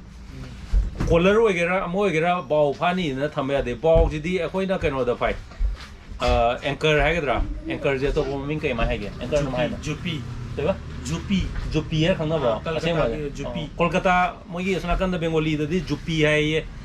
akhoi da di anchor har khangna na khoi nga ta smaina sarong yom mi do audei da khoina chengkup ke ga chang nung thilaga to ba matum chong na yom lang bo da di baw compulsory fani aduga ai yoina wari mati ama panjar da mention to web da aina baw de am nungai da anande academy gi maningi club ki pukhi khoi nongoi bungi je sida na wa khoina khoi an ba mogi mera sin magi khoi myam chok kan da adugi mafam di baw di sar kamai to ge da ataw bi lang je baw je ta na la ya adugi sumuram lai baw je ataw bi ju chai ba adu atai pukhi da di ataw bi chak te ba ai di ataw bi chaw ka teng na gi dre atai pukhi da di anamana baw je anchor nga sai jupi ai ba anchor da khoi gi atai chengkup ka kaino ga chak nung ke ga khoi gi ground bed yom ga thakpi matum tar thakpi do adu da di compulsory baw fan ai ge experience mo ai je ge khoi gi baw ai ri banga je machine jak si matum sung ja cha de ba moi di sakar ne ba khoi na bottle la mata long na mesal la ga thado kan da ko sei ga phot long na singjal li da na phut long singjal li da na amai to na singjal la sa ba nga ne ba aduna khoi gi dipak na phagi hai du su ngasagi khoi mela tar pani na khoi gi la isingi imai ba ji se ko ma ma taw le nga ni ba singjal sa kan ja taw bum to adagi taw du sengkup su yom bin ne sai thuri bu sengkup tu singjal pa da aduna baw phab gi kwai digi effective oi ru bengali me na tori je jupi aduga jupi si da koina color yom bai mong de sengkup ka sen nap law no to la ga di ma phone thok tar ga di nga do phab ngam baw phang amoy khoi gi brong kai ba masin sa yam na baw ga oi ba kwai digi best oi na si ne je satu ꯁꯇꯨꯁꯤꯃ ꯑꯗꯨꯝ compulsory ꯁꯤꯖꯤꯟꯅꯔꯦ ꯑꯗꯩ ꯃꯣꯏꯗꯤ ꯃꯅꯝ ꯅꯨꯡꯁꯤꯕ ꯑꯊꯨꯝꯕ ꯄꯣꯠ ꯌꯥꯝ ꯄꯥꯝꯃꯦ ꯑꯗꯨꯒ ꯑꯦꯡꯀꯔꯁꯤꯃ ꯐꯖꯅ ꯁꯛꯁꯦꯁ ꯑꯣꯏꯅ ꯐꯥꯔꯦ ꯑꯗꯨ ꯅꯠꯇ꯭ꯔꯒꯅ ꯑꯩꯈꯣꯏꯒꯤ ꯄꯣꯞ ꯑꯞ ꯍꯥꯏꯔꯤꯁꯦ ꯑꯩꯈꯣꯏꯒꯤ ꯌꯨꯇ꯭ꯌꯨꯕꯇꯒ ꯌꯥꯝꯅ ꯎꯕ ꯄꯨꯛꯂꯥꯎꯕꯤꯁꯨ ꯆꯞ ꯃꯥꯟꯅꯩ ꯆꯤꯡꯖꯜꯂ ꯆꯥꯗꯣꯏꯅꯤ ꯄꯥꯎꯁꯨ ꯆꯤꯡꯖꯜꯂ ꯆꯥꯗꯣꯏꯅꯤ ꯑꯗꯣ ꯄꯥꯎꯅ ꯃꯆꯤꯟꯖꯥꯛꯁꯦ ꯑꯍꯥꯎꯕ ꯊꯤꯕ ꯍꯦꯜꯂꯦ ꯄꯨꯛꯂꯥꯎꯕꯤꯗꯤ ꯃꯊꯤꯕꯣꯡ ꯂꯥꯎꯕꯅꯤꯅ ꯃꯆꯤꯟꯖꯥꯛꯁꯦ ꯄꯪꯆꯥꯗ ꯆꯥꯏꯌꯦꯕ ꯑꯗꯨꯅ ꯑꯩꯈꯣꯏꯒꯤ ꯁꯄ꯭ꯔꯤꯡ ꯈꯔ ꯆꯥꯎꯍꯟꯗ ꯌꯥꯔꯔꯣꯏ ꯄꯣꯞ ꯑꯞ ꯁꯤꯖꯤꯟꯅꯔꯅꯤ ꯑꯗꯨꯒ ꯃꯆꯤꯟꯖꯥꯛꯇꯤ ꯕ꯭ꯔꯣꯡ ꯕ꯭ꯔꯣꯡ ꯀꯥꯏꯕ ꯌꯥꯝꯅ ꯀꯨꯞꯄ ꯌꯥꯝꯅ ꯄꯥꯎꯗꯔ ꯑꯣꯏꯕ ꯕ꯭ꯔꯣꯡ ꯕ꯭ꯔꯣꯡ ꯀꯥꯏꯕ ꯃꯆꯤꯟꯖꯥꯛ ꯍꯥꯞꯇꯥꯔꯦ ꯆꯨꯝꯃꯦ ꯆꯨꯝꯃꯦ ꯗꯤꯃꯥꯄꯨꯔꯗ ꯑꯩꯈꯣꯏꯅ ꯗꯤꯃꯥ ꯔꯥꯖꯥꯗ ꯈꯣꯏꯇꯣ ꯚꯤꯂꯦꯖꯇ ꯆꯠꯂꯨꯕꯗꯣ ꯑꯗꯨꯗꯁꯨ ꯃꯣꯏꯒꯤ ꯗꯤꯃꯥꯄꯨꯔꯒꯤ ꯑꯗꯨꯒꯤ ꯑꯩꯈꯣই ꯈꯣꯏ ꯆꯣꯠꯃꯤꯟꯅꯔꯤꯕ ꯀꯝꯄꯤꯇꯤꯁꯟ ꯌꯥꯎꯔꯤꯕ ꯑꯇꯣꯞꯄ ꯂꯝꯗꯒꯤ ꯂꯥꯛꯄ ꯃꯤꯒꯩ ꯃꯣꯏ ꯑꯩꯅ ꯐꯥꯕꯁꯨ ꯎꯠꯄꯅꯦ ꯑꯗꯣ ꯃꯣꯏ ꯄꯣꯞ ꯑꯞ ꯇꯧꯔꯝꯃꯦ ꯄꯣꯞ ꯑꯞ ꯍꯥꯏꯗꯣ ꯏꯆꯤꯟ ꯏꯅꯥꯎ ꯑꯈꯪꯕ ꯌꯥꯎꯔꯝꯃꯅꯤ ꯈꯪꯗꯕ ꯌꯥꯎꯔꯝꯃꯅꯤ ꯄ꯭ꯂꯥꯁꯇꯤꯛꯀꯤ ꯀꯩꯅꯣꯒꯨꯝꯕꯅꯦ ꯃꯇꯨꯝ ꯕꯣꯜꯒꯨꯝꯕꯅꯦ ꯑꯗꯨꯗꯣ ꯈꯣꯏ ꯃꯊꯛꯇ ꯀꯤꯗꯣꯏꯅꯦꯕ ꯁꯨꯃꯥꯏꯅ ꯑꯩ ꯈꯣꯏꯁꯦ ꯁꯨꯃꯥꯏꯅ ꯂꯩꯔꯅꯤ ꯃꯊꯛꯇ ꯄꯣꯞ ꯑꯞ ꯌꯥꯎꯗꯣꯏꯅꯤ ꯑꯗꯨ ꯍꯣꯔꯦꯟ ꯑꯩꯅ ꯌꯣꯝꯃꯤꯕ ꯆꯦꯡꯀꯨꯞꯇꯨꯗ ꯈꯣꯏ ꯃꯆꯤꯟꯗꯣ ꯂꯣꯠꯂꯒ ꯊꯝꯈꯤꯗꯣꯏꯅꯦ ꯍꯣꯔꯦꯟ ꯏꯁꯤꯡꯗ ꯑꯩꯒꯤ ꯀꯣꯂꯔꯒꯤ ꯇꯥꯏꯞꯇꯅꯤꯀꯣ ꯂꯪꯗꯣꯏꯁꯦ ꯑꯩ ꯏꯁꯤꯡꯗ ꯉꯁꯥꯏꯒꯤ ꯁꯄ꯭ꯔꯤꯡꯗꯣ ꯇꯥꯔꯅꯤ ꯑꯗꯨꯒ ꯑꯩ ꯄꯣꯞ ꯑꯞ ꯑꯇꯥꯎꯕꯤꯗꯨꯅ ꯁꯨꯃꯥꯏꯅ ꯑꯩꯒꯤ ꯆꯦꯡꯀꯨꯞ ꯇꯥꯔꯤꯕ ꯖꯒꯥꯗꯨꯒꯤ ꯃꯊꯛꯇ ꯈꯤꯇꯪ ꯇꯥꯎꯈꯠꯂ ꯂꯩꯅꯤꯕ ꯂꯩꯕꯥꯛ ꯃꯀꯥ ꯄꯨꯔꯥ ꯊꯦꯡꯉꯣꯏ ꯄꯣꯞ ꯑꯞꯇꯅ ꯈꯣꯏꯁꯦ ꯁꯤ ꯈꯣꯏꯁꯦ ꯆꯦꯡꯈꯠꯂ ꯂꯩꯗꯣꯏꯅꯤ ꯑꯗ ꯉꯁꯥꯏꯒꯤ ꯁꯤꯁꯦ ꯉꯁꯥꯏꯒꯤ ꯃꯆꯤꯟꯖꯥꯛ ꯑꯣꯏꯕꯩ ꯅꯤꯡꯗꯅ ꯉꯥꯗꯨꯅ ꯐꯨꯠ ꯂꯥꯎꯅ ꯆꯨꯈꯠꯈꯤꯕꯗ ꯃꯈꯥꯗ ꯄꯨꯜꯂꯤꯕ ꯈꯣꯏꯗꯨꯁꯨ ꯌꯥꯎꯔꯒ ꯃꯌꯥꯗ ꯄꯟꯗꯣꯏꯅꯦꯕ ꯁꯤꯒꯤ ꯃꯦꯀꯥꯅꯤꯖꯝ ꯌꯥꯝ ꯁꯤ ꯃꯄꯥꯟ ꯂꯝꯗ ꯌꯥꯝ ꯇꯣꯏꯅ ꯇꯧꯋꯤ ꯑꯗꯣ ꯁ꯭ꯄꯦꯁꯤꯌꯦꯜꯂꯤ ꯕꯥꯎ ꯍꯥꯏꯕꯒꯤ ꯑꯣꯏꯅꯗꯤ ꯍꯥꯏꯔꯤꯕ ꯄꯣꯞ ꯑꯞꯁꯤꯃꯛꯁꯨ ꯌꯥꯝ ꯀꯥꯟꯅꯩ ꯍꯥꯏꯇꯥꯔꯦꯅꯦ ꯁꯥꯔꯅ ꯍꯥꯏꯁꯦ ꯑꯗꯨꯅꯦ ꯑꯗꯨ ꯇ꯭ꯔꯥꯏ ꯇꯧꯕ ꯌꯥꯏ ꯁ꯭ꯄꯦꯁꯤꯌꯦꯜꯂꯤ ꯑꯩꯒꯤ ꯇꯥꯔꯒꯦꯇꯦꯠ ꯐꯤꯁꯁꯦ ꯕꯥꯎ ꯑꯣꯏꯇꯥꯔꯗꯤ ꯑꯗ ꯑꯩꯅ ꯑꯁ ꯑꯩ ꯒ꯭ꯔꯥꯁ ꯀꯥꯞ 10 ꯐꯥꯎꯔ ꯂꯣꯏꯔꯦ ꯕꯥꯎ ꯑꯃ ꯂꯨꯝꯗꯣꯏ ꯁꯔꯨꯛꯅ ꯈꯜꯂꯒꯗꯤ ꯒ꯭ꯔꯥꯁ ꯀꯥꯞꯀꯤ ꯐꯣꯔꯃꯨꯂꯥꯔꯣꯝꯗ ꯍꯥꯏꯖꯟꯕ ꯇꯥꯕ ꯑꯗꯣ ꯑꯩꯅ ꯑꯇꯩ ꯒ꯭ꯔꯥꯁ ꯑꯃ ꯐꯥꯅꯤꯡꯗꯦ ꯄꯨꯈ꯭ꯔꯤꯁꯤꯗꯩꯗ ꯕꯥꯎ ꯈꯛ ꯐꯥꯒꯦ ꯍꯥꯏꯔꯗꯤ ꯑꯗꯣ ꯍꯧꯖꯤꯛꯀꯤ ꯕꯥꯎꯒꯤ ꯃꯆꯤꯟꯖꯥꯛꯁꯦ ꯒ꯭ꯔꯥꯁ ꯀꯥꯞꯇꯤ ꯑꯗꯨꯝ ꯊꯨꯔꯛꯑꯅꯤ ꯒ꯭ꯔꯥꯁꯇꯤ ꯃꯕꯨꯛ ꯂꯥꯎꯕꯅꯤꯅ ꯃꯥꯗꯤ ꯄꯨꯡꯆꯥ ꯆꯥꯕꯅꯤꯅꯀꯣ ꯑꯗꯣ ꯁꯤꯗ ꯃꯔꯛꯁꯤꯗ ꯌꯥꯝ ꯇꯣꯏꯅ ꯍꯪꯉꯤꯁꯦ ꯗꯨꯀꯥꯟꯒꯤ ꯑꯦꯗ꯭ꯔꯦꯁ ꯑꯃ ꯍꯪꯉꯦ ꯑꯗꯒꯤ ꯀꯣꯔꯧ ꯅꯤꯡꯊꯧꯖꯥꯅ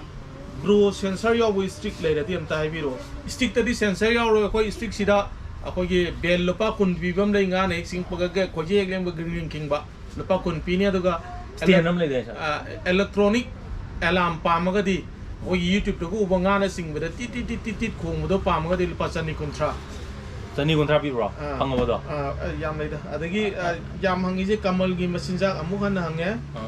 ꯑꯗꯒꯤ ꯉꯥꯇꯣꯟ ꯈꯣꯏꯗ ꯐꯥꯕ ꯌꯥꯕ꯭ꯔꯣ ꯌꯥꯏ ꯗꯌꯥꯅꯟꯗ ꯈꯣꯏ ꯁꯅꯥꯝ ꯑꯝꯇ ꯀꯨꯝꯕꯤꯒꯣ ꯌꯥꯏ ꯁꯤ ꯉꯥꯇꯣꯟꯁꯦ ꯑꯩꯈꯣꯏ ꯅꯍꯥꯟꯋꯥꯏ ꯌꯥꯝ ꯐꯔꯦ ꯉꯥꯇꯣꯟ ꯂꯩꯕ ꯄꯨꯈ꯭ꯔꯤꯗ ꯉꯥꯇꯣꯟꯁꯦ ꯑꯩꯈꯣꯏ ꯀꯩꯅꯣ ꯐꯥꯒꯨꯝꯅꯤꯗ ꯔꯧ ꯃꯆꯥ ꯐꯥꯕ ꯑꯗꯒꯤ ꯃꯤꯔꯒꯟ ꯃꯆꯥ ꯍꯥꯏꯌꯣ ngatuan je khoi mirgan macha phawum ne lebak phana thengal num phana phabi adu chamane magi kenon anum chamane lebak theng na di thaw khoi je lebak theng na misi adu ngatun gumba rong macha gumba mirgan macha gumba phage di langom yam chon bigen no langom akhoi gi I recommend akhoi gi keno do wahang matu gi do da piktak na tawga aduna yamna thuna phawe hele anum phawe adi masinjak mayam ang address tom tanga hai go yam toina hangi address e ai hoi kachu kai de theng na lak pai mana go ju ngasai ngan na yeng bai mana go yamu thokar ju adigi theng ma mayam ju change fare ai video saning sa janu loklau bungi thong ye nakan da ne hoji lei je sigi manipur adventure gear house hai jina aduga ngasai gi imphal fishing tackle na hoji hoji khoi nga ta yuon ba hana dei ari ba dukan jina khoi da par ye ri ba imphal fishing tackle sai jina khoi gi Singjamai road hai tare ne Singjamai road ta khoi gi bazar rom dagi kalimai hendo ga moirangkhom yorni moirangkhom kitang helak pai da khoi gi Singjamai gi loklau bungi traffic point le ni loklau bung traffic point ma pa dai da khoi KFC gi building a chom le ne ba adugi sorong pan da KFC building a chou du dagi dukan manga mu hek chat paga imphal fishing tackle store le mane aduga huji video da ubiri ba sigi manipur adventure gear house na KFC le bai da mamang rom da hagat kib do loklau bung thong ta ba do adugi lolau bungi thong do hek ta ba mafam du dai da sigi ani suba dukan ngasi khoina live thajare ba dukan je leran thong do hek lan thok paga si dukan je nam urani haina drajan kamal gi masinjak hange nga ton hange nga kamal gi hai go iyamba beginner gi oina khwai gi pai ba ngai go khoi ji habiro price su lupa 350 telescopic rod machine ha pa ya ba machine gi na lupa 250 pun na lupa 7 changani aduga phawonga gumba ukabi gumba phage hai taragadi lupa 250 chahum khoi seta lupa 50 ma lupa 300 adaina dum yarani par I wonder today the movie soundtrack hai na question hange what is the advantage what is the disadvantage of fishing net hai bro I think there is no Disadvantage of fishing net. Fishing net is a very good thing. You should carry while you go for fishing. It is compulsory. Fishing net is always necessary if you go out for fishing. Man Hariba, I think he is asking about the big fishing net that people used to catch. Oh, in Mela, foreign Mela, especially foreign Mela. Disadvantages of fishing net, I know there is one of the medium people, you know, our aunties, most of the ladies used to caught lot of fish, even the huge one. But I think no, they are where I still till now I can't find any disadvantage of that. If you want, if you are trying to ask about the Inmela and the Longu, then I still can reply your question because I cannot properly understand what you are trying to ask. Camping kit 10 kai ka loina subi set available hoga laiye camping akoi adventure gear house ni loi le Silere sigi Manipur adventure gear house lo bung thong gi da TNT da khan khalai camera jam lining re nga tang lai khallaga display le silai se am to lai bi mayang gi bitam ta lai thok sina ko sigi sir sil sabung bom to ai gi camera se swai nam ta tran tor ke mayam ming view ko e da sigi tanga to silere TNT already num khale to sai da anga ni lai ra mui sanari bro kem tor si demo gi ten ni ko mayam sin no mayam loi lei ko adigi akoi camping da akoi na yam na nungai ba akoi gi chair do chair je sida num lai ra asigi chair je khoi chopai ju kai chu num chair nungai ra met chu sida lai ra adigi met asidai da met ai helmet khili je si akoi camping met makha da thar ga tum gi ne si waterproof ne chano sleeping bag chu lai ra sleeping bag ga loi lai ra yam nungai mai je da pari je num loi phang ne adu sai khoi gi khaw adigi khoi gi si loi lai re ko tu si khoi gi khaw no sai mang bi ra ko do si je lising am satru pi market ta num adu bi chang nam yol ham ne romi ha ra ken bag ha ra adu ko si da ma ga chani pin ha ra de tu si ban ai ne am interesting oi bam na porong pha ba gi especially si gi po se mi tu sina ma si gi but yo wa khungu a thabak po ka no to ba bi de tu si but ni ko si ma khai je si je but ni ko se aduga anum upsalaga a thabak yo ge ke no to dun se ma tu si je anum layo ayo asi ma lai khalin hello pangre ayo asigi hojiki asi butsi ma lai jana na khalin adune mayam camping gi equipment ke ganum phajana da pari de marang kaina lai mayam anum koi thoro yimbiro anum kano to view ado budget ama habiro full suit ki ke amu pair di anin nangina tuini sida lai budget se ma quality le re tien katang da lising ahum pi ba le re lupa lising am tang pi su lai sleeping bag lupa chani pan pi ba lai sleeping bag se lupa lising am ga changwa lising ani pi ba lai set hoina di lupa lising manga gi mathati la ni quality of the yang ga adagi sida hai si RR present pa me accessory singje RR present hitaw bro kanonum pa anum law nang sangkan dai da sidai da ai da pari dai han dai ju anum ai da pari jenum iban jenum pulle prong phap jenum challe ai di anum always mo dai repeatedly mo dai anum request awi ai ge Gofish ki ne na lakwa mi ge di anum khara do ju discount bi bi ona ado akoi da pari na ju num pi ju pi hai adi sinau ge na ju num ai ngon da harak pe pi re na anum hayo ai chenen da i thang na dai lakne ko pne hai di da pari ju am harau ne ma ju mam anum khangna adi anum punba khangna ba anau bu customer ju da pari ju am pa bane na mam tinaro aduga ma ju num discount num bijara kan asi loan maire manna je khojei kol su tek ta bado mi gi lang magi lang nga kg manga taru pha ba ya ba se amuk ta price hai bi ro khojei di solid tok ta ne tek ta bai tar ga solid ti su tek te ro ai sa ut ki do lupa chatruk chatret la ni ma chu ju phaja ba le ping ma chu gam le lang da lupa kun thra gi ha pa de dum yare dum langat pe yar lang je ke no hap ta ra ba breaded JR nylon nga gi machine jak je khangni si man nu pi or ju khoi chop ni ni am hairam mane si ge je charge ro je charge ro ma mang da comment pe ka dai na yam pi da kring asai de ka nylon nga gi machine jak khangni nylon nga ji di khoi di tin throk tro ga nylon nga ji di mapam am da koksal la phaya de मादी पुखी द नालोंगा ले हायदी पुखी मपान दुद तेंथोक तरोगा लेंगा खजिंगुम जु पाइको खजिंगुम जे कागा मकक मकक लेंबा याय नालोंगा फाब the को खजिंग मचेन मचेन आइदी खजिंग मपुम मम लेंथोदि पामुइदन अदुना मचेन मचेन मचे कागा लेंगा नालोंगा फागे आइगी युंगी पुखी ओइतादि फरे खोइद लेंगो दो स्वाइदे नालोंगा am फागे अमा नियंगो मफम मफम मपान नम नम राउंड चलो पुखी अदु दमा फान अद माना हंगैसे मफौ दाम गुंबदगी ओरम तारगदी मफौ दाम न नाइनो nga फाबा चटपा कांगु मैम जे अखोगी खजिंग कोन अब लांग लोंगकोन मसा लै पुइबा मोइना खजिंग जे कोलनी फारेबा खजिंग मैम योगा ब्लेड अमगा पाइतारे ब्लेड न मका कागा अदुगा दीपक नायरी जे मादे मफम अमदा मरी मंगा देन पारो याम न चटपा म दरकार लै स्वाइदा नाइनोंगा मु अनि फारेना नाइनोंगा अनि फारेना त्र अहुम फारेना अदुदि मफम अम हुंदोप स्वाइदा फुट तरा मुकुन मुसा थोगा मफम जे होंग होंगा अनि फा फा चटपम चंग अदुदि दमा फान मफौ दाम न फान यमाइन तो तुंगन बिगी अमुक रिपीट लाय अखोगी ए ह्यूमन है काय तुंगन बिगी रिपीट अमुक लाय हा मदा फारमे हुजिकति वारे कमाय फागा दे यारी अदु ए ह्यूमन सारना हाय बिरि जे अखोय ग्यान तारे ममांग दा हाजरमनी तुंगन बिजे चंगदी चंगागा चिंकुप का थाब द चंगदी चंगागा खोय द सुका चावा ददी ओनली अखोय लास्ट एंड ओनली अखोय उपाय जो होप से तसुक है को सी जे तसुक सिदैदा सी ना कोई लास्ट उपाय तुंगन बिगी yang काम ने जिताने अदो सिदे तसुक की सिन जम लाई सी खोय गातनी को अदुगा मखादा मिसी यावरे खोय द मसिनजा लेंगोय खोय द मसिनजा लेंगोय को सी खोय द मसिनजा लेंगोय मागी स्प्रिंग हम याव जेदा अखोयना चिंकुप का पाना अखोयना ग्राउंड बेड ओइना सिनैदो सिदे लेंबिदोइने अदुगा सीजे लांगोम पानबा खोयमदा मेन ओइना दुनादि फै लांगोम यावबा कोइ चुमनै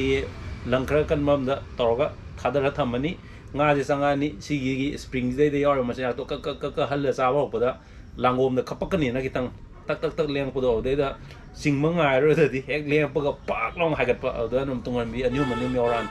last option yam live option sin ta tungan bi gi sin na kwai live ta ai tungan bi ji yang ka ne i ka yam yaw gre ta ki usik mo ni na ngai se bipin khurai jam thoi ba laisram nga pai pha ba gi oh ngapai phawai je haigre ngapai je khwaidagi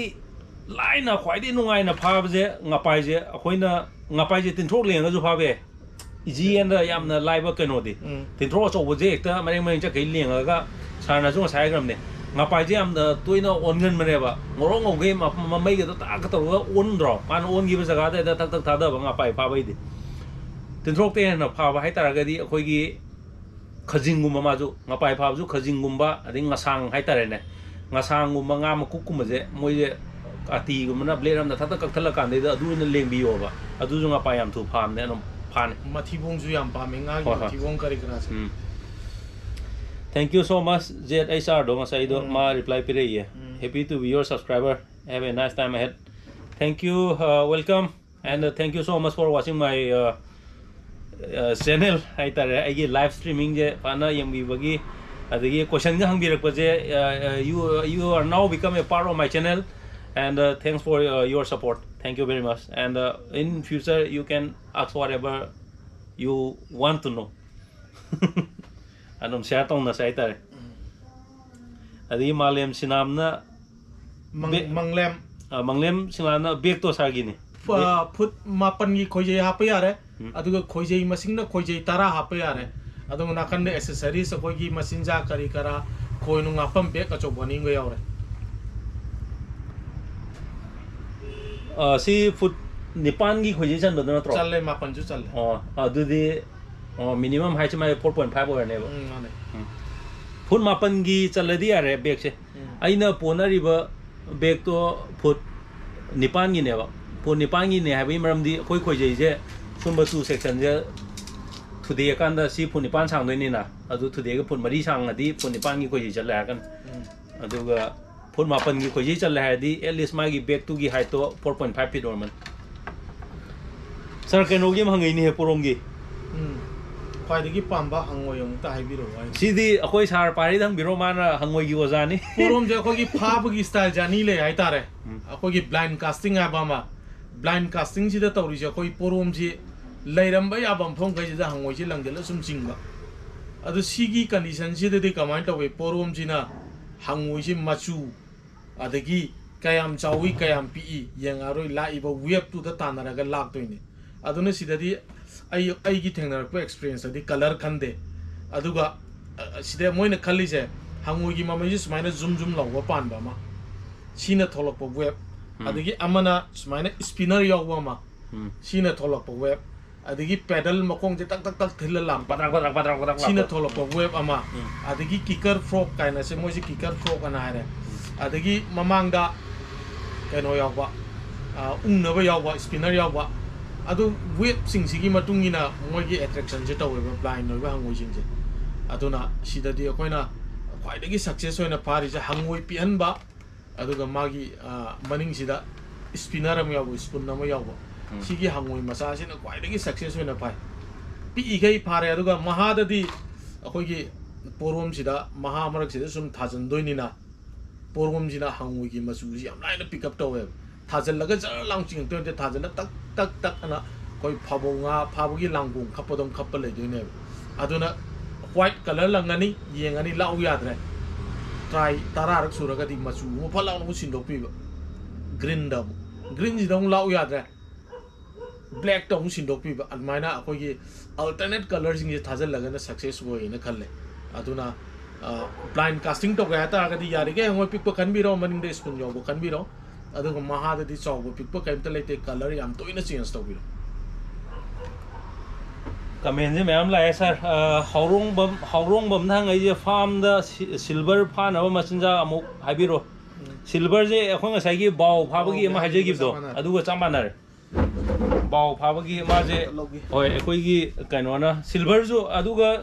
silver जे अखोइ तसुक सि जों कानमने तसुका silver J मपान the चंगागा silver जे चेंकुप त क याम हंतारगदी अखोइ हुजिगी तसुक तो सा लेगिमने ai matak ta thanga yuni सिमबा तसुक से Siem को na bang malai ko quarter na quarter ma yari ma hai bi do oh सिमबा तसुक से कानमने silver याम लेबो बुकी दे कोइना अखोइ ngसाई gi kari mai bengali mon do ko re अखोइ एंकर हाइना रिबा सुम खोइ म्याम यो मग समाइना तासल लगा था मयाइ द लंगो दो सिल्वर फाइ अदु नत्रगा जो अखोइ gi मपान द कइ द सिल्वर जे नुम चंगा सिल्वर ना त प्रिक प्रिक छोरा सिल्वर मचा गांग दे चौ खंग दे नुम तौ लरगा अतै nga jing masin cha phang da bida karan nam ta ta di sida num silver phani ko sida chengku khra yombi ro mai masin to aduga thani langom da khapak pak kan sum tasuk silver phar aduga ai amu mayam comment amu yang jara ke ko mathang thang rr present yam boy gi nga pha ba chat pagi video sing do yang bayam nungai thank you rr adagi Manglan bro fit kya gi khoje ha pa ya bage duga khoje si hai gre jisla sanu bro porom na khwai di pamba ngoi si utkre korong ning thauja bro ngaril gi hai bi ro ngaril je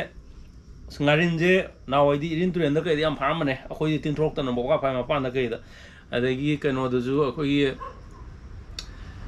nga sep chop da ga na ba thu thure ngaril je ado me noina ngaril je nung yam leiba turen da yam legen mane nung mak ta kai da no do ngaril gi di thoidokpa leite ai di ai oina di akhoi sai je tintrok yamna phangbeira khangde ai di tintrok yam sin atopa masina thoidokna ngaril gi damakta nga mache lengaga tha ju nga macha du ne na thiba wai ai taran ona isam samna tintrok toroga ai di num pai ado yemi ngaril gumba je yamna ai moju kano time ni scavenger kano ni adu duna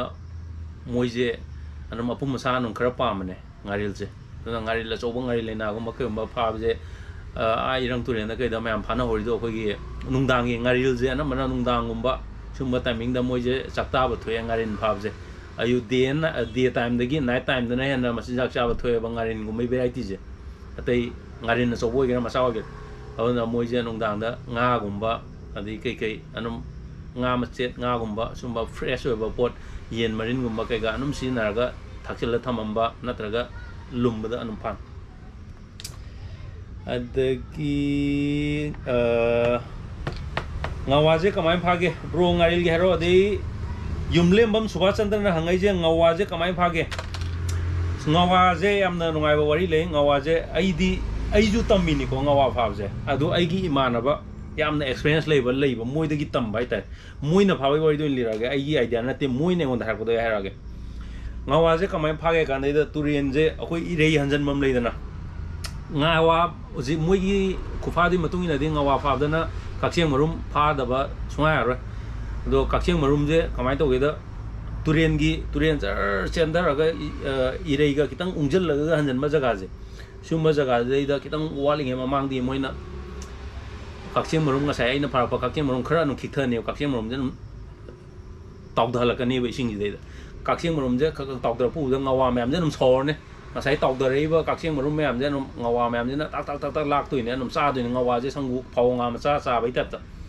haude da nga sai gi khoi moina pai je khoi gi chumna gi khoi wasna khoi ju polo ju single khoi asang do pai na lang da bi tu min na le ga khoi ma cha hapani langom ha pewi hap to jowi langom ayang ba hap ga khoi ji ga nga sai gi khoi de da kakcheng khagak chaw ba do khala kan de ma na marum khagak chaw do khala ga leng noi ne ba du ma sa walak pa gi kakcheng ma sa mak ti on dri ba du ma ga leng ne moi leng da du leng ga nga sai gi kakcheng aina khutna smain thadar ga ising mak ta taw dar pa gi charing e mak tu dai da nga sai gi ai gi khoi du ju yang hala mi si gam yaw da bi da ai gi khoi de leng ba kakcheng marum du taw dan doi ne ba nga sai gi mayam de mak ta taw dar cha ki doi ne ai gi khoi du taw dar lak doi ne au dai da nga sai gi nga jing du na num adugi ai gi khoi do sara ka na kan adune ngawa ko kan je moi thu jan pa a da ga pa ngawa ma pa da ga pa ngawa ma pura phau nga phab di na thu na phai imana ba hi bole au main tor pham aduga mathang da silver phabi hai re ko ngamba sandam big fan bro porom do mahau phajana thoi he kai ngan ba sandam ko party ne Unit 50 ai ne fare ngamba nang comment piram din ai fare adagi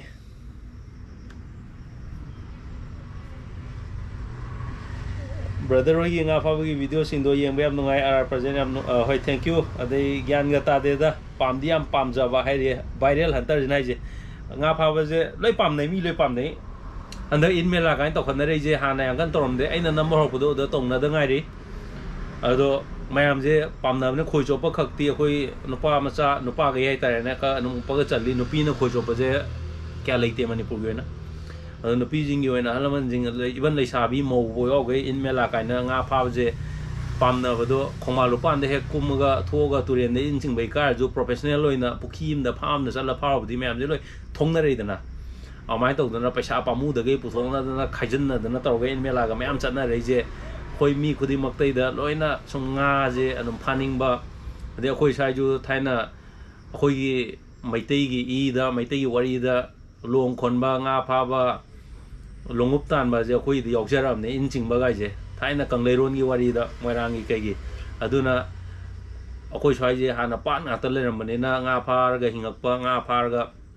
kaino to gi i do khoi da loi yaw ba ni na nga je mayam loi phaning mane khoi pha ju phaning ne khoi sai da leiba mi ge mai tim sa ge na mana du gi khoi i da khagan me je kang leiron de yoi du ne mi thoibi na long kon bai do thoibi ai do khoi gi ima inom sa ibo nga to ram do ne mi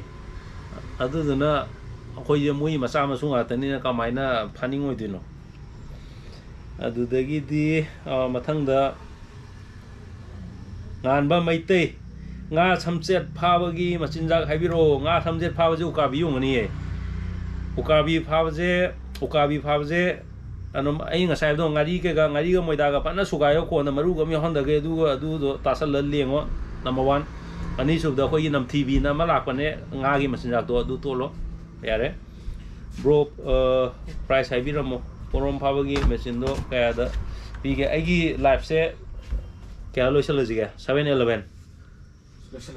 lo shan me yare lotion là gì ngã lên lotion gì đó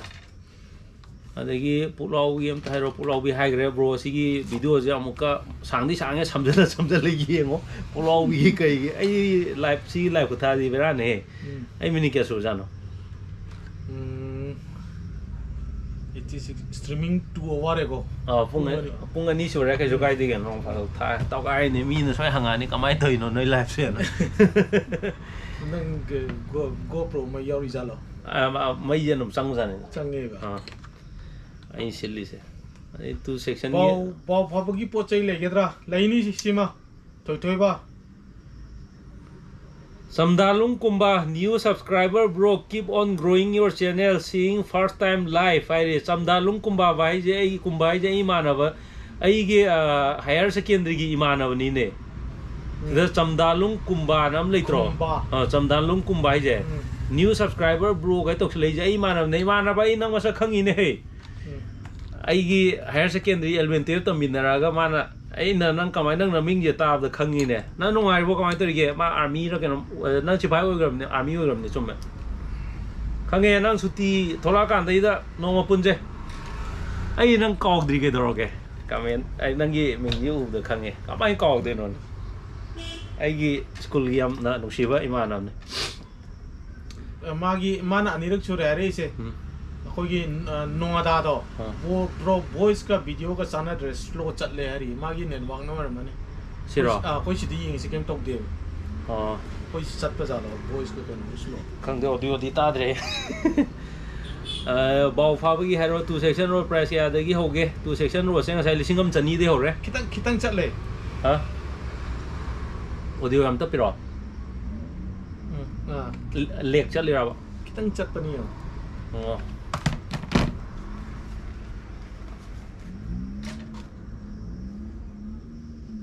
second ani kitang fraction kitang le sume si loi salo na hari ni mai ai heng mathang gi mle ke min tong phan to loi da ju ai de sa jan si de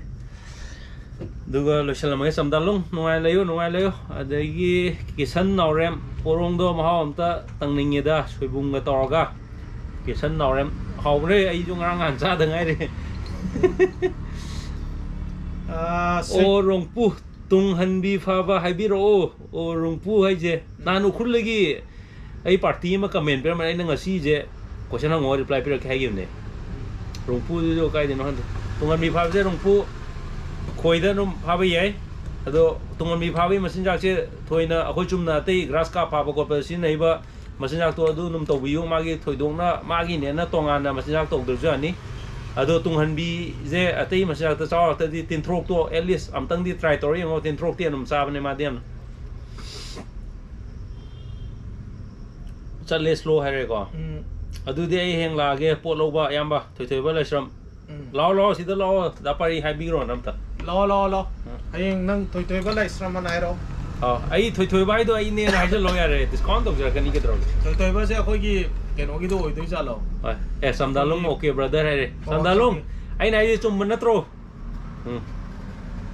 adagi ai gi hobby da pari ga bro dipak ka je no madi nga phami na se mafam hajaba leibda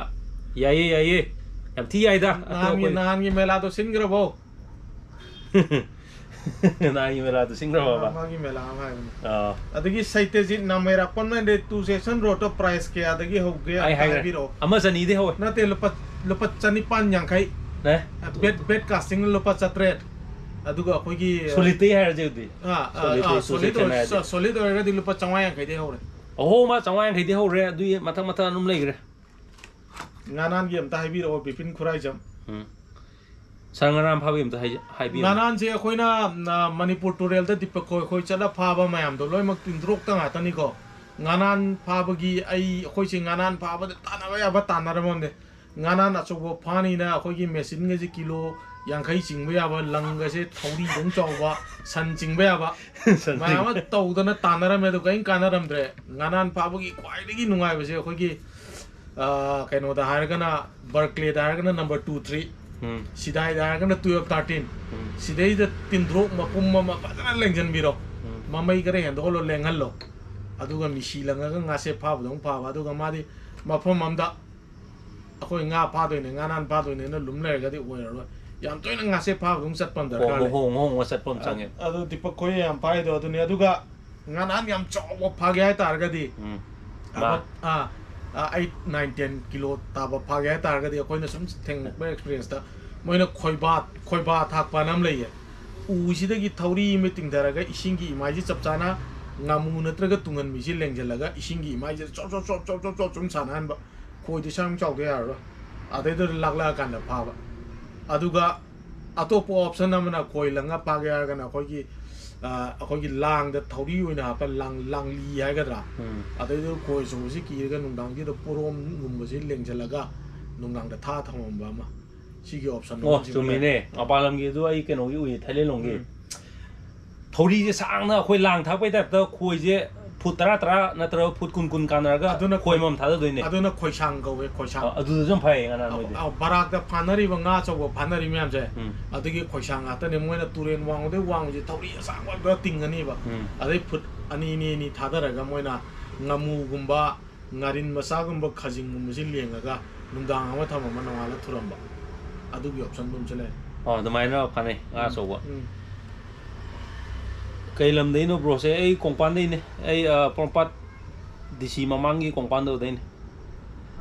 ꯀꯣꯡꯄꯥꯟ ꯍꯥꯏꯗꯤ ꯌꯥꯝ ꯁꯥꯡꯕꯅꯦꯕ ꯑꯗꯨꯅ ꯑꯩ ꯄꯣꯔꯣꯝꯄꯥꯠ DC ꯃꯃꯥꯡꯒꯤ ꯀꯣꯡꯄꯥꯟꯗꯣ ꯑꯗꯨꯗꯤ ꯌꯥꯝ ꯐꯔꯦ ꯑꯗꯨꯗꯤ ꯌꯥꯝ ꯂꯥꯏꯔꯅꯤ ꯊꯤꯕ ꯗꯥ ꯄꯥꯔꯤ ꯌꯥꯔꯦ ꯑꯇꯩ ꯉꯔꯥꯡꯒꯤ ꯂꯩꯔꯦ ꯑꯩꯁꯦ ꯃꯤꯅꯤꯠ 5ꯃꯨꯛꯀꯤ ꯃꯅꯨꯡꯗ 7:20 ꯃꯤꯅꯤꯠ 5ꯃꯨꯛ ꯂꯩꯔꯒ ꯑꯩ ꯂꯥꯏꯐꯁꯦ ꯂꯣꯏꯁꯤꯟꯖꯔꯒꯦ ꯉꯁꯤꯒꯤ ꯑꯣꯏꯅ ꯃꯊꯪꯒꯤ ꯌꯨꯝꯖꯀꯩꯁꯥ ꯍꯥꯏꯇꯥꯔꯦꯅꯦ ꯃꯊꯪꯒꯤ ꯁꯦꯝ ꯗꯦ ꯁꯦꯝ ꯇꯥꯏꯃꯤꯡ ꯄꯨꯡ 4-4:30ꯐꯥꯎꯒꯤ ꯃꯅꯨꯡꯗ ꯅꯦꯛꯁ ꯋꯦꯅꯁꯗꯦꯗ ꯑꯃꯨꯛ ꯊꯦꯡꯅꯁꯦ ꯑꯗꯨꯗ ꯑꯗꯨꯝ ꯂꯥꯏꯚ ꯇꯧꯔꯛꯀꯦ ꯑꯗꯨꯃꯥꯏꯅ ꯁꯨꯃꯥꯏꯅ ꯁꯨꯝ ꯋꯥꯔꯤ ꯁꯥꯟꯅꯕ ꯑꯗꯨ ꯃꯌꯥꯝꯅ ꯍꯪꯕꯤꯔꯗꯤ ꯑꯩꯈꯣꯏꯅ ꯃꯅꯤꯄꯨꯔ ꯇꯨꯔꯦꯟ ꯆꯠꯄꯒꯤ ꯑꯦꯛꯁꯄꯤꯔꯤꯌꯦꯟꯁꯅ ꯀꯩꯅꯣ ꯑꯗꯨꯒꯤ ꯑꯦꯛꯁꯄꯤꯔꯤꯌꯦꯟꯁꯅ ꯀꯩꯅꯣ ꯍꯥ ꯁꯥꯔ ꯑꯗꯨꯒꯤꯗ ꯑꯗꯨꯝ ꯋꯥꯔꯤ ꯂꯤꯕ ꯌꯥꯏ ꯀꯩꯅꯣ ꯑꯩꯈꯣꯏꯗ ꯄꯥꯎꯁꯦ ꯍꯪꯕꯨ ꯍꯪꯉꯛꯑꯗꯤ ꯃꯌꯥꯝ ꯍꯪꯕꯤꯔꯣ ꯈꯪꯅꯤꯡꯕ ꯏꯟ ꯃꯦꯂꯥꯒꯤ ꯅꯨꯡꯉꯥꯏꯕꯅ ꯀꯩꯅꯣ ꯑꯗꯒꯤ ꯍꯧꯖꯤꯛ ꯈꯣꯏ ꯃꯦꯂꯥꯒꯤ ꯏꯪꯊꯝꯊꯥ ꯀꯥꯂꯦꯟꯒ ꯈꯦꯠꯅꯔꯤꯁꯤꯅ ꯀꯩꯒꯤꯅꯣ ꯀꯥꯏꯖꯅꯣ ꯍꯪꯉꯣ ꯑꯗꯨ ꯑꯗꯨꯝ ꯋꯥꯔꯤ ꯁꯥꯟꯅꯁꯤ ꯑꯗꯨꯒ ꯏꯆꯤꯜ ꯏꯅꯥꯎ ꯃꯌꯥꯝꯅ ꯑꯗꯨꯝ ꯈꯪꯖꯕꯗꯨꯁꯨ ꯉꯁꯥꯏ ꯂꯤꯟ ꯄꯣꯔꯣꯡ ꯃꯍꯥ ꯑꯩ ꯅꯣꯛꯈ꯭ꯔꯕꯅꯦ ꯄꯣꯔꯣꯡ ꯃꯍꯥ ꯁꯧꯋꯦꯌꯦ ꯈꯣꯏ ꯆꯣꯐꯝꯗ ꯄꯣꯔꯣꯡ ꯃꯍꯥꯁꯤꯗ ꯃꯥꯅ ꯄꯣꯔꯣꯡ ꯃꯍꯥ ꯂꯩꯔꯦꯅ ꯂꯣꯛꯇꯥꯛꯇ ꯐꯧ ꯉꯥ ꯐꯖꯅ ꯈꯣꯏꯅ ꯀꯣꯠꯂꯒ ꯃꯅꯪꯒꯟꯗ ꯆꯨꯞ ꯂꯥꯎ ꯂꯪꯁꯤꯜꯂꯛꯑꯦ ꯄꯣꯔꯣꯡ ꯃꯍꯥ ꯆꯥꯔꯤ ꯃꯔꯛꯇꯨꯗ ꯆꯤꯡꯈ꯭ꯔꯦꯅ ꯍꯥꯏꯒꯠꯄꯗ ꯂꯤꯟ ꯑꯁꯥꯕ ꯑꯃ ꯌꯥꯎꯔꯛꯑꯦ ꯑꯩ ꯂꯤꯟ ꯇꯨꯔꯒ ꯇꯧꯋꯦ ꯑꯩꯈꯣꯏꯒꯤ ꯂꯤꯟ ꯊꯦꯡꯅꯕꯁꯦ ꯑꯩꯈꯣꯏꯅ ꯍꯪꯉꯣꯏ ꯂꯪꯕꯁꯤꯁꯨ ꯂꯤꯟ ꯂꯩꯔꯝ ꯇꯥꯔꯒꯗꯤ ꯑꯩꯈꯣꯏ ꯐꯨꯠ 5-6 ꯂꯥꯞꯅ ꯂꯩꯔꯁꯨ ꯄꯥꯏꯁꯤꯜꯂꯒ ꯑꯗꯨꯝ ꯂꯥꯛꯑꯦꯕ ꯑꯗꯨꯅ ꯂꯤꯟ ꯑꯩꯈꯣꯏꯒꯤ ꯑꯗꯒꯤ ꯌꯥꯝꯅ ꯅꯨꯡꯉꯥꯏꯕ ꯌꯥꯝꯅ ꯊꯥꯖꯗꯕ ꯋꯥꯔꯤ ꯑꯃꯅ ꯑꯩꯈꯣꯏꯒꯤ ꯄꯣꯔꯣꯝꯁꯦ ꯄꯣꯔꯣꯝꯁꯤꯅꯁꯨ ꯑꯩꯈꯣꯏꯒꯤ ꯂꯪꯉꯤꯕ ꯀꯩꯅꯣꯁꯦ ꯉꯥꯄ꯭ꯔꯨꯝꯁꯦ ꯁꯤꯅ ꯑꯩꯈꯣꯏꯒꯤ ꯂꯪꯉꯤꯕ ꯍꯪꯉꯣꯏꯁꯦ ꯇꯥꯟꯅꯔ ꯂꯥꯛꯑꯦꯕ ꯑꯣ ꯀꯤꯁꯟ ꯅꯥꯎꯔꯦꯝ ꯀꯥꯀꯨꯗꯣ ꯃꯥ ꯊꯕꯛ ꯌꯥꯝ ꯆꯤꯜꯂ ꯃꯥꯜꯂꯦ ꯑꯩꯅ ꯂꯥꯛꯑꯣꯗꯤ ꯍꯥꯏꯈꯤꯕꯅꯦ ꯂꯥꯛꯇ꯭ꯔꯦꯅꯦ ꯀꯥꯀꯨꯒꯤ ꯄꯥꯔꯇꯤ ꯑꯃ ꯑꯩꯉꯣꯟꯗ ꯀꯃꯦꯟ ꯄꯤꯔꯛꯏꯅꯦ ꯀꯥꯀꯨ ꯎꯗꯦꯅ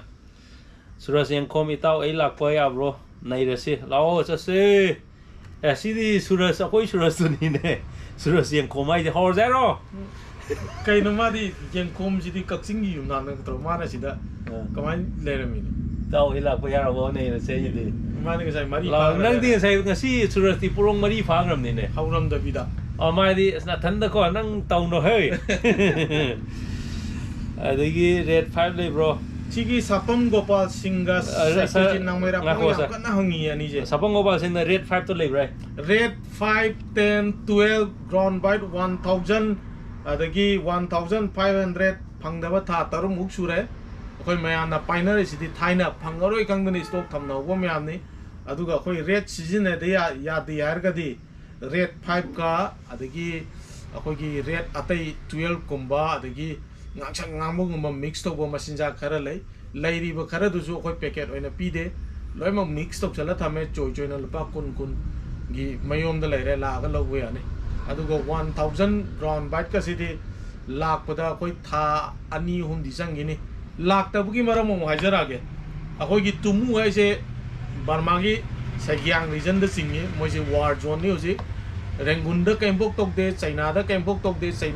ꯆꯩꯅꯥꯗꯒꯤ ꯄꯣꯠꯁꯤ ꯃꯟꯗꯂꯦꯗ ꯔꯦꯡꯒꯨꯟꯅ ꯑꯗꯨꯝ ꯂꯥꯛꯏ ꯑꯗꯨꯒ ꯔꯦꯡꯒꯨꯟꯗꯒꯤꯅ ꯇꯨꯃꯨꯐꯥꯎ ꯄꯣꯠ ꯑꯃꯐꯥꯎ ꯌꯧꯔꯛꯄ ꯉꯝꯗ꯭ꯔꯤꯁꯦ ꯉꯁꯤ ꯉꯔꯥꯡꯒꯤ ꯋꯥꯔꯤ ꯅꯠꯇꯦ ꯊꯥ 6-7 ꯁꯨꯔꯦ ꯋꯥꯔ ꯖꯣꯟꯅꯤ ꯒꯥꯔꯤ ꯕꯁ ꯂꯥꯛꯇꯦ ꯇꯥꯇꯥ ꯂꯥꯛꯇꯦ ꯀꯩꯝꯇ ꯂꯥꯛꯇꯦ ꯑꯗꯒꯤ ꯑꯩꯈꯣꯏꯒꯤ ꯃꯣꯔꯦꯗ ꯈꯣꯏ ꯌꯣꯜꯂꯝꯕ ꯃꯣꯏ ꯑꯅꯤ ꯑꯃꯅ ꯅꯨꯄꯤ ꯕꯦꯇꯤ ꯍꯥꯏꯕ ꯑꯃ ꯂꯩꯔꯦ ꯑꯗꯒꯤ ꯑꯃꯅ ꯀ꯭ꯔꯤꯁꯅ ꯍꯥꯏꯕ ꯑꯃ ꯂꯩꯔꯦ ꯀꯩꯅꯣꯒꯤꯗꯣ ꯅꯝꯐꯥꯂꯣꯝꯗ ꯌꯣꯜꯂꯝꯃꯤꯁꯦ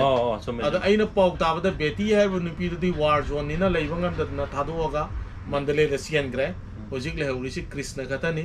ꯀ꯭ꯔꯤꯁꯅꯁꯤꯗꯤ ꯑꯩꯈꯣꯏꯒꯤ ꯌꯥꯝ ꯊꯤꯅ ꯄꯨꯟꯕ ꯃꯤꯅꯤ ꯑꯩꯈꯣꯏ ꯌꯨꯝꯗ ꯂꯥꯛꯇꯅ ꯂꯦꯛꯇꯅ ꯆꯥꯗꯅ ꯃꯥꯁꯨ ꯍꯧꯖꯤꯛ ꯇꯨꯃꯨꯗ ꯂꯩꯕ ꯌꯥꯗꯗꯅ ꯊꯥꯗꯣꯛꯑꯒ ꯑꯇꯣꯞꯄ ꯃꯐꯝ ꯑꯃꯗ ꯆꯠꯈ꯭ꯔꯦ ꯃꯥ ꯄꯣꯠ ꯑꯣꯔꯗꯔ ꯇꯧꯈꯤ ꯃꯟꯗꯂꯦꯗ ꯂꯩꯕ ꯊꯥ 3 ꯁꯨꯔꯦ ꯄꯣꯠꯇꯣ ꯊꯥ ꯀꯌꯥꯒꯤ ꯃꯇꯨꯡꯗ ꯂꯥꯛꯇꯣꯏꯅꯣ ꯀꯔꯤꯝꯐꯥꯎ ꯈꯪꯗ꯭ꯔꯤ ꯂꯥꯛꯑꯒꯗꯤ ꯁꯤꯗ ꯐꯪꯅꯤ ꯂꯥꯛꯇ꯭ꯔꯒꯗꯤ ꯎꯄꯥꯏ ꯂꯩꯇꯦ ꯑꯗꯨꯒ ꯑꯩꯈꯣꯏ ꯃꯣꯔꯦꯗꯕꯨ ꯇꯨꯃꯨꯗꯕꯨ ꯁ꯭ꯇꯣꯛ ꯂꯩꯔꯕ ꯏꯝꯐꯥꯜꯗ ꯄꯣꯠ ꯑꯗꯨꯝ ꯌꯧꯔꯛꯏꯀꯣ ꯍꯧꯖꯤꯛ ꯄꯥꯡꯒꯟꯅꯅꯤ ꯈꯪꯗꯦ ꯅꯦꯄꯥꯂꯤꯅꯅꯤ ꯈꯪꯗꯦ ꯑꯗꯨꯝ ꯄꯣꯔꯛꯏ ꯑꯗꯣ 1005 10 12 ꯁꯤꯒꯤ ꯋꯥꯈꯟ ꯇꯣꯛꯄꯤꯔꯣ ꯁꯤ ꯌꯥꯎꯗ꯭ꯔꯒꯁꯨ ꯉꯥ ꯑꯗꯨꯝ ꯐꯥꯅꯕꯅꯤ ꯑꯗꯨꯅ ꯑꯇꯣꯞꯄ ꯃꯆꯤꯟꯖꯥꯛ ꯒ꯭ꯔꯥꯎꯟ ꯕꯦꯠ ꯁꯤꯖꯤꯟꯅꯗꯕꯤꯗ ꯑꯇꯣꯞꯄ ꯃꯆꯤꯟꯖꯥꯛ ꯁꯤꯖꯤꯟꯅꯔꯒ ꯉꯥ ꯐꯥꯕꯒꯤ ꯍꯩꯅꯕꯤ ꯊꯝꯕꯤꯔꯣ ꯁꯤ ꯍꯥꯏꯗꯧ ꯃꯉꯥꯏ ꯅꯠꯇ꯭ꯔꯣ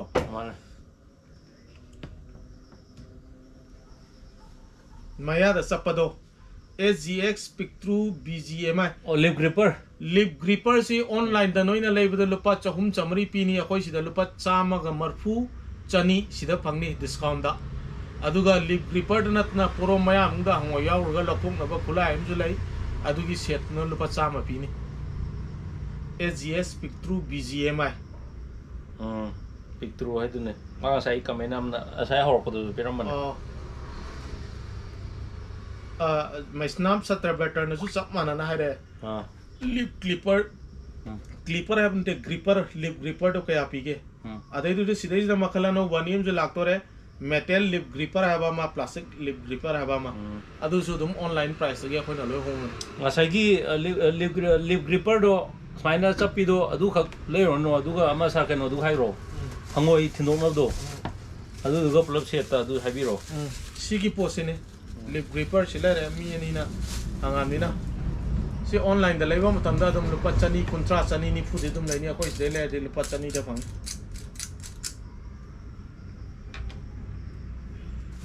casting machine ge spinning reel du khena ba khara high ro ari hogi casting machine nai se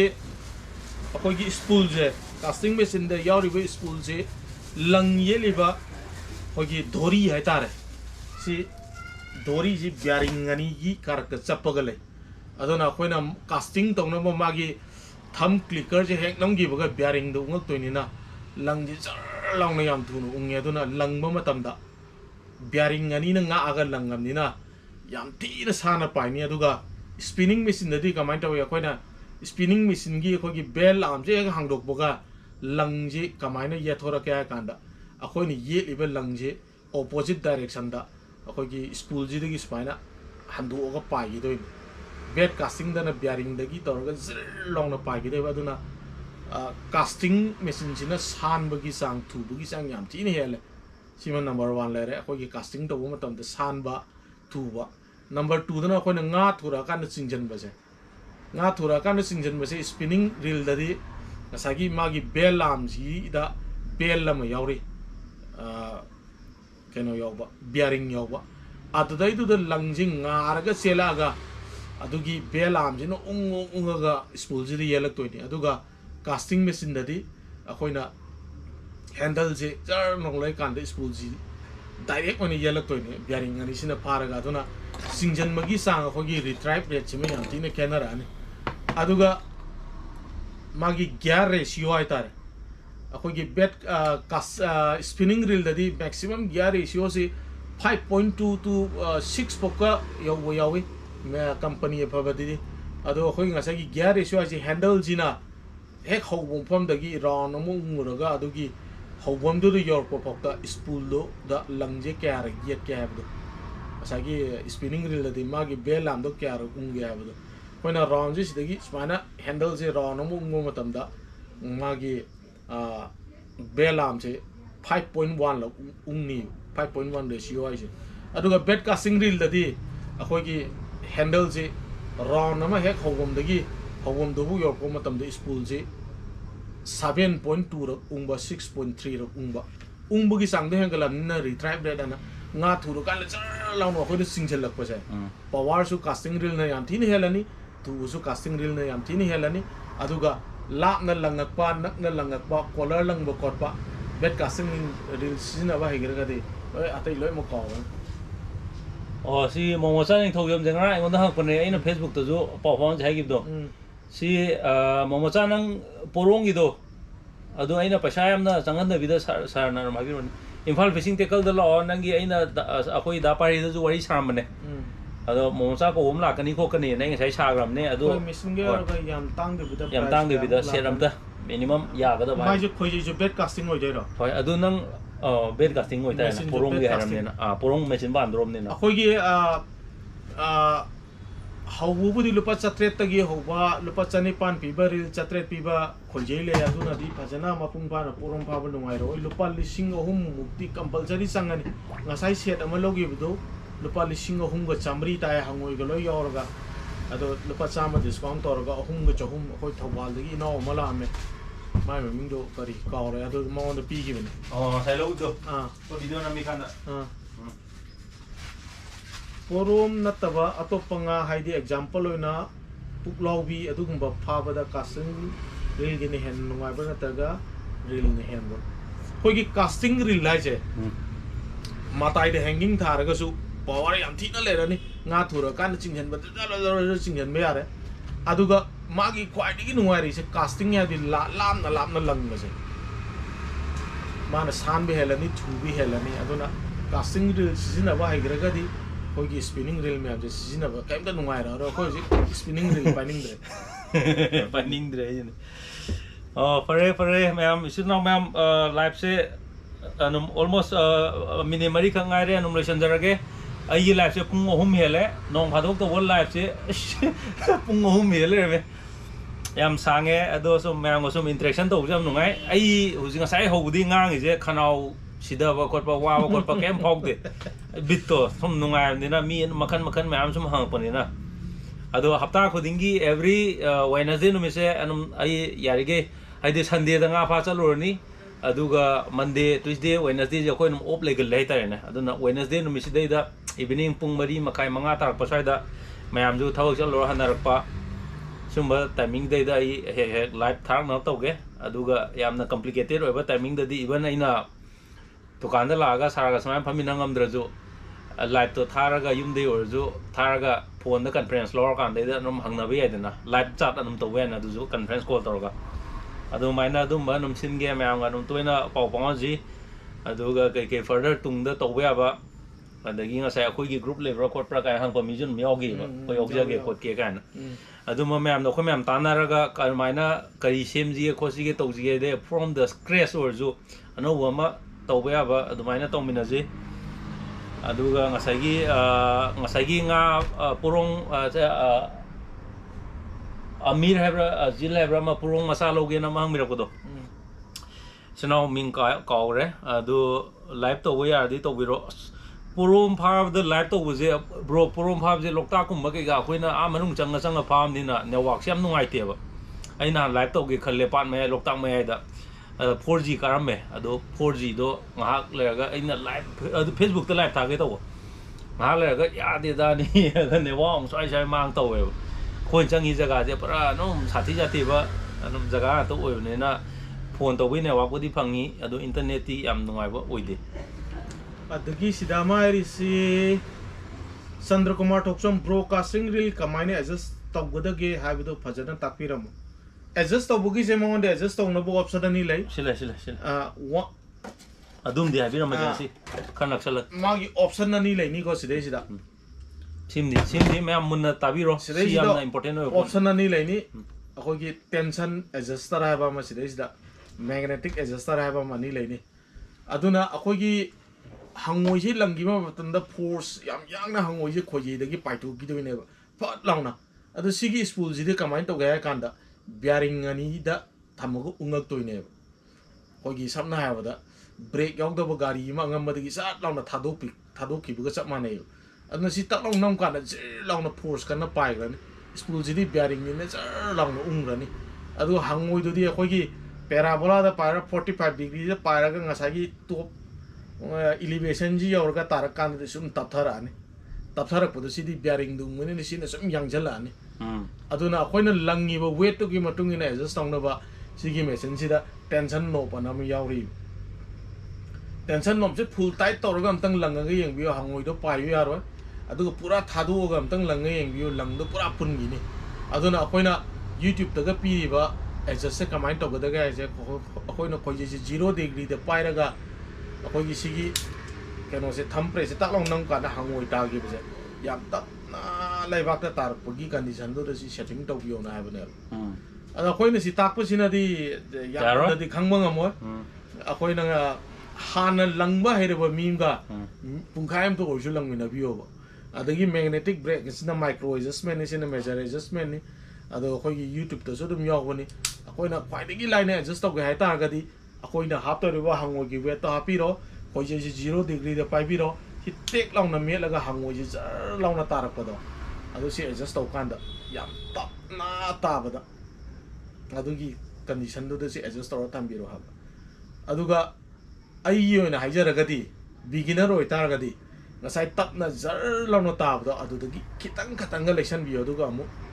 yasan miro aduga amu thadare yim bi hangoi sungda ta da condition da tambiyo aduga langba hobu matamda wang wangna 90 degree dagi langba sanba hana try to wirunu wang na pandavida chumna chapana tambiyo sarsi sai to handak next porong pha chapada jiki mingdo kai ba pitrura nate Chandra Kumar Thok oh Chandra Kumar bro sine handak ki ji sarparina haibagi kitang idea kitang le mani adu na sina si ji ngang isina loksan mang dinga mam dong wan de 100% ado hai mathang porong pha chapada akoina hun na ko adugi haipet demo ina kitang minute manga tara mu sama ma semaga adu khakki how to cast akoi gi casting reel adu matek tuma phana namaga thajarage hena adudi hangoi langbai smaina khojei parana na wi langu du ulage ba adu pan kamai langa na palli kamai langa na pande do ani gi difference ulage adudi yam line ni na khalle adu ucharage adagi bro nga se phabagi lakpa kawganu island amom hoi nga se phabai je akoi keno gi do na tro ma haje keno wangu turing gi do na tro island amom nai ja lakani ai soina ai ada imanab lei hagram nei na casting machine price kya casting machine si sir si ai amaga chongai maya daigin ama chohum la aina ama chongang leng ani na sa hu daigin ne khwaide hong ba casting machine ama chohum atai di si apta loi le ani ga khara num lai gra tai mathak lai gra maslam chatra bata saita bata ja khoi saita bata rojibo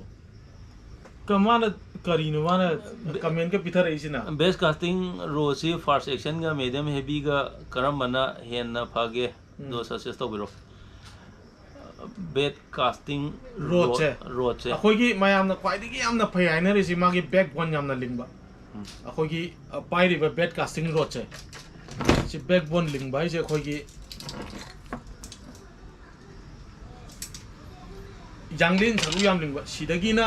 sai phuki saruk si am thina lingba ondaba aduga maton sine yam no pa haibdi akoina hangoi ji langba matamda loading na nam leiba maton ji tet ka phat ba adoi ta ga di langmada force yam pira roiba kitang akogi risk sine kitang twist to boda hangoi ji ata na pai grani spinning rod ka bed casting nga sai khena bam jang gin akogi spinning rod ta di saying da ro lang de ya de sigi saying ani ji tar kan mu ulang de ya de khong go position sem de de se aduga si bed casting rod ta di bed casting reel gi kana bamna langa toi se machine du nungai ramina nangi risk si gi twist kitang katang da meter yang khai je pai du ne adona mana hangai question je fast section ga medium heavy ga kar man nungai ga habdi aina lawuda ga maton ji yam kan baga na tra kitang no paga kar man nungai ga habne adona akogi sisu condition lai dai nga sai jagi budo blind dagi porom phaba haba ma maha dagi phaba haba ma ni le blind lang ma matam de kai dowe sana langi kai thuna langi kai nga phaba gi sang ji hen doi ne aduga maha dadi kai doni sport ama khatang na sum tharak toi dina lap na lang bai darkar leite khojei ling bai darkar le dona blind casting to wo matam dadi akogi maton khara nowa medium heavy gum busina nungai rakani aduga mahada thara phabagi ogadi fast section of maton yam lingba heavy road tips sina hena nungai rakani pam hapet gyan taramani na khalle adu ngasai gi hojiki do ai compliment hai gadra compliment oina pija ge khoi sar ge haitrikan dadi casting je haitrikan dadi khojei aring budo maton aring budo tobuyu adu khara wi law no paduna hairakan dadi adu nom pamane jam chume hairadi isana num khoina haidraju anopadina nungai ne na anopade isana koi se dabarta bro na num isagi choice oina isana khan gane anopa num hulane haitrikan de ring buduna to wiro hairakan de anopado isana num mama sai choice ne ba loading gi sang do khoi pe machine du pu ba hai gire ba ko khoi bubu ji ne gana hi I am bubu gan dok se lei ji na kai no bubu bubu nang kedorage bubu yengi aigi je huji currently aigi actually now me IT yengi ngasai digi anum IT 90 100 ka 110 120 euro me ado IT che anum aina sum khanja bada ai koi nga fa ba pamba isin law atene na ina khanjai atei thabak chin made khara ma anum thokcha garjo ado aigi life se anum ngasi anum khara tawre hojikta lakpa isin law jina hangbiningba mayam di leramani au kabi gi masinjak se ngai hajagram ni ado omtanga hangam ne loram dai em taga ninjeng jage yamna simple and effective oibada kaimta chana da ju abada ngari khara aina oina to da hajarage aidi ngari je akhoi gi gas ta tak thar kan mai magi blue flame du da kano ngari je ide sa launa amu ne ta sa to ga mai maku skill do pede sak the le na skill do mai maku do sak the la kan dei da ngari do mai da kitang yar bu gi thotorok ne adu do khon da tor pa maru ga do tumgai maru ga do ambo uda ga sugai ra ga moida kara pa ga adu tor ga number 1 adu ana to giro yam lai ba simple lim da phangba remedy da adagi adu gi poto na ta ba adu na pha de hai tar ga de khoi gi ngasai gi protein do taw bi do ukabi se makhala ni leidana kala ba ma hybrid hybrid farm da yok pa adu madu di adu na to giro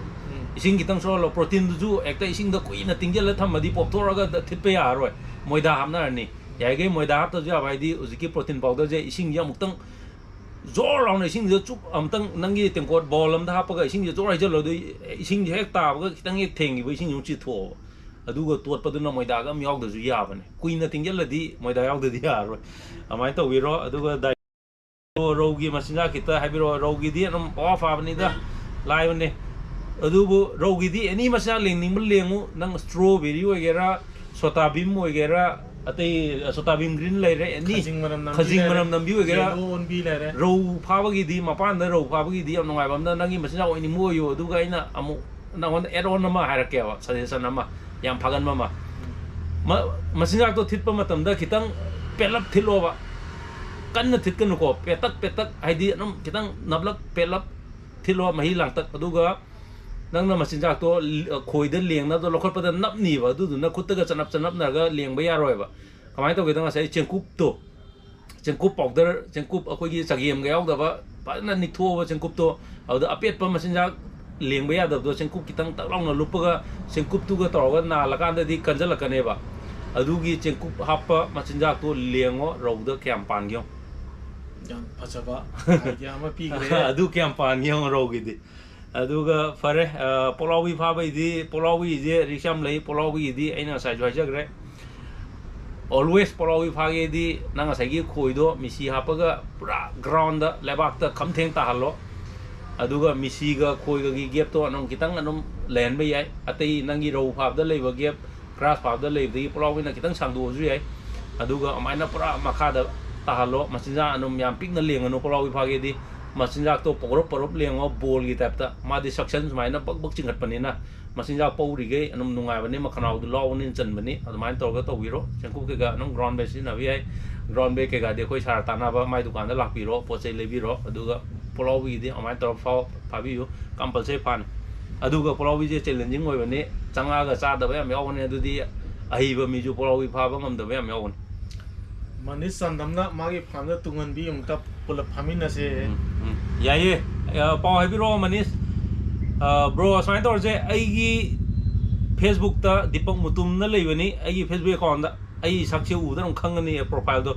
adu dai da message samtang toksen biro messenger da adu bro ai manis ni haraga nangi Facebook to manis sai de namai na khangmo je adu ga kan phaji ge do ibani tamnar ga thoidongna nga chaning ba koning ba du madi ke ma khoi leite do nga pha bai bit nga pha ga bro gi farm da video phaja ba video phaja laga am tan nam ji yare bro I am ready bro khu thangala leiram ai yo bisu yaw ge na hari ye video ni number di yaro he yaye adune ai di farm pu ge ne invite to ko je chatle adu mela sin bi yu kai na ga num chatle adagi ts ka to ko pa num chatle ai thoidongna mi farm da ts to jo ai nga pha ga nga chara ma ai pu gi ni kai na ga dum ba kya jo pu gande mi nam pu da ga puk pyo adu ai thoidongna nga cha ko pa nam phaman na saman na purong ga jo ji manam na mai na dre ko ngai manam na me purong da khoi se leba ma kha ta han ga rai ꯄꯨꯛꯂꯥꯎꯕꯤꯒꯤꯗꯣ ꯄꯨꯛꯂꯥꯎꯕꯤꯁꯤꯗꯤ ꯄꯨꯛꯂꯥꯎꯕꯤꯗꯤ always ꯃꯈꯥ ꯇꯥꯍꯟꯒꯗꯕꯅꯤ ꯃꯈꯥ ꯃꯣꯜꯂꯒꯗꯤ ꯉꯥ ꯐꯥꯕ ꯋꯥꯅꯤ ꯄꯨꯛꯂꯥꯎꯕꯤꯗꯤ ꯃꯈꯥ ꯃꯌꯥꯝ ꯃꯣꯠꯂꯕ ꯉꯥ ꯐꯥꯕ ꯋꯥꯔꯦ ꯑꯗꯨꯅ ꯃꯈꯥ ꯅꯥꯜꯂꯒꯗꯤ ꯑꯗꯨꯝ ꯐꯥꯅꯤ always ꯅꯪꯒꯤ ꯈꯣꯏ ꯃꯆꯤꯟꯖꯥꯛ ꯂꯦꯡꯉꯤꯗꯣ ꯂꯩꯕꯥꯛ ꯃꯈꯥꯗ ꯄꯨꯔꯥ ꯐꯝꯍꯜꯂꯣ ꯑꯗꯨꯗ ꯐꯥꯔꯅꯤ ꯐꯔꯦ ꯐꯔꯦ ꯕꯣꯕꯤ ꯑꯩꯒꯤ ꯍꯣꯕꯤ ꯕꯣꯕꯤ ꯑꯗꯒꯤ ꯃꯅꯤꯁ ꯑꯗꯒꯤ ꯂꯥꯏꯁ꯭ꯔꯝ ꯔꯣꯁꯟ ꯑꯗꯒꯤ Bikramjit BK adagi Daiso Soram maming chawpa amasum pathorake Sam Gopal Singh ground bait lebro ground bait se khara di lei amado hojik arei do kai ba arei do ha rate ta sargida rate ta 800 to lei ground bait aduga topa 1000 adagi 5000 gi am leitre adagi island amom akoi wangu gi party gai aina wangu da soidana lakani adu punje sanam hoidang anu thonga sa doini adagi Laisram Roshan adagi Chandra Kumar Thokchom aina maming loi pandraju adagi Maisnam Saityavarta adagi Thoibai Alangbam adagi ichilnau loimak subsan jarakan da aigi live ta thawai ta ne yengbiri bai ichilnau huji currently yengbiri bai ichilnau loimak aigi maikai dagi Gofish Manipuri samna GFM gi maikai dagi hainingai leitana thagaba phongdokchari live interaction di only aina viewer mi topa mayam ama yengnana ba natraga aigi channel nina adu tongnaba da tongnaba na I live tawjab nate aigi specific oiba nga phab da hena interest leiba nga phaning ba khojei kya pi khangning ba khojei leining ba adagi machinjak leining ba haidi actively nga phab da involve torage na ready torga leiraba beginner bu oiro already hana dagi heibo bu oiro mayam jiga akoina nga phab gi experience ga akoina yam hai haibagi nate akoin thengnaru khara do interact tawba ichinau jing na khangba do akoina tahuba adugi tanja ama lobagi live se sinjabani aduduna every Wednesday I am live tok jarake pungam tang orju nong da pungam tang orju mayam every Wednesday yumja ge chanu me khudingi live thengnaji atei nattaba marak sidadi aina nga pha chaluba video adi mamang da chalubagi sem daba video mayam je lei adu singdo sema kan dai thaga charake ko aina specially live eng biri bai chin lojing da ai ga yamna close oiba ai manam ne naina logjaraga ngasi video jidi ka sunate live sidi khoi masen gi interaction ni anum leijajano si yogjani aduga atopa nga phabe video aina semaga thaglapa jing di chin lojing na Facebook ta ni khangde adagi amada ni khangde khagak share to view aigi channel je kitang growth leinana ba honaba da mayam na soba thodang lobiraga mateng pangbiu tung koina pulmina ji nungsina ji tato gasin toroga lambi thengna da kongna je aduga aigi channel je kitang mateng pang boina hana gi mamangi video jing no nong khaga Facebook da khangde ma khangde num share to view viewer kara hingana ba I subscriber ga je 100k ga yordi yamna wakhan ga je yamna chauthok cheningai ba nungai bo oigadamne oju oigadamne ado ai je thabak je thoyam pu boin to na ma ungchat nga pham ju pa magi hek namja lugum to adagi ngamda bai tare ne ai matam khar ju mang ore sing da kai da leiyure adumai to dana ai je amna ai sana yamna gap mayam lei gi di soibane mayam nam din nungsi biri still hojipau adui nungsi bido num thambiu carry on to biu tung ko pon gi je ai ate video anoba thagla bangde ma khangde ka share to bi na copy dana anoba viewer ke ga da yon mina ba kitang mayam is now especially noi marpu da I request to je hoji online lei ba marpu ji da mayam lo selage goodbye and a good night drama wall ju polaw bi gi khwaidei fa ba machinja am tang haibiramu se polaw bi di machinja haib leite bro atei gi leiba machinja to anum lakpiro anum leibiro ya mane khoi khutak ta leiko polaw bi phab je nang khoi do kamai chopi have du dei de leiko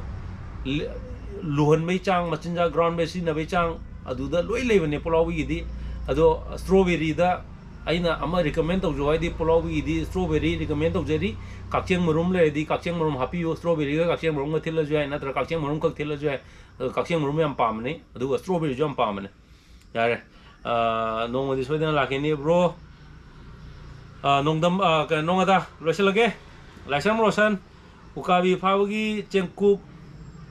langba yabra bro protein powder ne na phare protein powder oin to protein powder smai to ukabi phabai je protein powder do akoi thito botanam da phan thito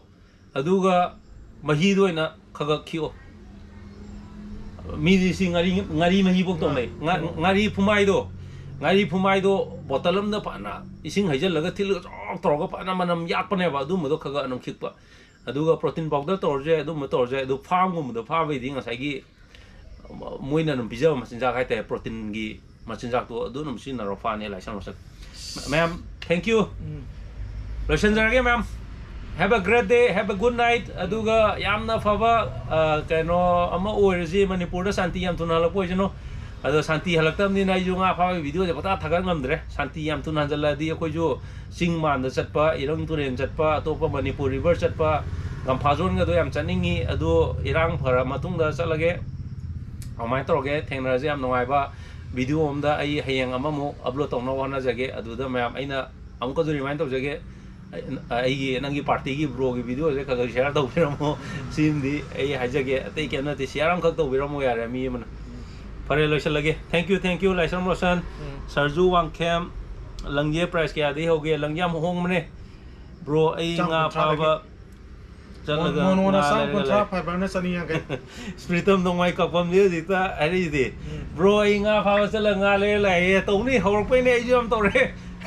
Ai ju na wai to re nga le ga lamung di nga le halak tana khoi ba na mai nga di machin man da khoi yu bi mi ta de kai na so pe yaw ram ne ju lei na la da khoi man nai salak tana. Fare ma'am la lage good night thank you very much. Ai live streaming ge loishanna ba tawjarage pung ahum ni ne nai ri sa as ma'am silai re ma'am bye bye sir bye bye ado Deepak channel je amta like subscribe amta nai han je hoi aduga akoi sar gi aingon ne am chongna aingon da mateng pangbiri ba igi yamba mai ningthaujam pahari ko ne ma ming je pa masamak doctor ni doctor pahari ni kai JNU da bro DU da associate professor oina lermani ado khoi rom doi non jale khoi pulle la re ba yamba moi dei tamjani nga yam leiba mi atani ado na moi ga punma da kanab jam phange ado yamba gi dukan Imphal fishing tackles adi ngasi mai ngonda mafam piri ba adi engonda pot ma ama demo to bogi nang yengning bing halo kain to holiba area am bi je magi Manipur adventure gear house thumuthong lolabung thong iduni ado ma'am po chei any khoi matang da kai da anum kan to biro sidai da la lai biro aduga khoi Gofish ki kangu ne ha di discount jo han de ju num pi ni ado mai dukan da la ga num lai biro chenong ma'am live asi matang se lo shen jarge ma'am kono pu khurum jari thank you